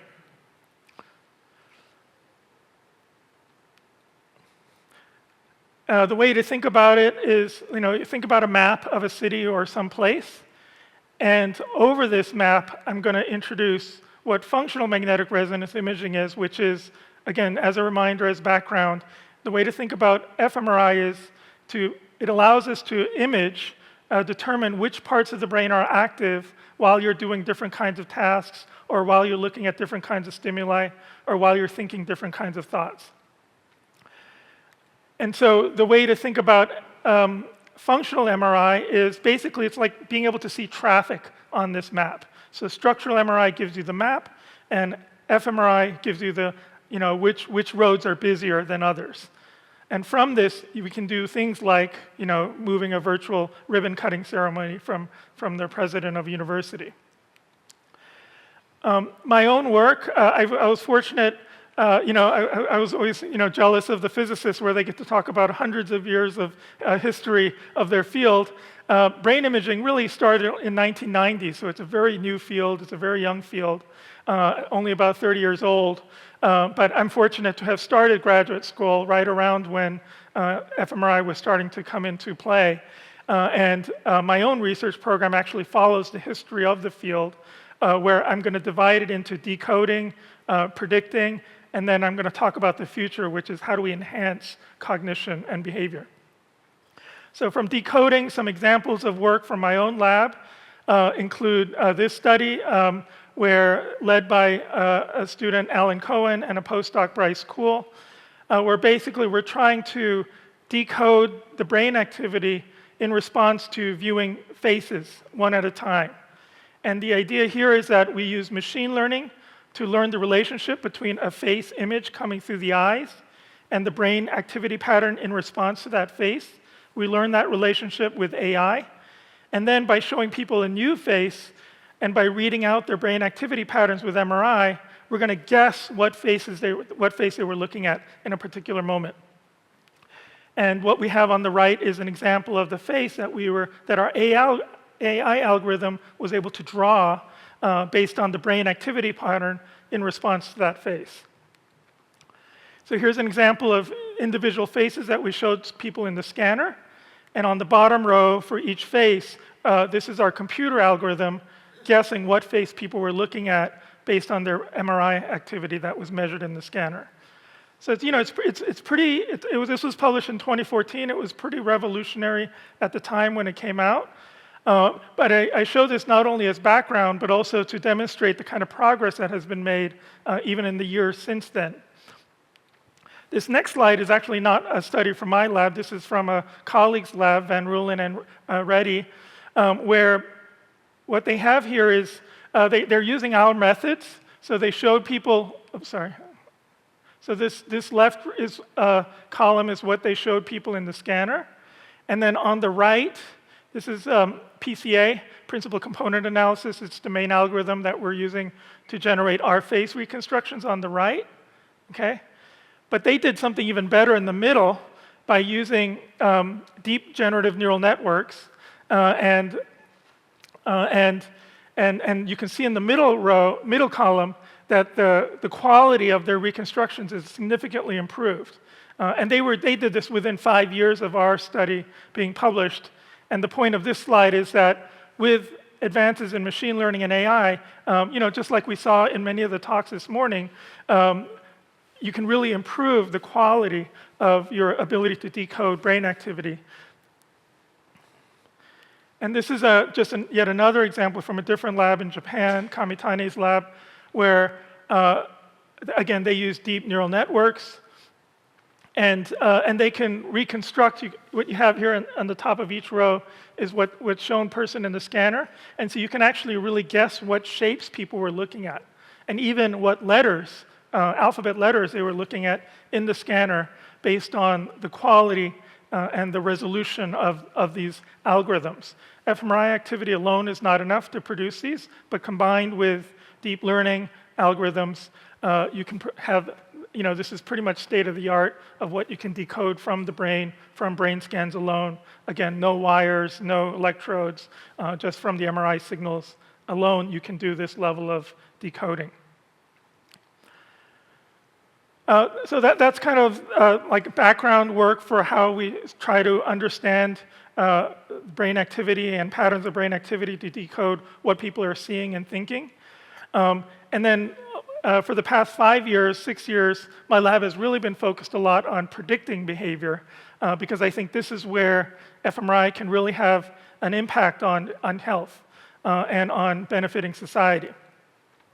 This is not just my idea, of course, but the idea here is, can we decode activity from individuals' brains and use it to estimate, more precision psychiatry? And the idea here is also based on another cognitive neuroscientist, where he talks about, he and his colleagues talk about using prediction from brain scans as a humanitarian and pragmatic benefit of, our goal to study the human brain.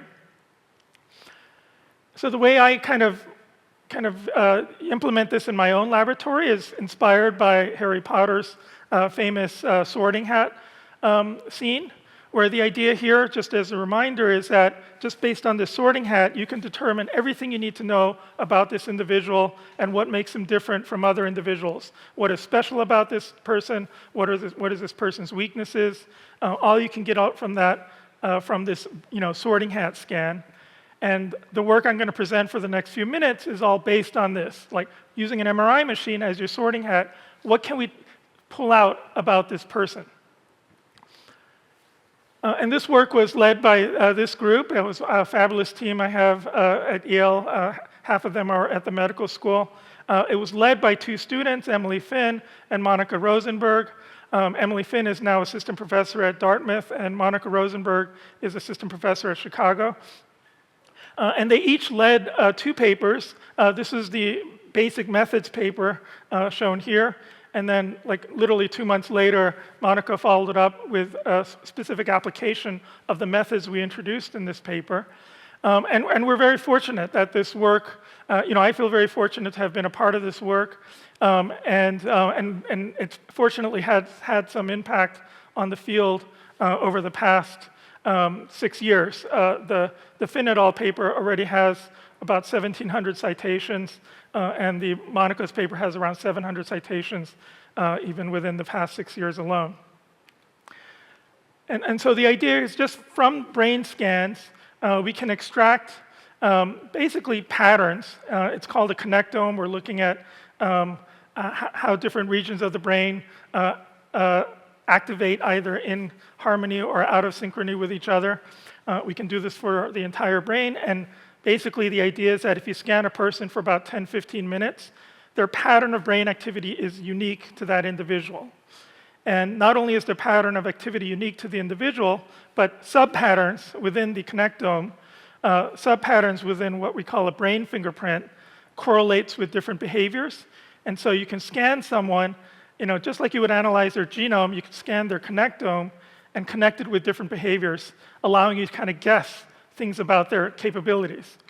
And our first demonstration of this was in this original article, where we scanned a bunch of people, and just based on 15 minutes worth of scanning, we could read out their IQ. We can read out how well they would do on a intelligence test, like a puzzle-solving test. And then, so the idea is that just from brain scans alone, we can reveal how smart you are. The extension of that, that's specific to my lab, because my lab originally has expertise in studying human performance and specifically attention and focus.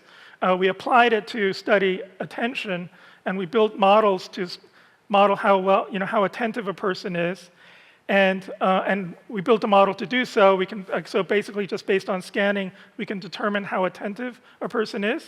But not only that, if we apply our models to other individuals who have attention deficits, these are people who are not even tested in our lab, and they were not even scanned in our lab. We got them from a public database. We can determine how severe their ADHD symptoms would be just based on the MRI scan alone. And then recently, this was published this year, where we kind of built, we just made our model more powerful. This was led by my postdoc, Kwang-Sun Yu, who actually did his degree at KAIST and did his undergraduate work in physics. So speaking to our earlier conversation about how you need to specialize in the basic sciences, I'm a firm believer of that. And then you apply those skills to areas such as neuroscience or nanoscience. But anyway, he led this study and just really brought a lot of massive improvements to our algorithms that allow us now to really have basically the best model out there where you can read out how attentive a person is, whether they have deficits or not, and how focused they are just based on their brain scan. So his model, like again, we built it based on subjects we measured in our lab, but the beauty of the model is that it generalizes, that I can just take a scan from anywhere, and I can guess with significant accuracy whether that person is attentive or not, whether that person has ADHD or not. And the other extensions of our lab, I study cognition more broadly, and so we've also applied this to patients with Alzheimer's disease, and we can detect cognitive deficits in Alzheimer's disease with these methods. We can also apply different memory-specific models to measure whether a person has good working memory or not, whether they have good long-term memory or not. These are all, we're just basically extending our battery of models that allows us to pull out these cognitive abilities, these performances from a person's brain scan. We can also apply it to children's brains, and so we can determine cognitive deficits with autism, and we can also kind of determine a person's brain age or cognitive brain age based on their brain scans, because obviously, you know, at any given chronological age, some kids are more intellectually, cognitively advanced, some are a little behind, and we can measure this with our models now. And so a lot of our work is just building up a lot of these comprehensive models. Again, you know, as I mentioned, mental disorders is going to be a very important application of this work. I'm not a clinical psychologist, and so I'm just grateful if other people pick up our methods and apply them to study clinical disorders. And so other labs are starting to, you know, the reason why I think we have over thousands of citations is because other labs are picking up our methods and applying them to study depression. Can you quantify depression? Can you differentiate different forms of depression and what kind of treatments would be most effective for them?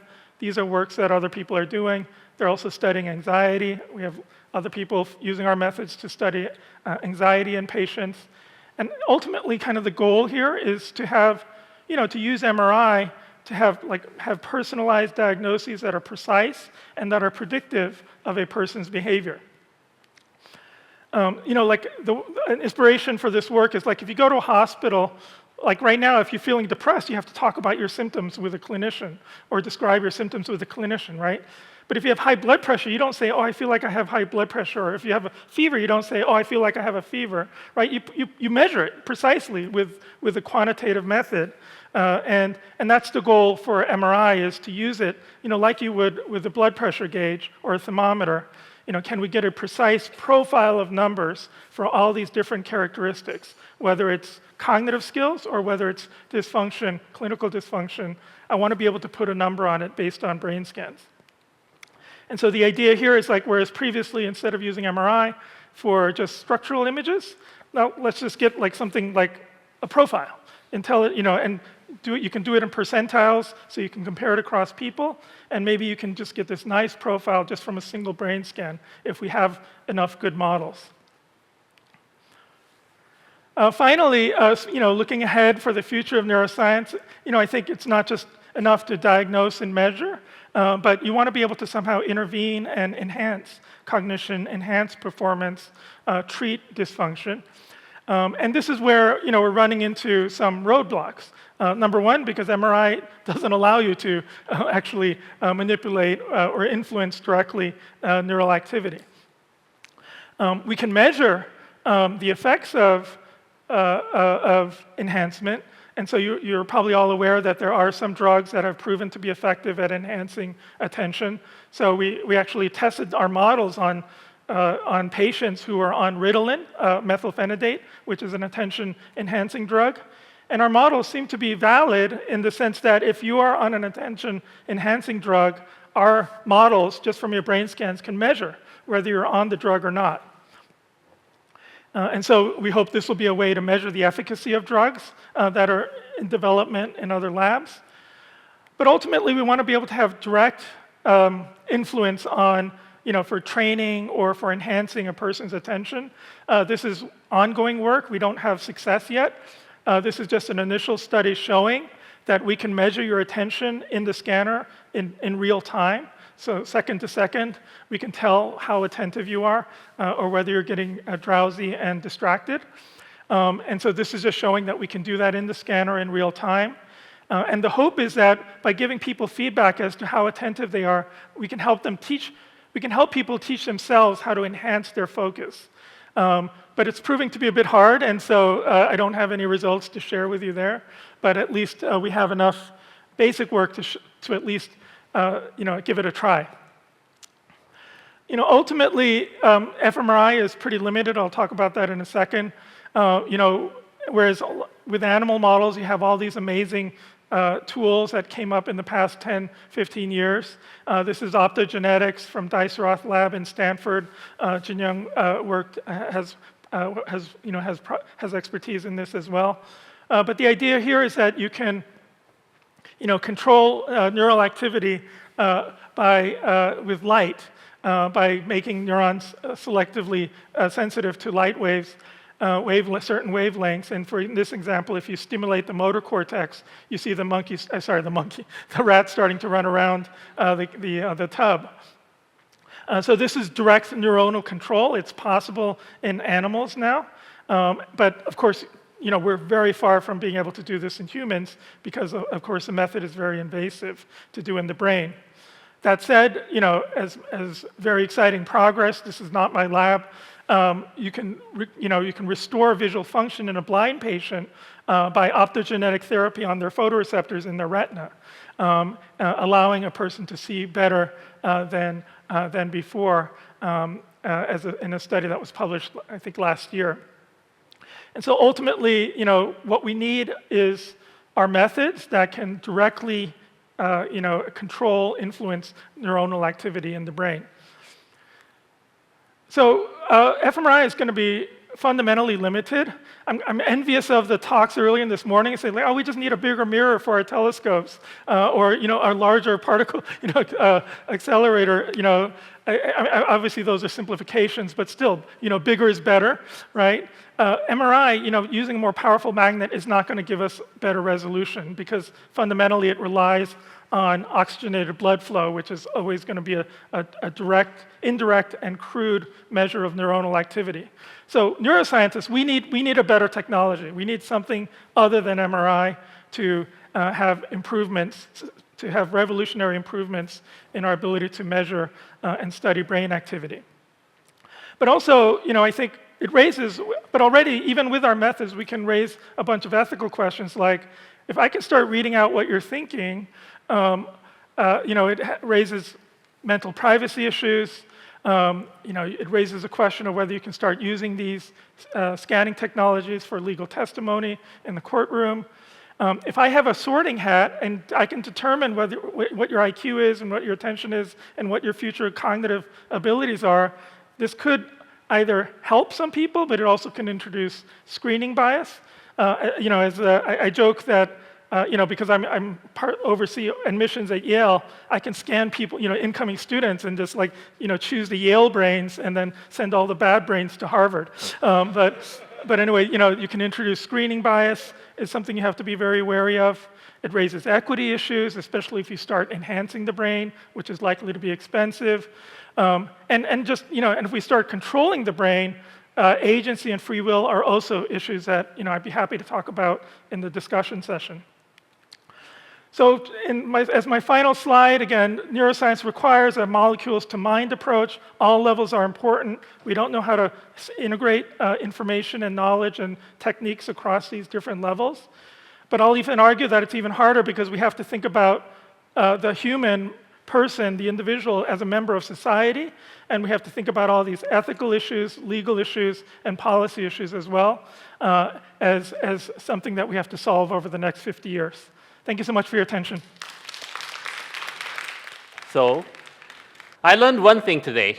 I should never take fMRI.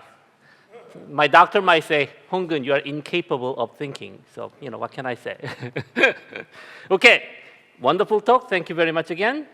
Let me introduce our second speaker, Dr. Dale Lee, the Bloomberg Distinguished Professor in the Department of Psychological and Brain Sciences, and also the Department of Neuroscience at Johns Hopkins University. He is a world-renowned neuroscientist who investigates the neural mechanisms of decision-making. He is recognized by many awards, including Hoam Prize in Science. He actually wrote a book, The Birth of Intelligence. I'm advertising his book at the moment. I actually read it. It's an interesting book. I strongly recommend that you read it. I do not agree with it all. Actually, we argued about it in my class when I invited him for guest lecturing. So we are, looking forward to argue more about that later. So Dr. Lee's talk title today is Road to Normal Neuroscience.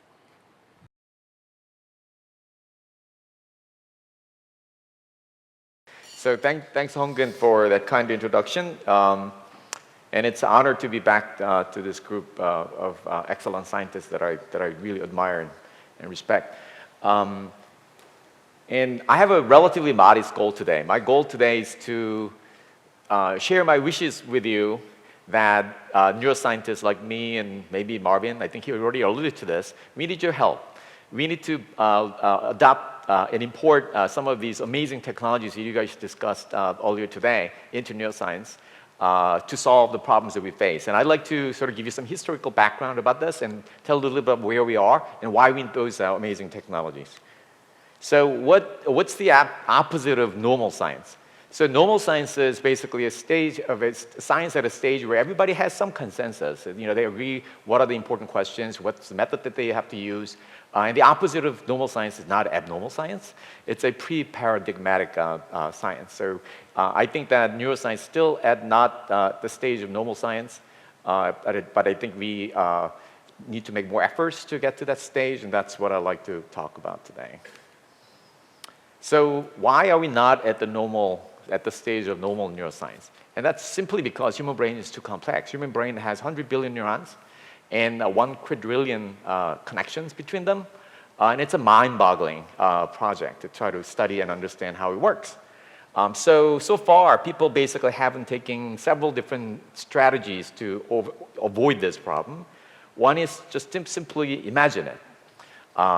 Without adopting a scientifically rigorous approach. And some philosophers actually provide some support for that too. That if your goal is to understand human mind, then you don't really have to study brain. I disagree with this strongly. By the way, this is not what Hong-Gun and I disagree. The second approach is that use the method that we have to study human brains. As Marvin mentioned, things like fMRI, they don't give us a fully sufficient sort of resolution that we need to really understand how the brain works, but we can still learn a lot. That's the second strategy. I choose the last strategy, which is to study other simpler brains. So we're not the only species that have brains. All the animals have nervous system. They have neurons. Some of us, the vertebrate animals, have brains. So we can study many different species of animals to try to get insight as to how the human brain works, because we share a lot of similarities. But as you could tell, none of these methods, these strategies, is perfect. So I'd like to tell you a few examples in the last 100 years or so as to how the invention of new technology had led to the development of neuroscience and how they brought us novel insights. And I think that you will all recognize at least one object in this picture, especially the one on the right, which is a microscope. And Santiago Ramon Cajal was one of those people who just obsessively use the oscilloscope with the object that's shown on the right side, on the left side, which is a cutting machine, because you have to first cut the brain tissue into very thin reminds me of Jung's work, a sheet, so that you could actually observe them. And then also you have to apply novel sort of staining techniques, because if you just try to look at the whole sort of network of neurons, they're just too complicated. And that led to some of these beautiful pictures that mesmerize many of us still. These are some examples of Cajal's drawings, and you could learn a lot just by observing their morphology of these neurons and how they vary in their shapes in different parts of the brain. And he had provided some amazing insight just by looking at different shapes of neurons as to how the brain might function. And then at about the same time, there was another anatomist. We used somewhat different tactics. So he was interested in comparing the packing patterns of all these neurons across different parts of the human brain. And he discovered that human brain is actually predictably and lawfully divided into these different areas that show these different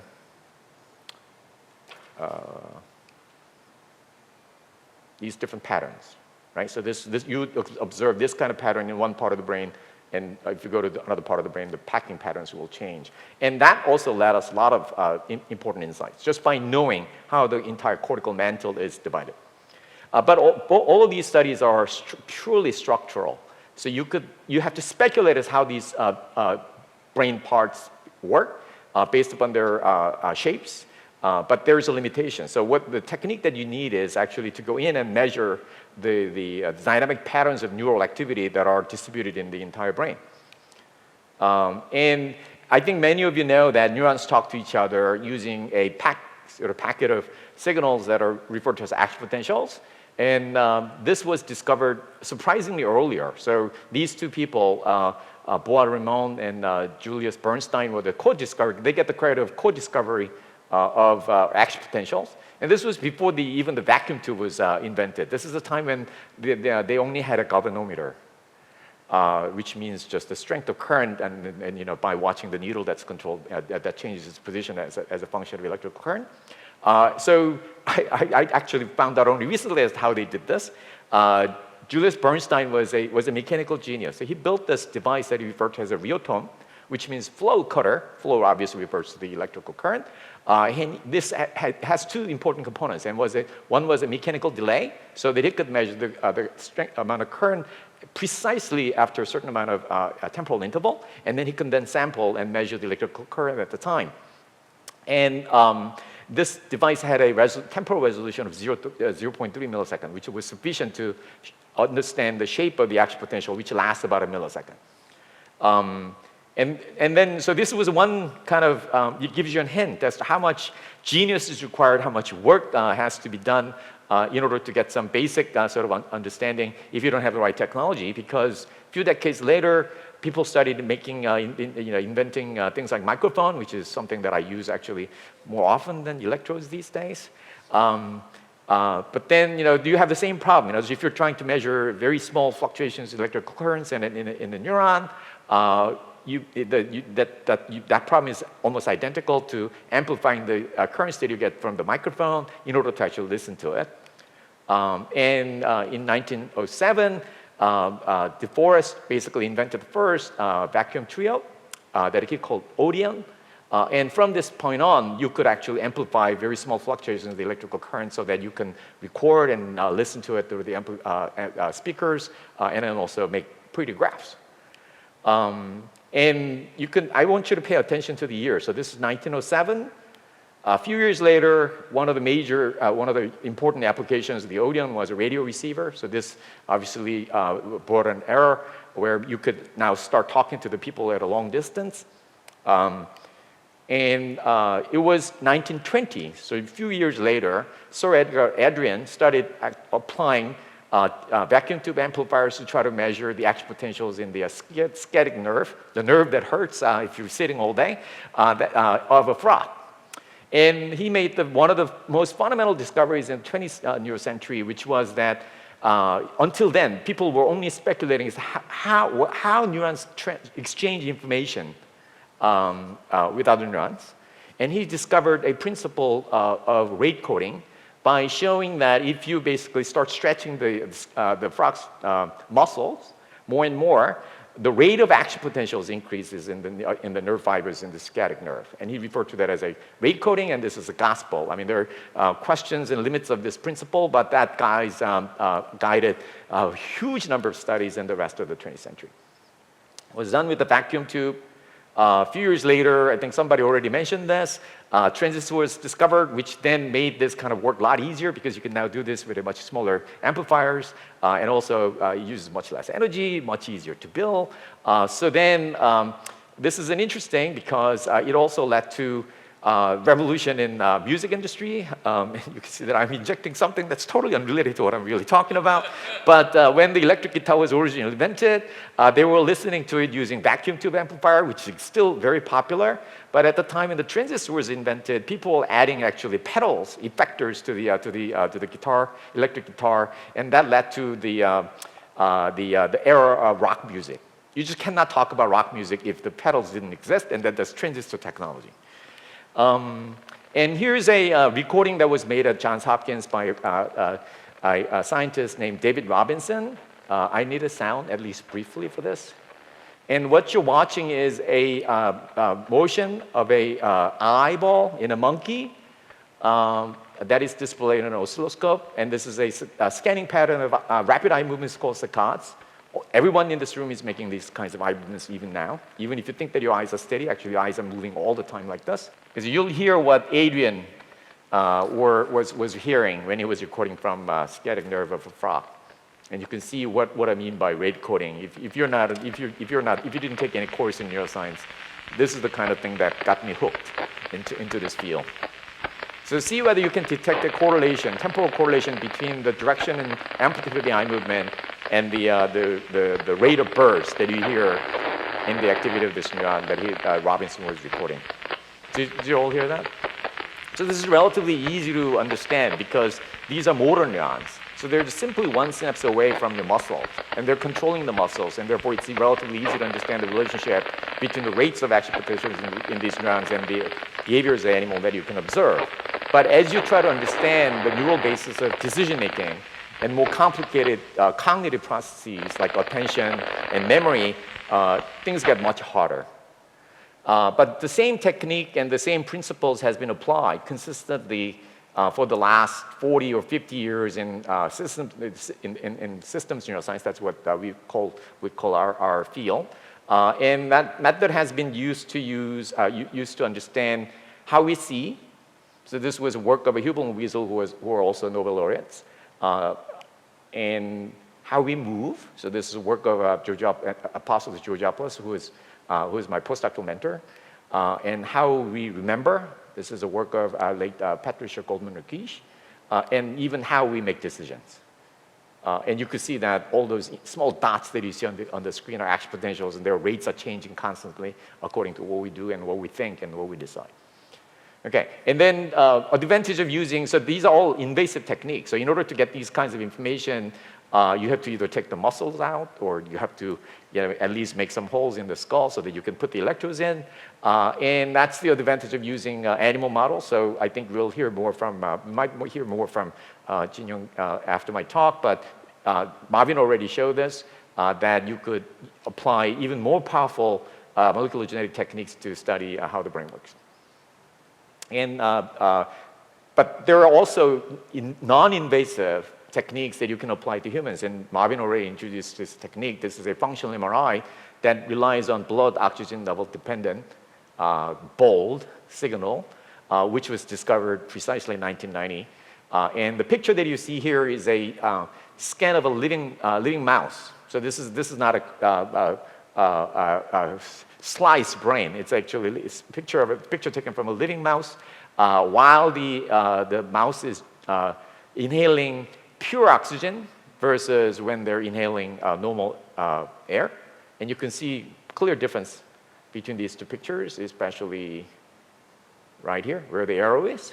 And that means that you could measure the changes in the blood, the amount of oxygen that's contained in the blood that's delivered to various parts of the brain. And by monitoring those, you can make inferences about which part of the brain is active.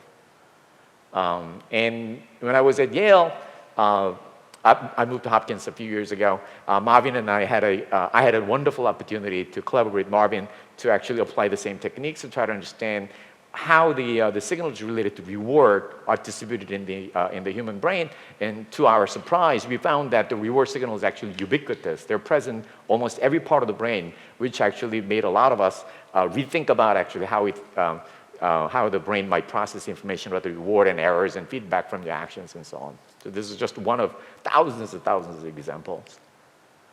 So where the field needs to go, the kind of help that we need from you I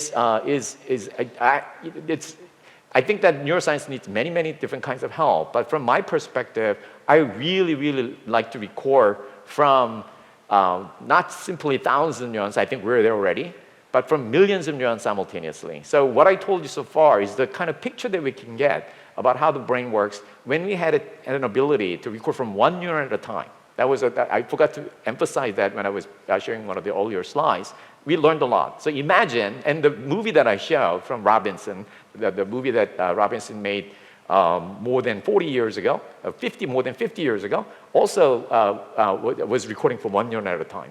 So imagine how much better we can understand how the brain works if we can do this simultaneously from millions of neurons at the same time.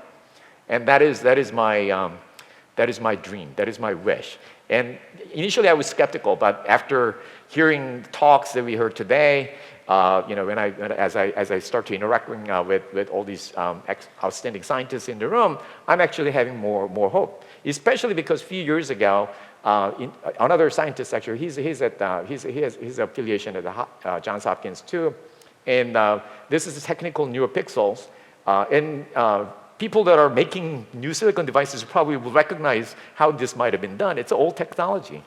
But even with this minor advances in the technology, now we can begin to record thousands of neurons simultaneously.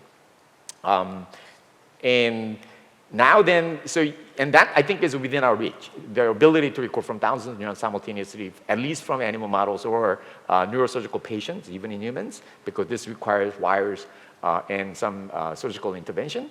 But I think we can do that. So then when you go from thousands of neurons to millions of neurons or more, what are the obstacles will you have? In other words, do you think that you can expect that, okay, if you now have the ability to record from a million neurons simultaneously, suddenly we'll understand how the brain works automatically? Absolutely not. That's just the beginning, right? Because what you now need is to figure out the way to analyze the data that are coming massively out of these wonderful technology.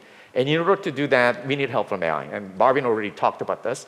So the kind of help, I'd just like to give a little bit of hint as to how that works. So you need two things. One is that you have to have a very detailed, rigorous, quantitative understanding about what is the nature of the computation that the brain performs. Okay? I mean, if you're building a computer, you're going to have to specify that in the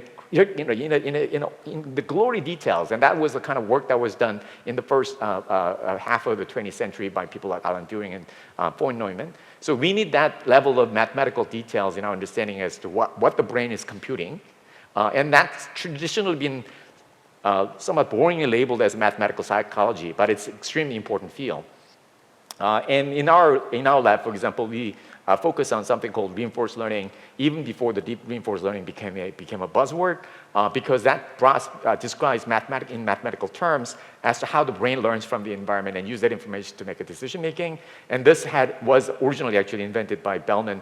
He called it dynamic programming, but neuroscientists and psychologists rebranded it as a reinforced learning, which was very successful.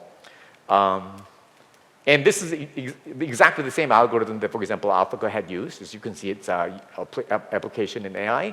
And we've been using the same framework to try to understand how the prefrontal cortex, one of the parts of the brain that are important to decision-making, work.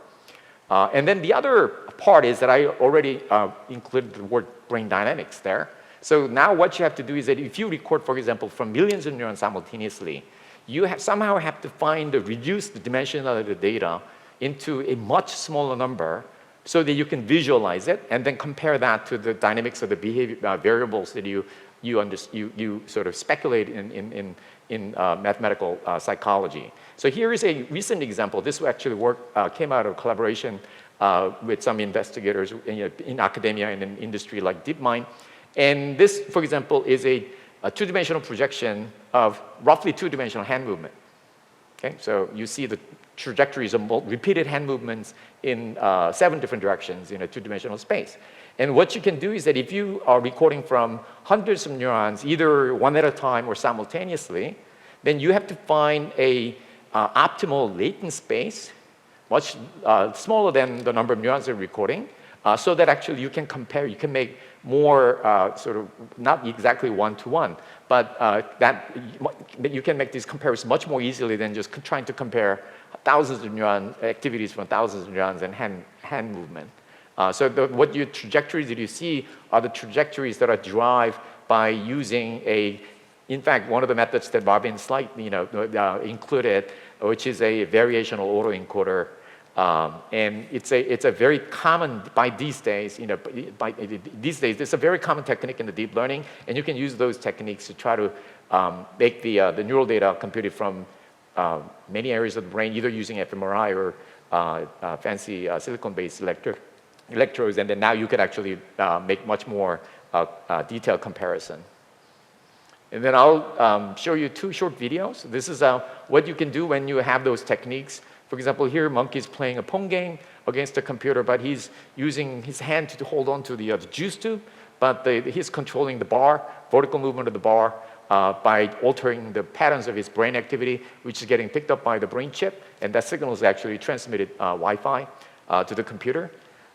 So you can imagine that this is only using hundreds of neurons. Imagine what kinds of things you could do if you're recording either from monkeys or humans simultaneously from millions of neurons at the same time.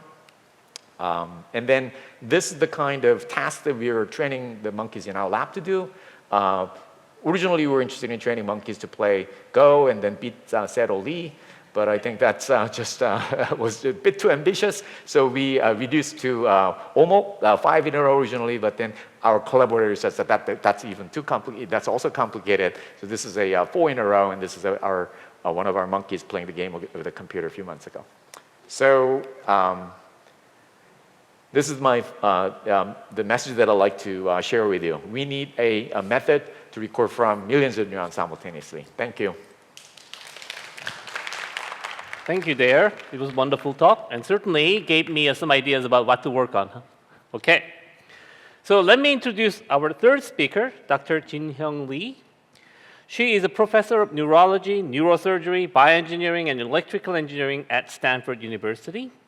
She is an electrical engineer in training, but the thing is that her research interest lies in neuroscience, as you can tell from her affiliation. Her innovative technologies actually has been recognized by many awards, most important of which is probably NIH Pioneer Award, and she will tell us about AI and the future of the brain health today. Thank you, Professor Park, for your kind introduction. It's a great pleasure and honor to be here in this room with all of you today. And today I'd like to talk about some of the work that we've done to date under the title of AI and the Future of Brain Health.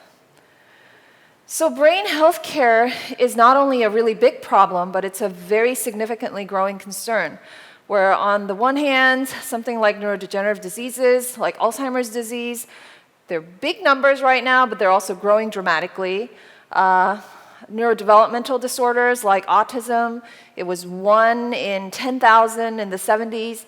Now the most recent number is 1 in 36, and so it's also a dramatically growing condition. And also things like COVID-19 pandemic, when you have a very serious case of COVID, there is also a report of brain disorders arising from it. And on top of that, social isolation, also caused by the pandemic that we've faced over the past few years, is causing mental disorders. On top of that, promising new technology like metaverse is also likely to increase cases of mental health conditions where evidence suggests link between virtual lives and psychosis. And so, considering all of this and also thinking about the future of medical health care, metaverse, also, while having the potential of creating mental health issues, also promises a bright future in healthcare in different aspects, where you can imagine pictures like this, where you have immersive data experience with metaverse, and you can also think about medical practice within the metaverse. But without a technology that will allow you to solve mental health issues within metaverse, this is going to be an even much more significant problem that we are currently facing. However, the current state-of-the-art, even diagnosis of brain disorders look like this, where this is a Korean version, that's an English version. This is how you currently diagnose neurological brain disorders, where you fill out questionnaires. You basically, like having a phone broken, you take it to the Apple store and they just ask you, like, what did you do with your phone? Was it broken? Like, did you drop it in the water? Those are all good questions, but if you think about that as the only solution to try to figure out what's wrong with your brain, it's a very difficult problem to solve. And as Professor Chun mentioned, directly finding information from the brain is a necessary step. Because this is the current state of the art of where things lie with brain disorders, the efforts to treat brain disorders have been centered mainly, especially for neurological conditions such as Alzheimer's disease. The effort has been mainly centered around removing aggregated proteins, and these efforts have received tremendous investment. And while this has received unprecedented investment, most of the efforts failed. And even the latest treatment that was approved with a lot of controversy has very little efficacy, very limited efficacy. And so clearly this is not the right answer. On the other hand, things like digital therapy gives new hope, but this is limited in its ability to fundamentally treat brain disorders. It is likely to give you some improvements in different areas by maintaining your health through digital information, but there are clearly limitations. This is not going to cure your Alzheimer's disease, most likely. On the other hand, there are also these technologies like electroceuticals, direct intervention of your brain functions so that you might try to restore brain circuit function. However, one thing that's very important to note is that brain health care and brain disorder treatment's ultimate goal is one thing. It is to restore brain function. It's not to remove aggregated proteins. It's not to have some digital device monitor you or even put invasive devices in your brain. Whether you are doing protein removal or using digital therapeutics or inserting electrodes into the brain, your singular goal is to restore brain function to its normal state. Therefore, as we need to measure our weight to reach our target weight, if we have a target weight of 45 pounds or kilograms, you need to have the ability to measure it.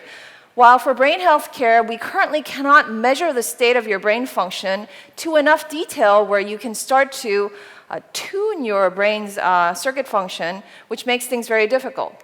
So we need a technology to do that. And it's very important to note that simply taking pictures of the brain is not sufficient to understand brain function. You might be able to discover brain tumors or identify clots in your brain, but this is not going to tell you how the brain works. So it is critical to directly measure how the brain circuit elements communicate in order to restore brain function. If you can identify the way the brain circuits are communicating, your task is simply to restore the function to its original state. So, what is the brain circuit communication algorithm of behavioral control? That becomes the central question that we need to answer. The previous two speakers have shown optogenetics control of brain function. In this particular case, we're looking at a mouse that has the optical probe, which results in the mouse turning in one direction. This is controlling a very specific circuit. And when you have this specific behavioral unit, what you need to have is simply an algorithmic reconstruction of which brain circuit elements talk to which other ones to generate this function. So if you can actually identify this algorithm, all you need to do is restore the function to the state in order to treat neurological disorders. And to reach this goal, my first step was to develop technology that can visualize how individual cell types communicate across the whole brain. There's multiple evidences, especially with optogenetics technology, that show that different cell types communicate differentially with different function differentially within the brain. And there's also multiple evidence, especially just like how Professor Lee earlier has shown with some of the reward tasks. There are communications that happen throughout the brain in order to generate any particular behavior, many of the behaviors, I would say most. And so it was critical for me at the time. I decided as an electrical engineer, if I want to understand the circuit function, you need to know how individual elements talk to all the other elements. And building on that beginning point of when we first published this technology in 2010, we have now moved on to being able to directly measure brain circuit function changes associated with brain disorders. And this is just one example of how we are starting to achieve that. And so I'm going to give you a brief overview of how we went from developing optogenetic functional MRI technology, both of the technology that have been introduced by the two previous speakers, and in our case, we combined those technology in order to have the ability to reconstruct the brain circuit algorithms.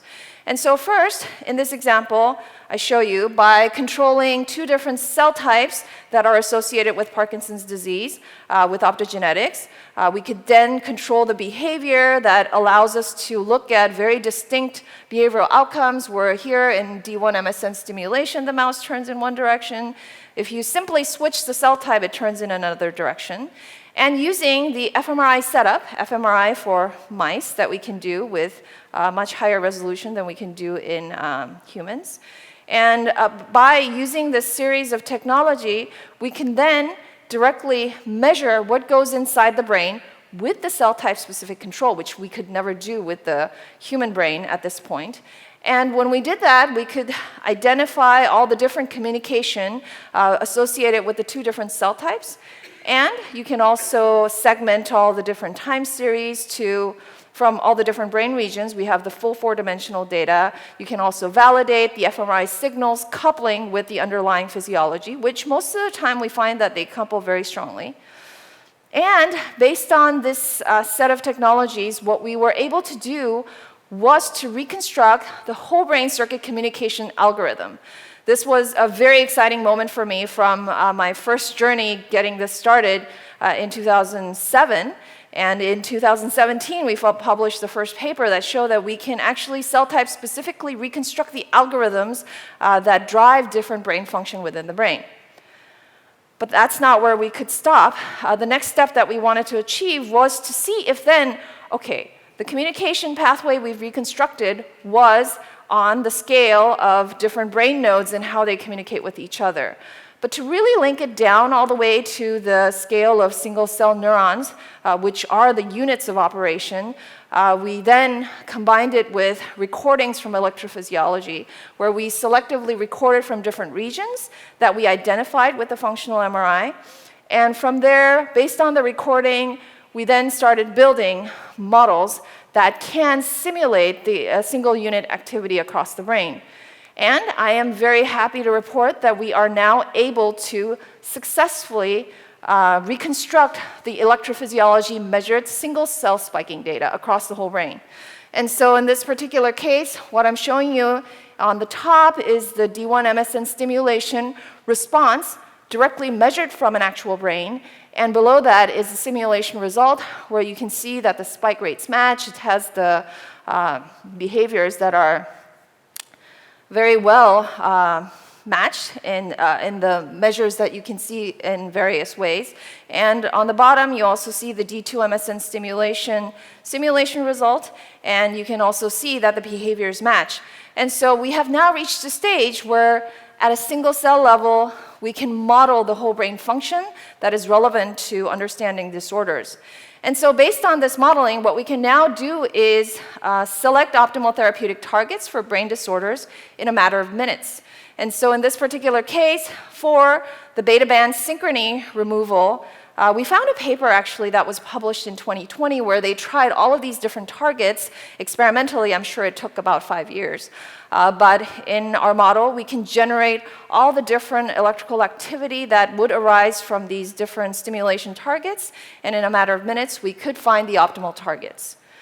And so with AI, we can now, not with AI, through these modelings, we have now the capability to model the whole brain function at the single cell level and also predict therapeutic outcomes. And so at that point, one of the questions that we also wanted to ask is, okay, in the brain, there are protein aggregations. And this is the target that all these drug companies have been targeting for years. What is the relationship between these protein aggregations and brain function? And so in order to study that, we utilized AI and state-of-the-art imaging technologies that allows 3D brain histology. And we also utilized recent findings that protein aggregation seems to spread. And so we induce the disease, so to speak, by injecting the proteins into the striatum of the brain. And after injecting, we sacrifice the animals at different stages, all the way up to 18 months. And we did 3D histology imaging, and that allowed us to use machine learning to segment all the different brain regions and build all the computational pipeline to actively quantify things. Here, for example, alpha-synuclein aggregation. At different months post-injection, we can quantify them nicely in this way, but we couldn't stop there. What we wanted to do was to see if we can actually parameterize spreading, aggregation, and degeneration. So we built mathematical models. And once we built mathematical models, the actual plaque count that we could reconstruct from the images and the predicted count matched very nicely. And we could also then use these models to understand the genetic transcription levels and how they influence the different parts of spreading, aggregation, and degeneration. So once we had also the full model of how protein aggregation works across the brain, we could then try and now start to understand how they relate to brain function. And surprisingly, with OFMRI, we could do stimulation at a particular treatment location. And with OFMRI, we can identify what it means in terms of how the brain responds. And interestingly, we found that this pattern very nicely matches how the alpha-synuclein aggregation changes in treated versus untreated cases, which tells us two things. One, brain function can change protein aggregation level as well. And two, the pattern across the whole brain really nicely matches how the network function changes. So this tells us that restoring brain function is not only our goal in terms of being able to restore your normal behavior, but it also seems to have the ability to clear out your brain of all these hardware defects that we are seeing. And so with this level of understanding that we could obtain through animal studies, which are very difficult to do in humans, we are now ready to take these understandings and utilize AI to apply it to maintaining brain health and treating brain disorders. And so let's take a moment, take a step back, and think about what the future of brain health care would look like if we can directly see what is going on inside our brain. So this particular video is an actual data from a real human patient, and we can now reconstruct different aspects of important brain function associated with neurological conditions. And by having this ability, what we can now do is do away with the discovery phase of trying to discover, I tried this drug and let's see if it works. We can move away from that and start to design brain health care from all the way from brain health check to personalized treatments, where you can think about getting brain function data to do brain health checks. You can also then get more detailed information to do brain disorder diagnosis. And once you have the brain disorder diagnosis based on which part of your brain is not communicating properly, your treatment is also a very simple design problem where you can try to restore that degenerated communication no matter what the method might be. It could be neurostimulation, it could be using small molecule drugs, it could be doing genetic treatments. And so all of these can now be tools used to design personalized treatments. And this could be in the form where you pick from the treatments that are currently available, or you can start to develop new therapy associated with it. And so all the way from digital health to therapeutics development, we can start to redesign the process of treating brain disorders. And so now we are able to build digital platforms that allow us to get these informations for the patients. And what we can do, for example, is to do brain disorder diagnosis on an individual patient basis. And so here, this is an example how, with the understanding of brain circuit algorithms, AI can now automatically detect and analyze important events associated with brain disorders. And through direct visualization of brain function in 4-dimension, detailed diagnosis of individual patients is now possible. This is an actual data from an individual patient, which allows us to assess different therapeutic options.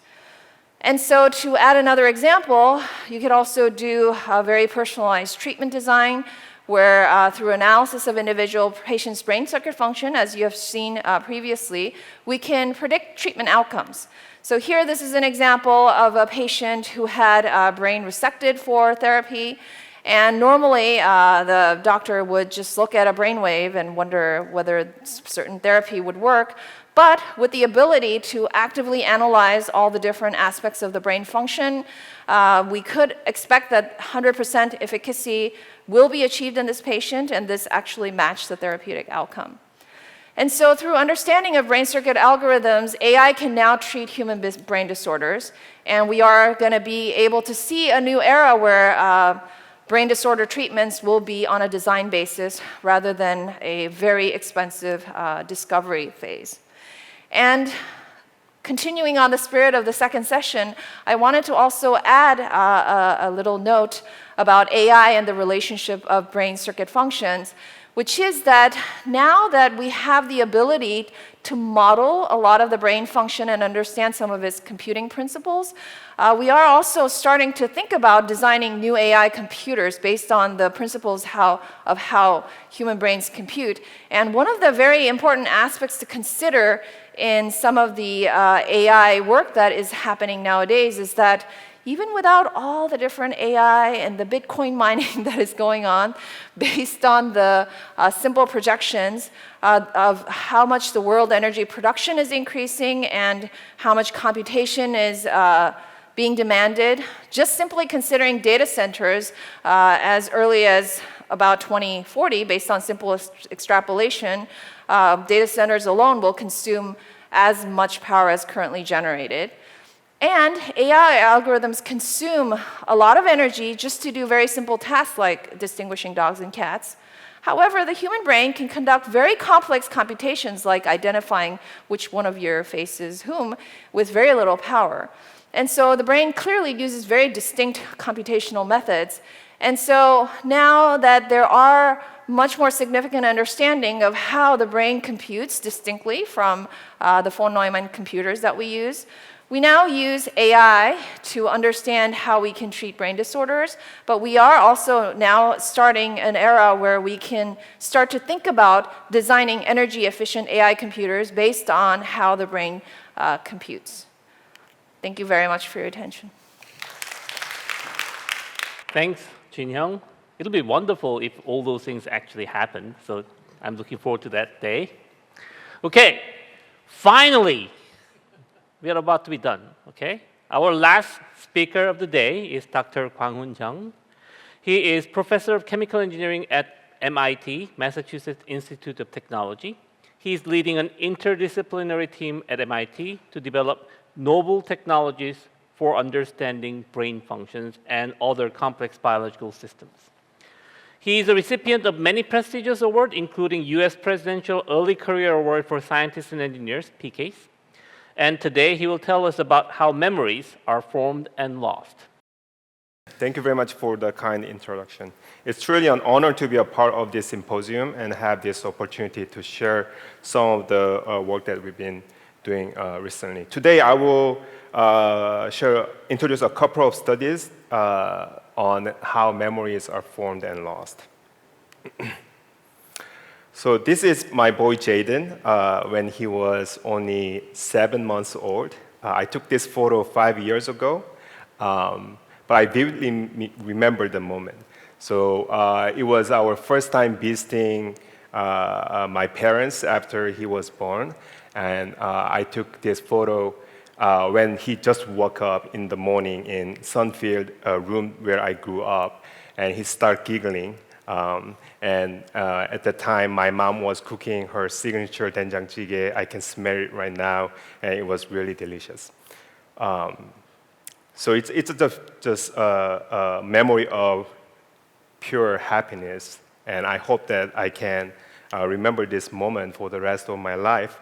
But unfortunately, these kind of memories will fade away, right? And in our lifetime, 1 in 3 of us will eventually get Alzheimer's disease or other forms of dementia that will impair the memory and our cognitive function. So to develop therapeutic strategies to treat this kind of neurodegenerative disorders, it's important to understand how memory is formed and lost. So scientists hypothesize that memory is stored in a neural ensemble. Basically, a subset of neurons functionally connected gets activated simultaneously. So when I was at that moment, right, a subset of my neurons were activated at the same time. They are functionally connected. The simultaneous activation strengthens the connectivity.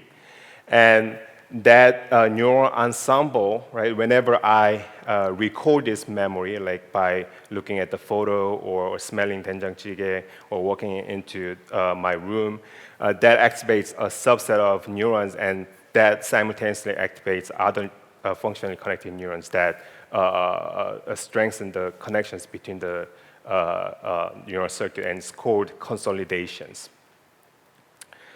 To test this hypothesis, scientists have developed really powerful tool shown here. This is genetically engineered mouse expressing fluorescent proteins in subset of neurons that are simultaneously activated by a certain cue. And this image shows a brain region called hippocampus, and you can see green labeled neurons, right? And they are potentially connected functionally, storing a specific memory. And we can, if we image the brain with this kind of labeling in an unbiased manner, we can actually map the engram ensembles, the engram brain-wide, and identify all the brain regions involved in specific memory. And to achieve that, we use a technique called clarity and shield that turns this non-transparent brain into optically transparent hydrogel without damaging the structures, neural connectivity, and molecules. So once the brain becomes this transparent, we can image it with fluorescent microscope without mechanical sectioning and laborious 3D reconstruction. Here's one example. This is a mouse brain expressing yellow fluorescent proteins in subset of excitatory neurons. I imaged this using a fluorescent microscope at relatively high resolution so that we can see individual cells and their board connectivities. So as we zoom in, you can see neurons in the cortex, their fibers. We are diving deep into subcortical areas. You can see cluster of cells labeled and exon bundles coming out of those brain regions. So by applying this technology to the genetic mouse model, we can potentially map out all the engram cells, right, activated under certain stimuli. So I'm showing here 2 brains. The top brain shows a mouse that was just sitting in home cage. So it's just normal environment, nothing is exciting, it's boring, another boring day. There is no new stimuli, so only a small number of neurons are getting activated. And you can see the labeled neurons, which is kind of white color. And by the way, this video shows a series of optical sections. You can think of it as a 2D scan of the mouse brain. And the bottom, the brain in the bottom is from a mouse that got novel stimuli. So what we did is we moved the mouse from its home cage to a new box. In that box, we have tools that can give electrical zap to the mouse to kind of give unpleasant experience. And because the mouse is now experiencing totally different environment, like a new box and the electrical zap, more neurons are getting activated, and you can see the density of labeled neurons in some areas of the brain is much higher. So after this imaging, now we have potential brain regions involved in this memory engram. But to confirm that these regions are really involved in the memory, we needed to do another experiment, which is now we move the mouse from that japping box, electrical japping box, to the home cage, and then we waited for a couple of days so that it can rest. And after that, we moved back the mouse back to the cage, the box where we applied electrical stimuli, but this time we didn't give any electrical stimuli. But mouse still remembers that environment, right, where he got the unpleasant stimuli, so that activates its memory, right, and activates the engram. By the way, if we zoom into this data set, you can see details of the labeled neurons and their processes. This is, again, the brain region, hippocampus, well-known region involved in the memory.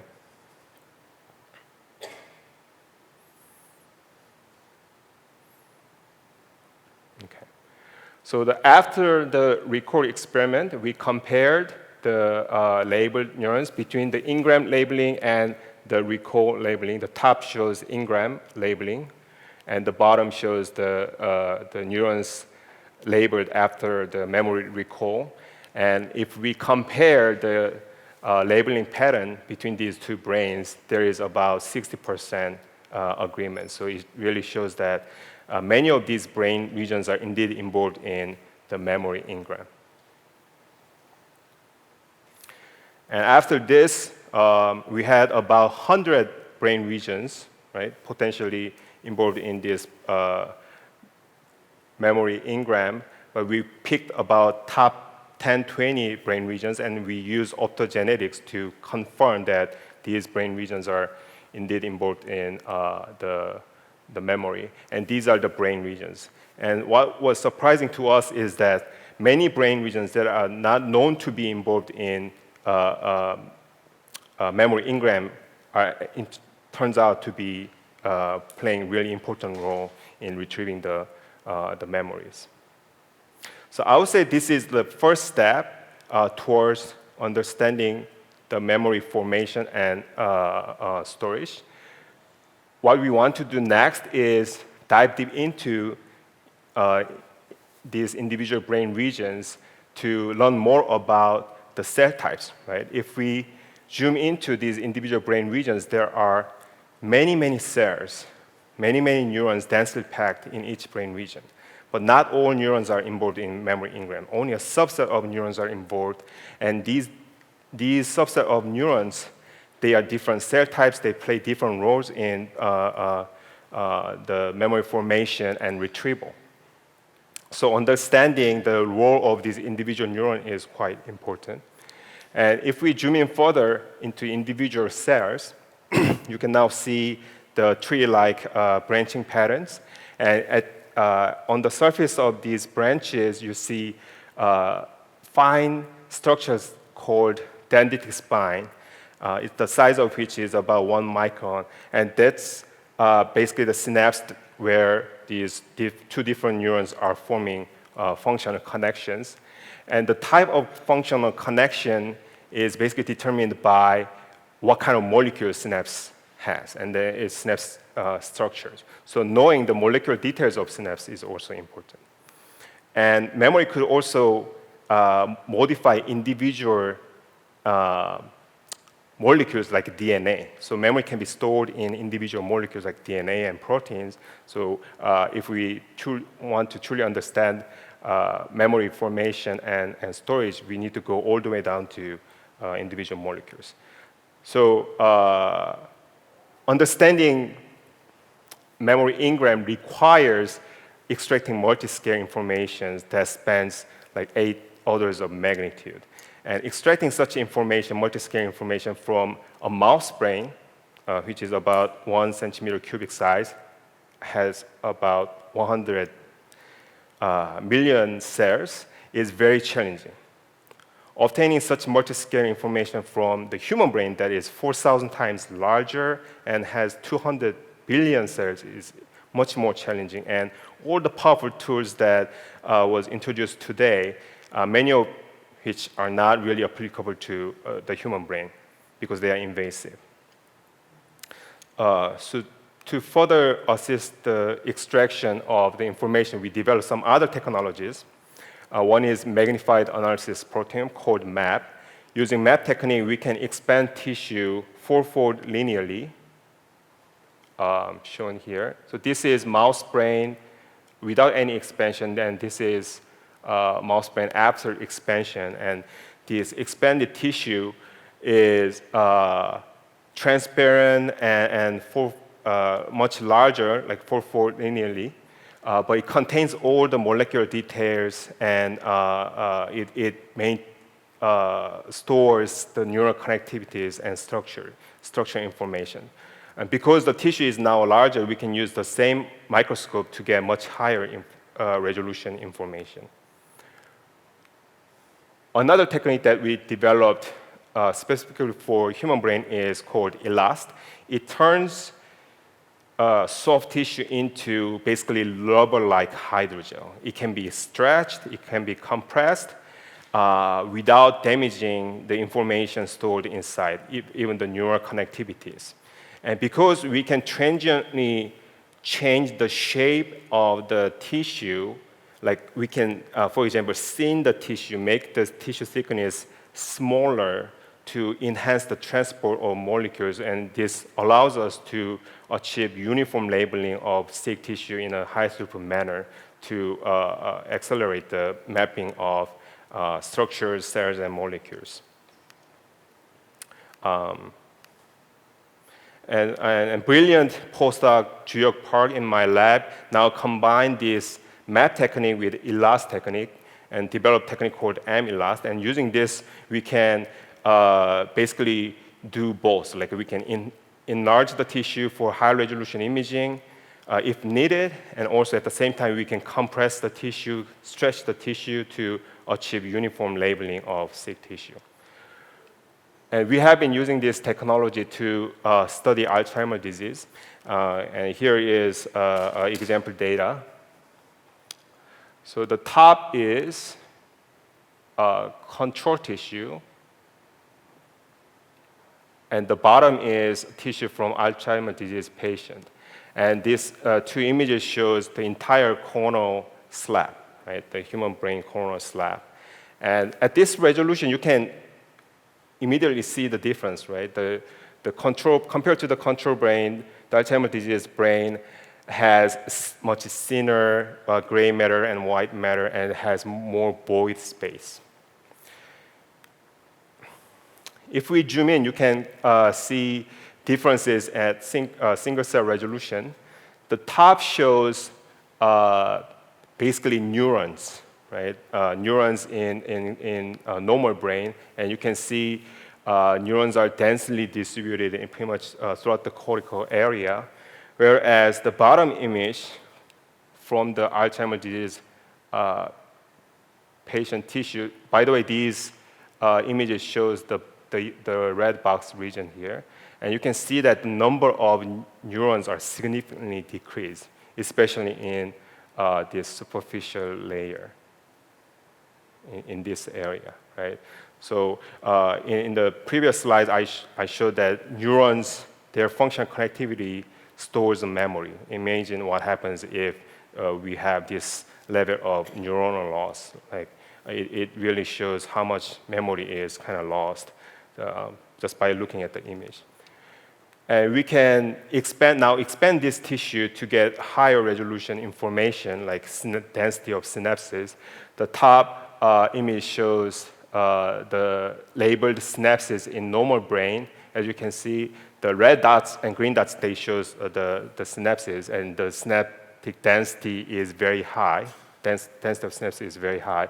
Whereas in the bottom, the beta amyloid plaque is labeled with gray, white, right? So there is beta amyloid plaque. Beta amyloid is one of the pathogenic factors known to cause the degeneration of neurons and structures. And within the beta amyloid plaque, the synapses are almost completely lost, right? There's not much. Outside of the plaque, there are some synapses, but density is significantly reduced. So it really shows that neural connectivity is significantly impaired in this Alzheimer's disease brain. So our goal is to, we are at the very early stage of applying these technologies for multiscale mapping and phenotyping of the human brain, and our goal is to expand this effort and scale up so that we can map many, many brains and study many, many brains. And fortunately, there is no shortage of brains. Right? There are hundreds of brain banks worldwide, and each brain bank has thousands, tens of thousands of brains. We work with Mass General Hospital, and Mass General Hospital Brain Bank alone receives over 400 brains from donors per year. Right? So if we could map these brains in a high throughput and scalable manner, then we will be able to learn a lot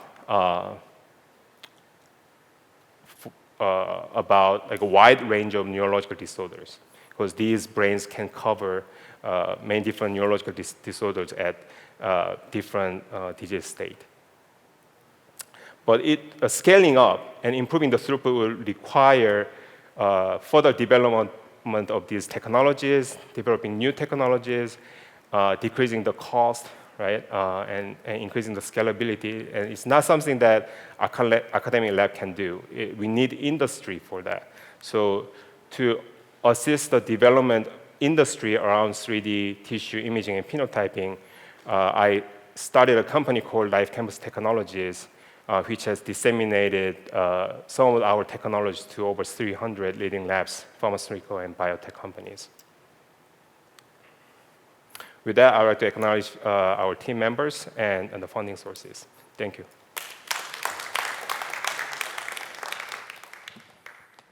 Thanks, Kwang-Hun, for the wonderful talk.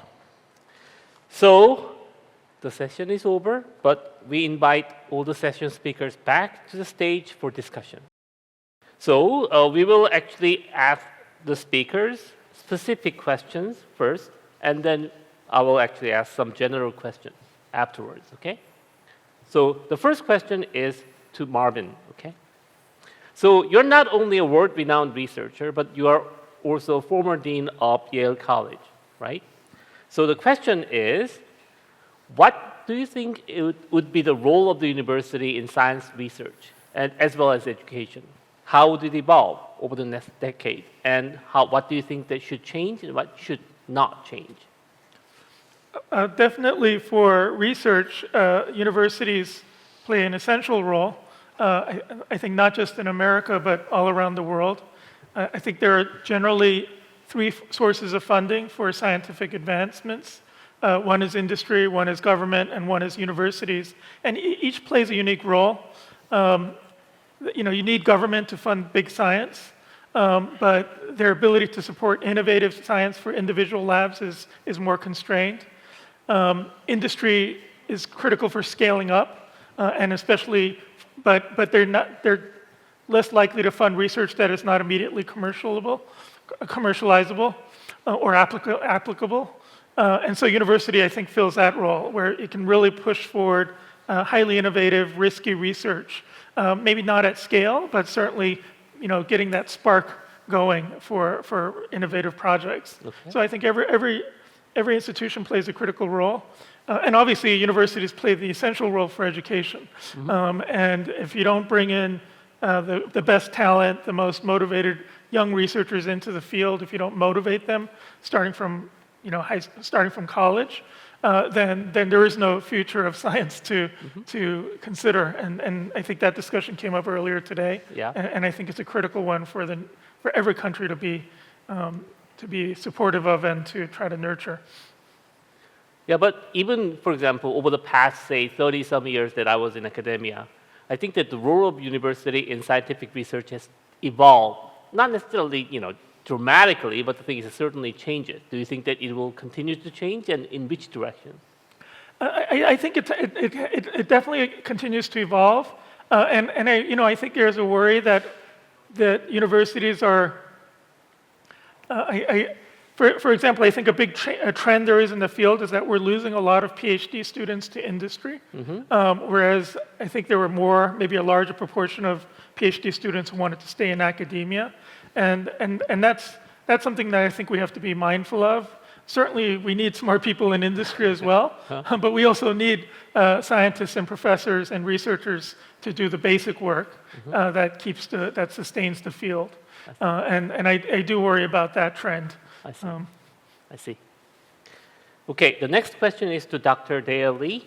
Dea, you and I actually had a very lively discussion over Zoom about your book, right? The Birth of Intelligence. And in that book, you wrote that we must not allow AI the ability to self-replicate as a form of artificial intelligence. How would you do that?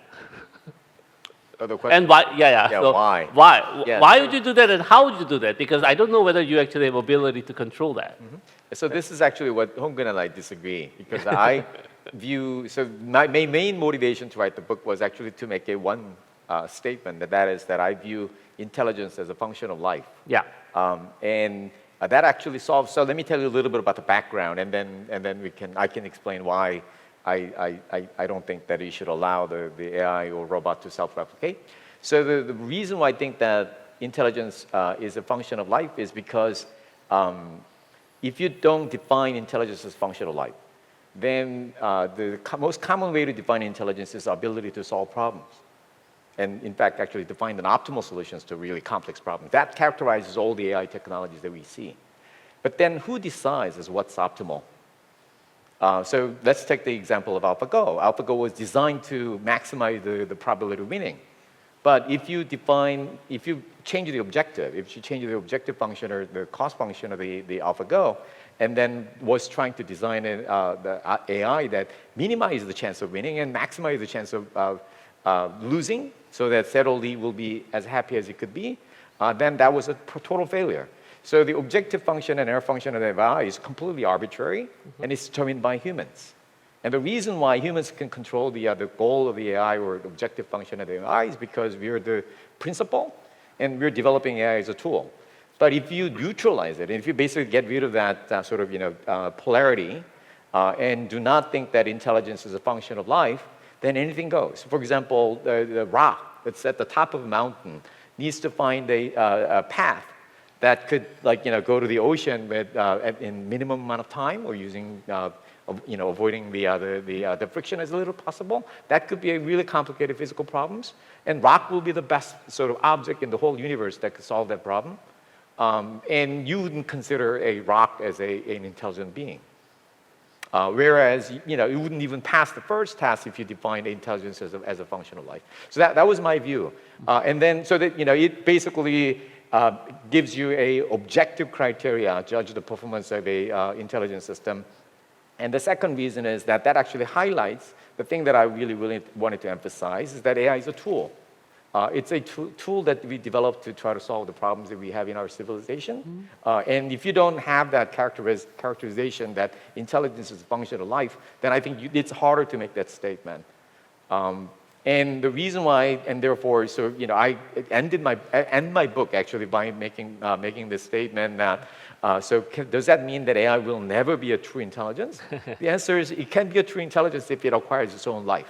So if you add an artificial life to AI, then it could probably have its, then it might acquire the status of true intelligence. And Honggun's really anxious because he's already has a counter argument about that. Yeah. So because, for example, nowadays, if you look at say Google's Lambda or Palm, which actually have 500 billion parameters as adjustable parameters to form artificial intelligence, they are doing some things that we do not understand.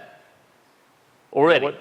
But there are a lot of things that we don't understand in the universe. Yeah, so, but the thing is that how would you control it? That was more or less the question. How we control it. Yeah, but the thing is that we can probably argue more about that later because there are certainly questions to be Sure, asked. right. But I think that transition from lifeless AI to, this is my personal view, and I don't think this is a sort of proper format to have this debate in a more detailed way. I think we could have another venue for that. But I think my personal view is the transition from lifeless AI to living AI, I think will be pretty clear cut, but I may be wrong. Okay.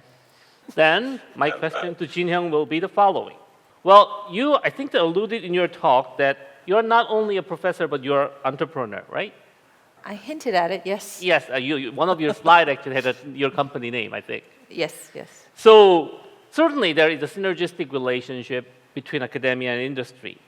And what is your view about that, what the relationship should be, and what was the biggest challenge in developing that relationship? That's a great question. For me, the moment I entered neuroscience, I had a very clear goal. I wanted to treat neurological disorders. And the starting point I had at that point was not something that you could do in industry. I started with very basic experiments that everybody thought would fail. And so it was, at that point, it was a very suitable thing to do in academia. And we have made very significant advances since then. And we continue to do things that require longer horizon and mostly animal experimentation in the lab. However, once we had understanding at a certain level that could be deployed to patient care, that's not something that can be achieved within a laboratory. And so we licensed out technology to a company that I founded to be able to take that knowledge and start building the platforms that will allow treatment of human disorders.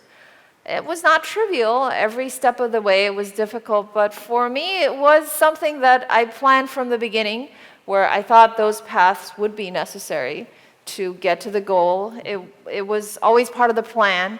I knew if I were successful with whatever I was doing in academia, I knew I couldn't get to the stage of deployment within the university.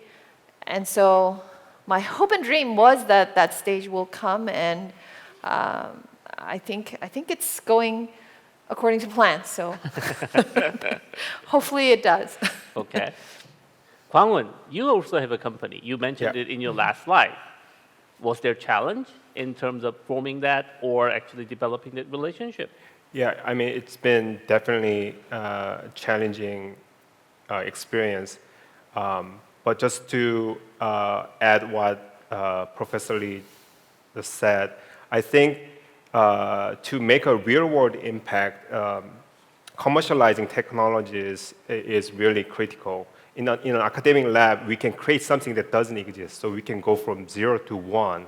But to make a real-world impact, we need to make a transition from 1 to 100,000, for example, and that can only happen in industry. And as an inventor of technology, participating in the creation of the company to initiate that process is critical. But also, I think it's important to go back to the academia and focus on creating another technology other than deeply involved in growing the company. So in the case of MIT does not allow professors spend more than 1 hour per day on consulting, and they don't allow us to serve like chief, a CEO or CTO role. Like we can be advisor, but we cannot be a decision maker. So, yeah. So I actually first met Kwang-Eun not in person, but through his paper. I still remember the first time that I actually read, say, his paper at Stanford with Carl Dicewurth about clarity. He's an inventor of clarity, and he actually showed a slide there, transparent brain. And then I was like, wow, that's really, really cool. And then I realized that you could have asked me. My brain is already transparent. You could actually have used it for something like that. But anyways, separate from that issue. And then you showed beautiful progresses that you have made over the past, say, 6 years at MIT. Where is it going? And what would be the ultimate goal, holy grail of, say, brain mapping? I guess the holy grail is have a complete map. I think that's one of the questions.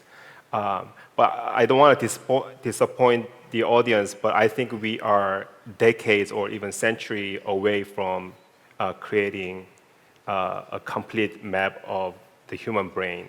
I don't think we know enough about our brain to define what complete map means. But if we reach to a point where we have advanced technologies that allows us to create a complete map of the human brain, I think we will have advanced technology that will allow us to make a brain simulation, right? Like complete simulation of the brain, like ultimate form of AI maybe. And that kind of simulation will allow us to do virtual experiment that we cannot possibly imagine at this stage. And that, I think, will really accelerate our understanding of the brain. Okay. So now I will move on to the questions to all speakers. So as you can tell, that you guys are all working in brain science, and then you guys are world-leading experts in that. But at the same time, from your talk, it is clear that you all approach that particular problem from different perspectives. So can you share some of your personal questions about the brain, and how do you plan to answer those questions? So Marvin, you can start. Thank you. It's a fun question, and as I think I already mentioned in my talk, most of my fascination with the brain and motivation for what to study comes from science fiction movies. I love science fiction movies, and I always think about how we can realize them, or approximate what I see in the movies. And I always look for analogies to what I do in movies. Like my work on prediction was motivated by my fascination with a movie called Minority Report. Yeah. My interest in performance is a movie, Limitless. Obviously, I mentioned Harry Potter. I love Total Recall. I do brain scanning because almost every science fiction movie has a brain scan scene. So it's maybe a little childish, but but it's what motivates me. Yeah. Theo? This is a somewhat personal question, but I think I'm still a closet philosopher. So I think about things that are not really within the reach of science. So I was interested in like consciousness, qualia, free will, and what makes us happy, and these kinds of questions, and thought that actually the best chance of answering any of those questions meaningfully actually is just by studying your brain. And I can give you many examples, but one example that I still distinctly remember, more than 30 years ago, is that, and you could still do your experiments anytime. You could imagine that you have multiple pens or pencils between your fingers. And imagine that you decide that, okay, I'd like to drop this pen without dropping other pens. And it's quite possible that you might never have done that before. But you could still control your fingers precisely so that the pen that you like to get rid of will drop, while all the other pens will still stay. I did that. I had to do this for some 30 years ago. After I did that, I got goosebumps, and I was amazed. And I really, really wanted to know how that was possible. That I got a new idea. I wanted to get rid of one pen, and I could still control the fingers exactly the way I wanted to do it. And this is one reason why I actually got interested in the motor system in the beginning. And at some point, I learned from the work of a very famous, Japanese neuroscientist named Jun Tanji. He has been a pioneer in a brain region called pre-supplemental motor area. Supplemental motor and pre-supplemental motor that's in the midline of your brain. And those brains are specialized for initiating a voluntary movement that is not instructed by any external stimuli. And one of the first experiments that I did as an independent investigator was to set up a study where I could actually put my electrodes into the brain area. I didn't learn that much. But it was a very satisfying experience, actually, to know how the different pathways and circuits in the brain actually control different aspects of the movement, and then try to understand what that part of the brain area contributes to your sort of mentality or mind. I see. Jin Hyung, I think that you already mentioned that some some of that in your talk, but I'd love to learn. Thank you. I'm a goal-oriented engineer. So for me, that's actually very easy. And I've always been, I feel like I've been walking a straight path. And what I wanted to do was to be able to engineer brain function to a point where I can treat disorders of interest. What that means is that I need to be able to simulate the dynamics, where you could do predictions based on all the mechanisms that are integrated into the model, and actually design what outcome I can induce.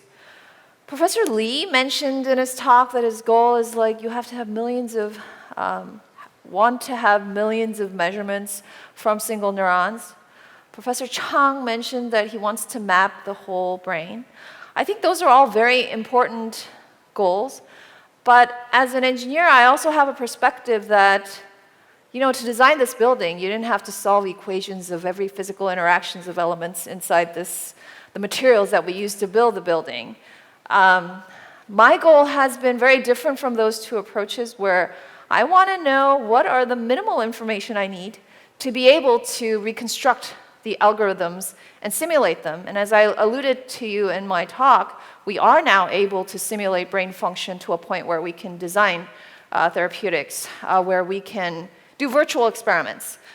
We don't have to do experiments on all of the live brains. We can actually do simulations. And so, in a way, my approach has been that I want to know what the minimal set of information is in order to get to the goal that I need. Okay. Hwang-Hoon, from your previous answers, I can guess that you might actually have a slightly different perspective on that question. So, what do you think? Yeah, I'm also an engineer. My background is chemical engineering. I used to work in a factory where we have reactors connected with each other and columns, etc. And as an engineer, we are very used to getting all the information that we want, right? Like all the reactors have sensors. We can measure temperature real time. If you want to measure the composition of chemicals inside the reactor, you can always take samples and do all sorts of analysis.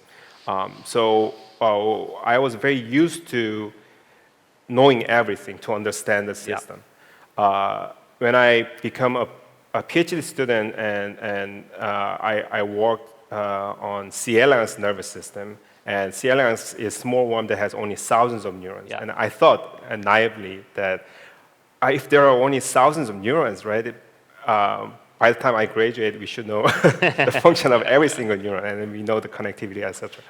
But I was so naive. Like it was ridiculously complex, right? And at this point, we still don't have like a computational model that can predict how C. elegans behave.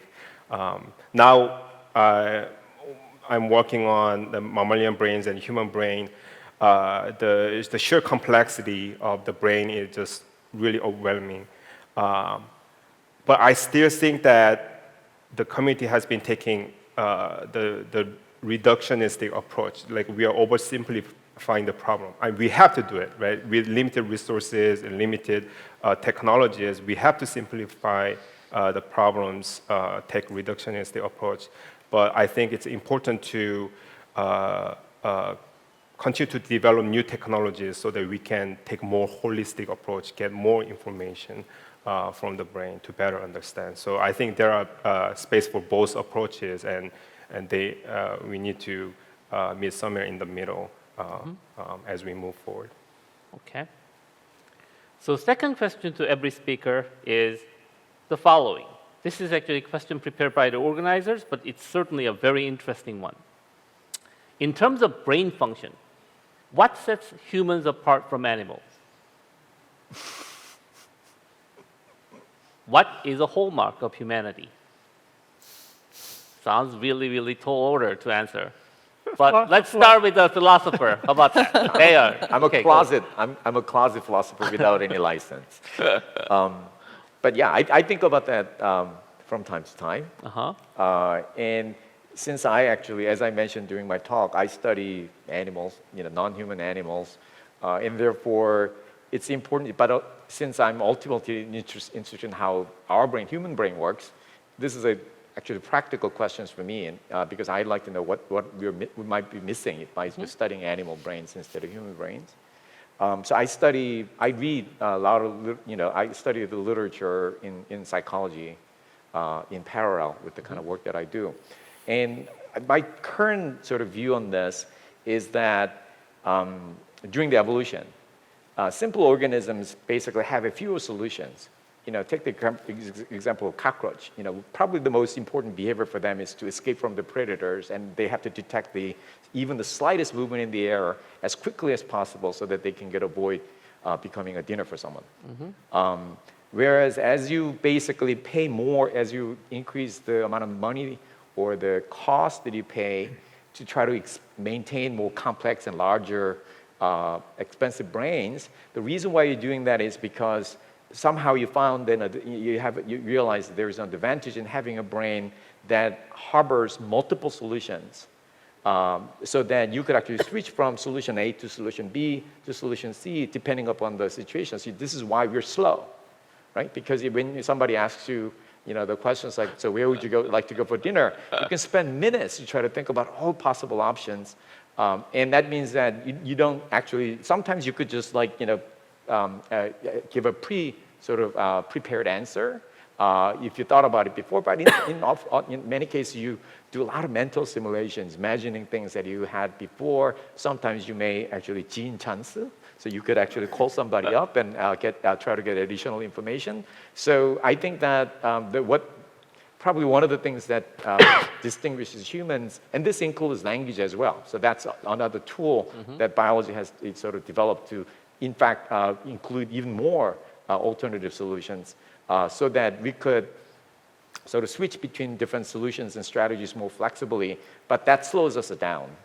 And then that also gives you additional burden of having to evaluate not just specific solutions. Now, in other words, in concrete examples, not only did we have to evaluate different restaurants, for example.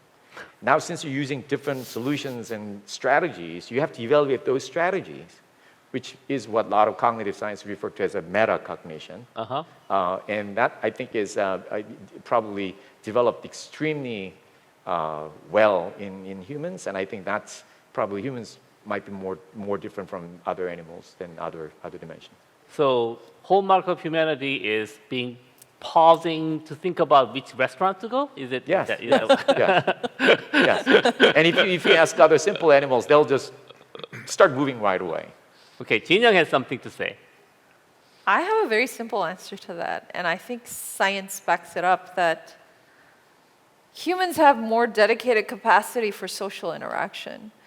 And that seems to be the main difference that brings about all the differences that Professor Lee is mentioning as well, where the main difference is that we have brains dedicated to social interactions and politics, including politics. Yeah, I'll add, and because of that, I'll add language and communication, because although I have a lot of respect and admiration for animal cognition across species, it's pretty clear that no species has anything pretty close to human language, and it may be in service I would argue that is also part of complex social interaction. Yeah. I think that the energetics. I think there's a hypothesis that how the brain actually could fuel the energy that's needed to run all these neurons. Somehow, I think there is an idea that there was some very useful discovery of new solutions to do that during the early evolution of the human brain. Okay.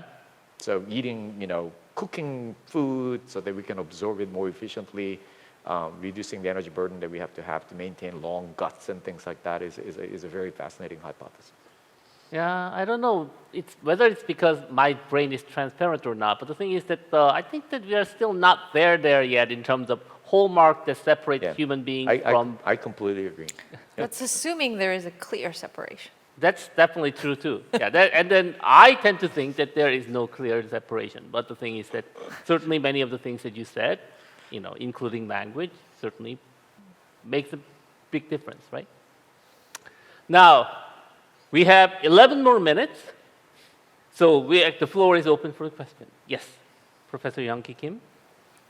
Thank you very much for, first of all, just wonderful, fascinating talks and conversations. I learned so much about brain science and engineering, and that's awesome. You have all your own personal interests and curiosity, all that. That's why you do your research.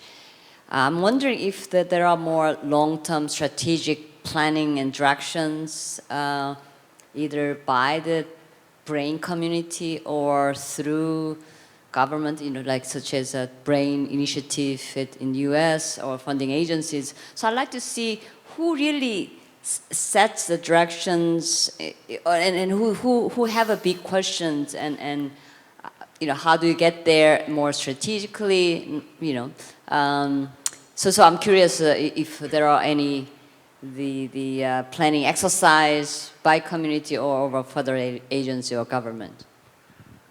I can't think of anything at the scale of what I think physicists have been very strategic and smart about setting up, probably out of necessity.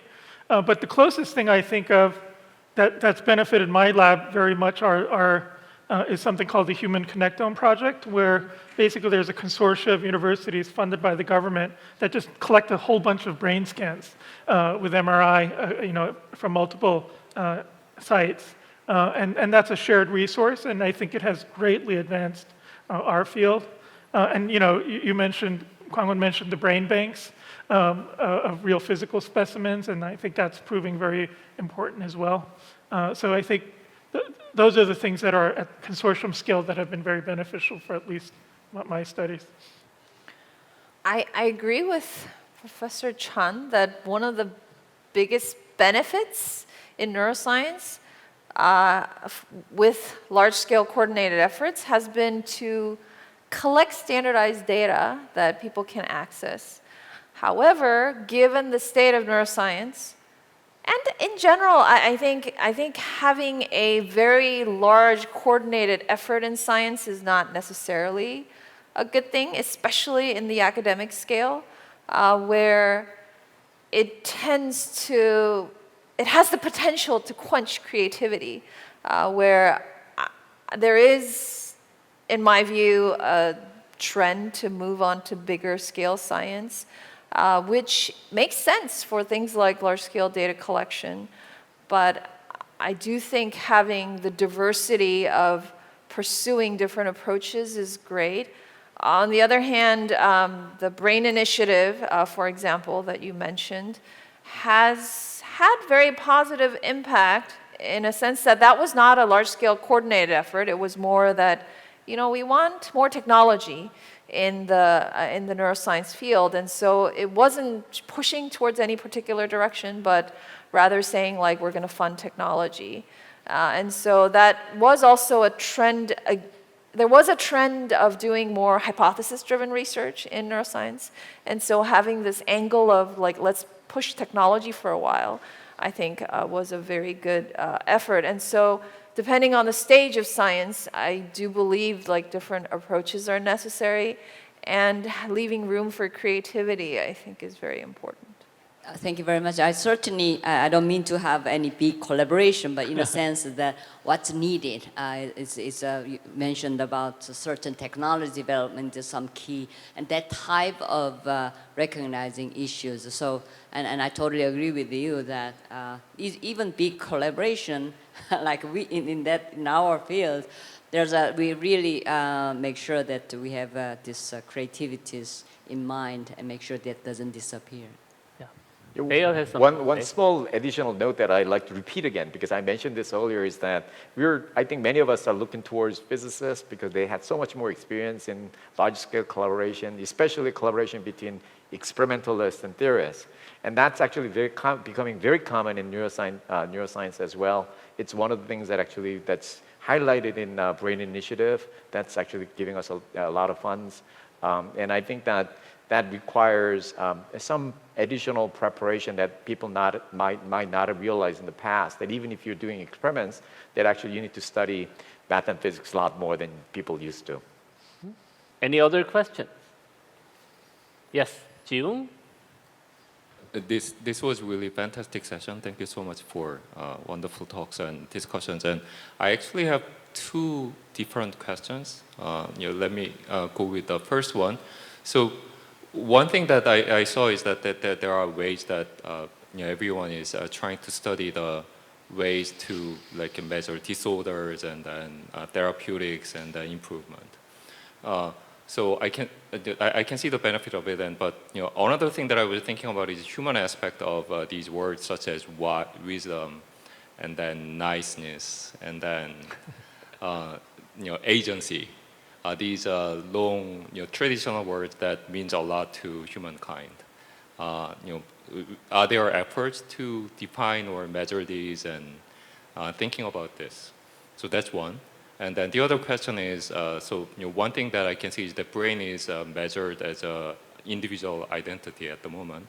And clearly, as Jin-Young mentioned and Professor Chan mentioned, brain development and the human brain is, its hallmark is connectivity and then social aspect.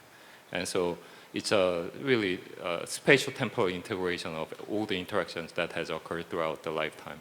So, are there ways to measure what's stored in the brain and then network to the society, and the impact of the surroundings to what you have in your brain?